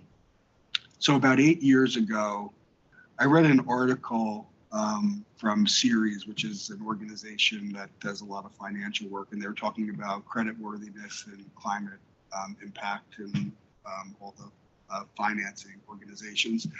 And I thought, oh, this would be like kind of cool to pull all these people together and see if we could almost come up with like what would be a climate star, like an Energy Star type thing for utilities to say, okay, if you kind of hit these markers, you're more climate ready. What was really interesting about this was about 9 years ago, almost to the day, which is odd. We walked away from what was quite a bit of work. We met a lot with many large water utilities. I think Denver was there. I think DC Water was there in the originals, and we had Moody's and S&P, all the players that we have now. And basically what we were hearing is, yeah, we issue 30-year bonds, but we're not worried about climate because we reissue them every 2 to 3 years, and utilities can generate lots of money because they can raise their revenue, so climate's a non-issue. So that was really we put that paper out there, and that was sort of it. 8 years later, it is a much different scenario, which is really interesting to see that sea change. I think we were just like a year or two too early in the working group process, but it's really become fruitful because we still have maintained contact with all these folks, and we have had 4 virtual meetings and an in-person meeting in Austin, Texas last week. We're going to be issuing a paper kind of putting out the findings of that group, but everybody committed to continue to work together. We're not going to go down the road of like a climate ready star or anything of that nature, but we are looking at what are the data sources that everybody should be looking at so we can put that information out there. The best management practices that utilities can think about from a creditworthiness perspective to keep their bond ratings where they are, or maybe even improve them. And then the other really interesting part about that is we also had the insurance industry in there, and that was really eye-opening in the sense of what this is not me saying, this is the insurance industry saying this, and we're I can't say who was in the room, but basically saying, they're thinking that they're going to be dropping a lot of their utilities because they're uninsurable because of climate impact. And they're going to be doing that over the next 2 to 5 years. So that was very eye-opening. We're going to put that information out there in a way that doesn't identify organizations and utilities and all that kind of stuff, but really interesting conversation. And we're going to continue that conversation. So we have commitment to work over the next year or two, kind of following on with that information. So I thought that would be something that was a lot of interest to all of you. So I think if we just move on to what might be the last slide, it's just my contact information. So this is everybody I work with, and then our website. All of the information that I talked about is up on our website. So hopefully I did that in time, Tara. You're not going to kill me. So yeah, I'm happy to answer questions. Ted, and then Jeff, and then Angela and David. I don't know. I think I got that order wrong. Ted first. Kurt, hi. Ted Chapman, Hilltop Securities. Thank you for coming. I'll preface my comment with an apology because the reason you're here is probably because I was one of the people that was asking because I was very interested in what the work that you guys are doing. Ed and I were trying. We couldn't remember who had requested it. Thank you for reminding us. Yeah. Great presentation. It was very good, but sorry for dragging you here. No, this is great. I guess this might be as much of I mean, it's a little bit of sort of an observation leading into the question, but a couple of years ago, and maybe this is for the Water Finance Center folks, but OEA mandated that all but the very small utilities did sort of basically an update of the J100. It's a vulnerability self-assessment. It's sort of a two-part question, but like I don't think climate was embedded in that self-assessment. It was more of just, yeah, what happens if we've got a chlorine leak or somebody acting nefariously or something. And then the other part of that was, yeah, you'll self-certify. So you just sort of go like that and say, yep, we self-certified, we send it off to EPA, and it's on a virtual shelf somewhere. Would it be helpful to the work that you're doing if we were to, as a board, make an observation / recommendation area of opportunity of like, you know what, maybe we should put some teeth into that? Like, do something with all of this fantastic resilience planning and risk management that the utilities are compelled to do anyway. I mean, I get it, you know, the very small ones aren't obligated to do this. And I don't think that has to be updated, right? It was just a one-time thing. It's a 5-year cycle. Oh, it's every 5 years. So maybe the next cycle, hey, are you also thinking about this stuff? And, you know, it seems like there's sort of a virtuous opportunity to think a little bit long-term other than just, these are our assets inside the fence. So I couldn't agree with you more. And you're taking me full circle to when I talked about working with Tara. My division actually implements Section 2013 of the WEA, and I got pulled off of my climate work to help actually implement that law because none of us ever thought it was going to pass, and we were scrambling and pulled together a whole bunch of people in my division to come off of their regular work and actually get that law in place and be able to track all that information that's come in. So I'm very familiar with it. The issue with the law is it talks about resilience, but it's agnostic on climate. And it was written that way purposefully because we were not going to mandate that climate change, not we, EPA, Congress, mandate. I need to be careful what I'm saying going live on YouTube. I'm a little bit of a loose cannon, so I got to be careful what I say about other organizations and my own. But no, in all seriousness, because it's a really important work. We always encourage utilities to take climate into consideration, but the law will not allow us to take climate into consideration. So it's terrorism and natural disasters, historical weather. Now, you're all a group that can, I don't know if you can lobby what you can do, what you can't do, but certainly you can provide information to Congress to let them know that. EPA certainly can't do that, but it's an important aspect, and everything is built there. So you're talking about the certification process, right? So EPA has a risk assessment tool called VSAT. That's how I got pulled into this. I was the originator on VSAT after 9/11 to help actually get that out to the water sector. At that time, it was a Bioterrorism Act and only drinking water utilities, but we built it for drinking water and wastewater systems. I have made sure that CREATE remains consistent with VSAT. So you can take your VSAT file and implement it into CREATE. It'll pull all the natural disaster threats in as natural disaster threats, but then you have a foundation to actually start your climate change risk assessment. You know, there's only so much that we as EPA can do, but we constantly talk about this and tell people, I think I missed it on my slide, but there is a bullet on there about VSAT.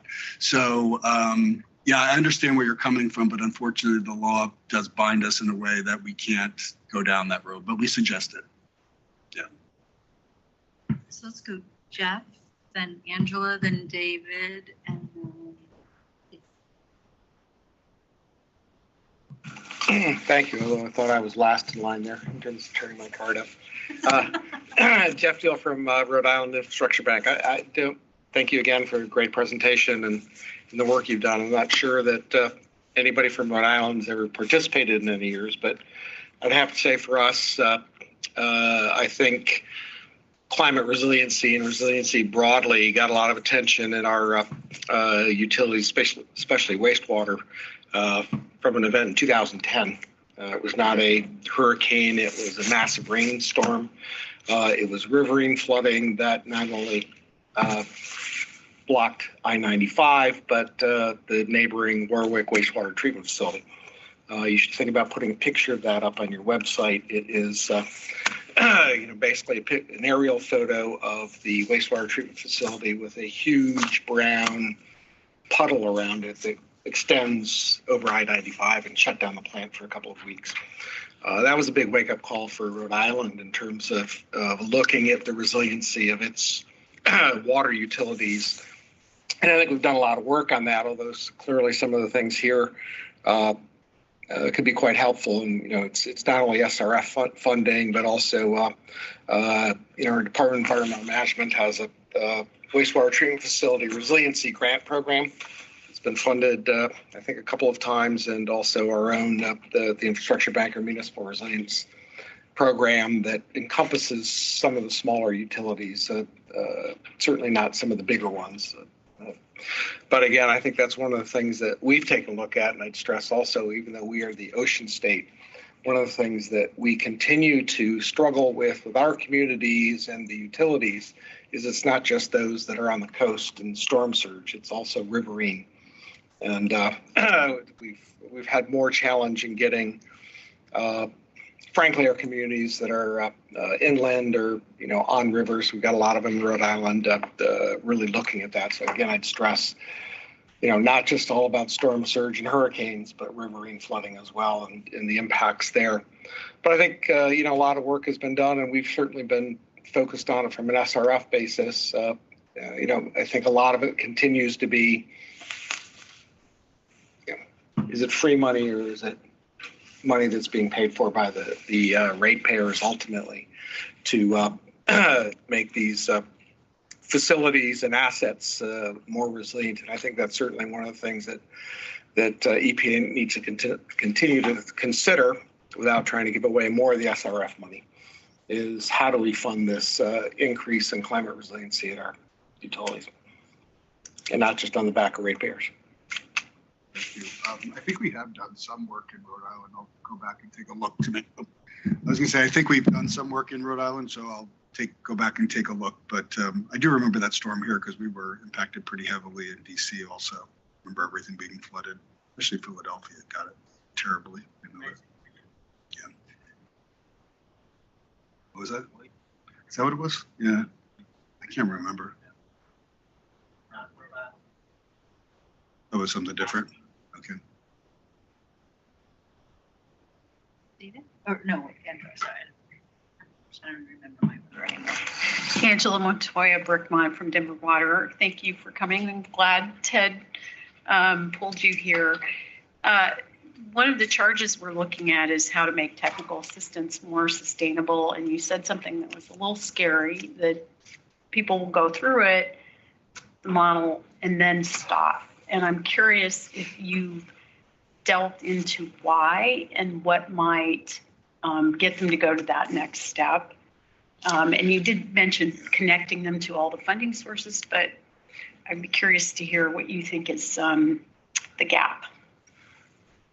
I think it's a combination of things. I think it's a combination of time. It is a combination of money. I equate it to, when you go over to your colleague's desk and you talk about something and it's a great idea, but then you go back to your desk and you get caught up in your regular duties. It's not that they don't want to do it. It's just that they have so many other things to do. You talk about one of the things that I heard in this Austin meeting was, just the lack of staff across the board at small, medium, and large size utilities. So I think it's just the prioritization of what you're dealing with in the here and now, and just trying to provide clean and safe water services, right? And so it's not that people don't want to do it. It's just that I don't think they can find the time to do it. So that's my take. But we're going to revisit all of those 60 plus utilities that I showed up on that map. We're going to start to revisit the ones that we went to next year, like the first ones.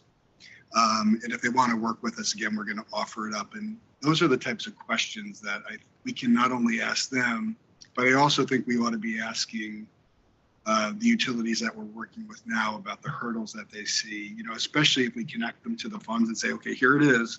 And here's even the person that can help you. If they don't do it then, it would be really important to understand why. So I feel like I'm not answering your question, but I'm trying.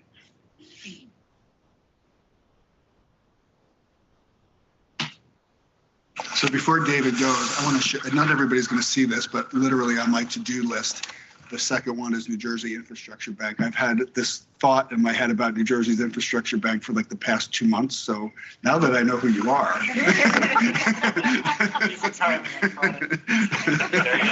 Thank you. So being a coastal state, 3 states south of Jeff, we get a lot of the same storms, and it is coastal flooding, and it is riparian communities. And I understand, why most of the folks that we lend to are not necessarily counties, they're local municipalities, right? And you're a mayor and you come in and you want to make your legacy, you want to help your town grow, more opportunity for your constituents, et cetera.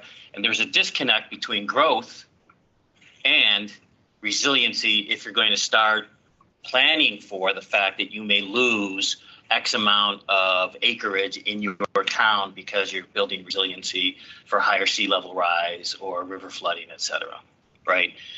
So I'm definitely going to invite you up. And what I'm going through in my mind is, do I just do it state first? It's actually not a problem because I grew up in Saraville. Did you? And I used to work for New Jersey DEP. It was my first job out of Rutgers. We should talk. You can't tell with my accent. Well, I'm from upstate New York.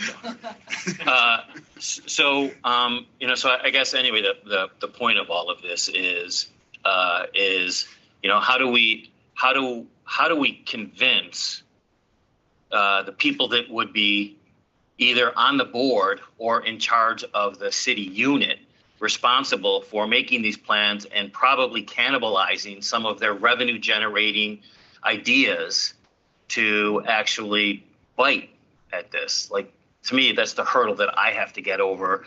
It's very interesting. We have a town right now in South Jersey, and they're on the coast, and they're in denial about sea level rise. And we show them, here's 1960s, 1970, 1980, 1990 aerial photos of your beachfront, and every decade you've lost feet of your town. Oops, I'm sorry.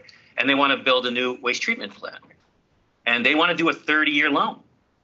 So to your comment that you made just a bit ago, I don't know that I want to lend them 30 years because I don't know if that thing's going to be underwater in 30 years. And how do you justify, so that you're not getting sued for being arbitrary and capricious, that your fears are the science behind your fears is actually legitimate, because they're arguing that science is not true, right? So and we're looking at doing this and making it a policy across all coastal and riparian communities, right? So this is kind of a case of first impression.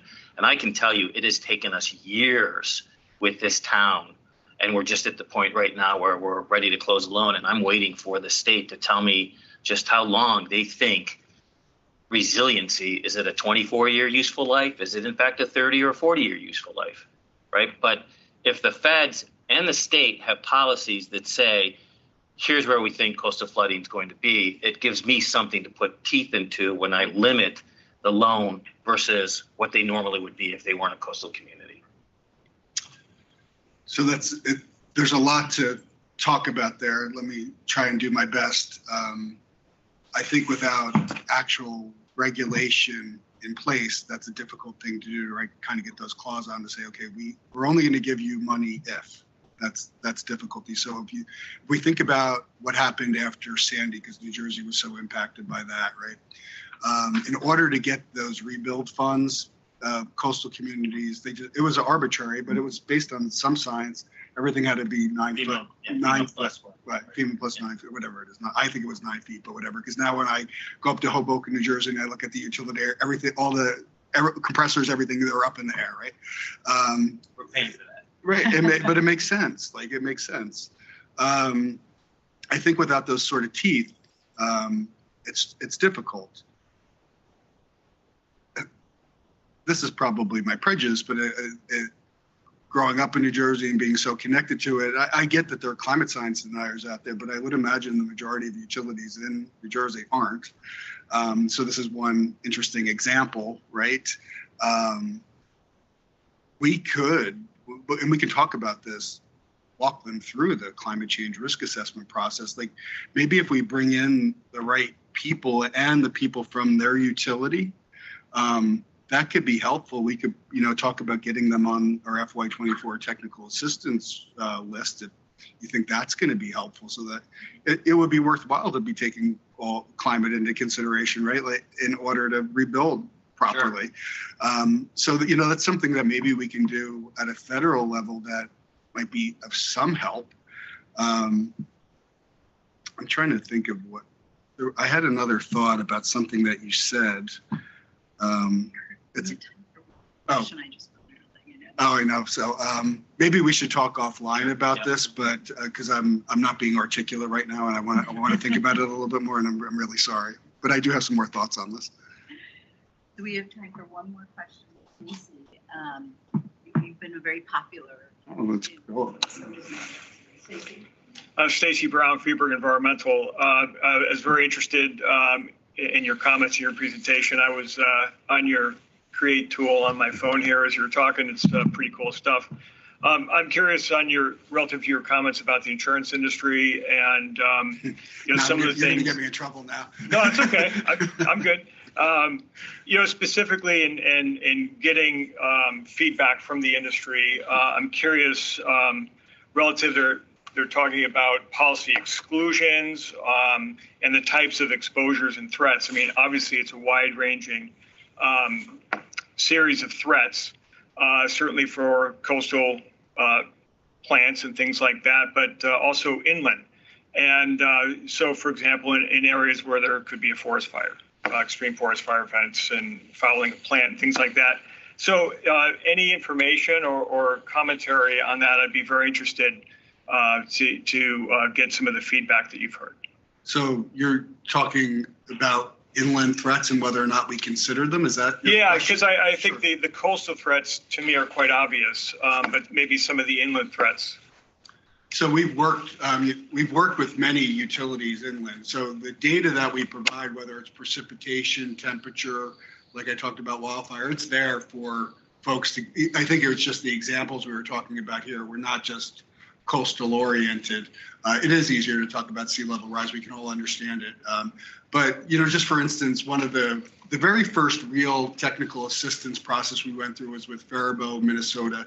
They have a wastewater plant, a low-lying area, two rivers converge, and that's where the plant is and it discharges. They had a tremendous storm, like 60 miles up above both streams. And when that deluge came from like both ends, it just destroyed the plant. So that was a really interesting scenario to go through. And they were also able to gather funds from the state in order to address their climate impacts. It was a combination of moving energy sources, additional energy sources, an actual flood wall, and many other things. So there's a tremendous amount of data within our maps, within the tool, and in those case studies that I talked about. So I'm happy to provide you with more specific examples if you want to talk offline about Sure. that. And then one last question, a little off topic, but it was brought up, I think, by Ted. Cyber issues at wastewater treatment plants and drinking water treatment plants. We've seen instances recently where people have hacked in and increased bleach loads and stuff into the system. This tool doesn't specifically address things like cyber, is that correct? Yeah, we're focused strictly on climate impact. However, like SCADA systems are a potential adaptive measure that you may want to put in place based on climate impact. So it's in our libraries. However, the tool that I was talking about before in relationship to the implementation of Section 2013 of the WEA, you're focused in on natural disasters and terrorism, and that has a very heavy cyber focus for utilities. So if utilities are interested in cyber, I would suggest that they go down the road of using DSAT. Great, thank you. Okay. And just really quickly, I'm sorry, to get back to what you were saying, one of the things that we do after, especially if we work like with a region, like a bunch of utilities in one place. So we worked with Trenton recently, just last year. And what we did was a workshop after where we invited in, it was actually at the request of the utility, a lot of the city commissioners to talk. It's a good way to start that engagement process to make sure that folks are getting the funds they might potentially need and to get a better understanding of what the threat is. I'll send you the report from that process. And There's a couple others in Jersey that we work with that I'll send to you, but we'll talk. So thank you so much. Kurt, thank you. And Ted, thank you for suggesting/requesting this. It was really informative. Obviously, a lot of engagement on the board. With that, we are at the end of I feel like a whirlwind of EPA, issues and topics today. I, for one, my head is exploding. So we did go over on this one, but we knew that we could because we didn't have any public commenters, but we're going to end on time. Just a process of issues that just came up that I wanted to remind everyone.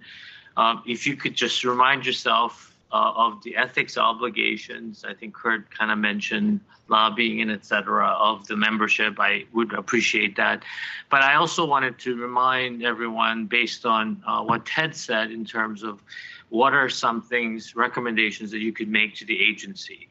And I think there's provisions for doing that, even if you don't have a charge. And I'd like, if you need the standard operating procedures to do that, this is the type of thing that Ted has identified as an issue that if you would like EPA to take action on something, you are obviously, as an independent body, free of recommending something to EPA. And I think in the SOP, there's also a discussion about usually when the charges come, you all decide how relevant it is for EFAB to take on because EPA could do something about it. And there's a category of things where EPA cannot do something about it, but that you could urge EPA to do something about that. The fact that we can't do something about that. I hope that makes some sense. There are provisions for the EFAB to work on issues like this as well. So, and finally, I just have to say, Stacy, that I find the inland issues compelling because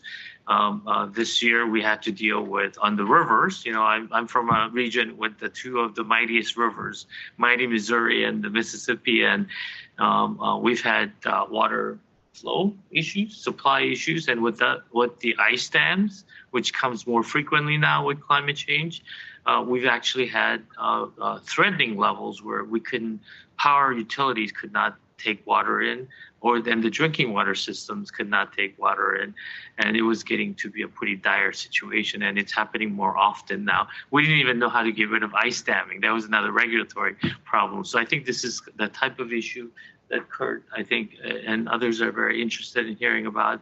And these are things that unless you face it, resiliency issue and emergency response issues that you don't really think about prevention going forward. So I do appreciate you, Kurt, coming and talking about this.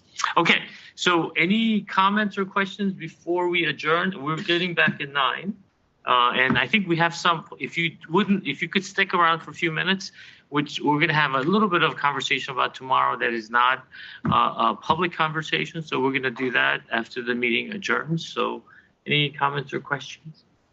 Okay, I will close the meeting effective now. If you could stay for a few minutes, that would be great.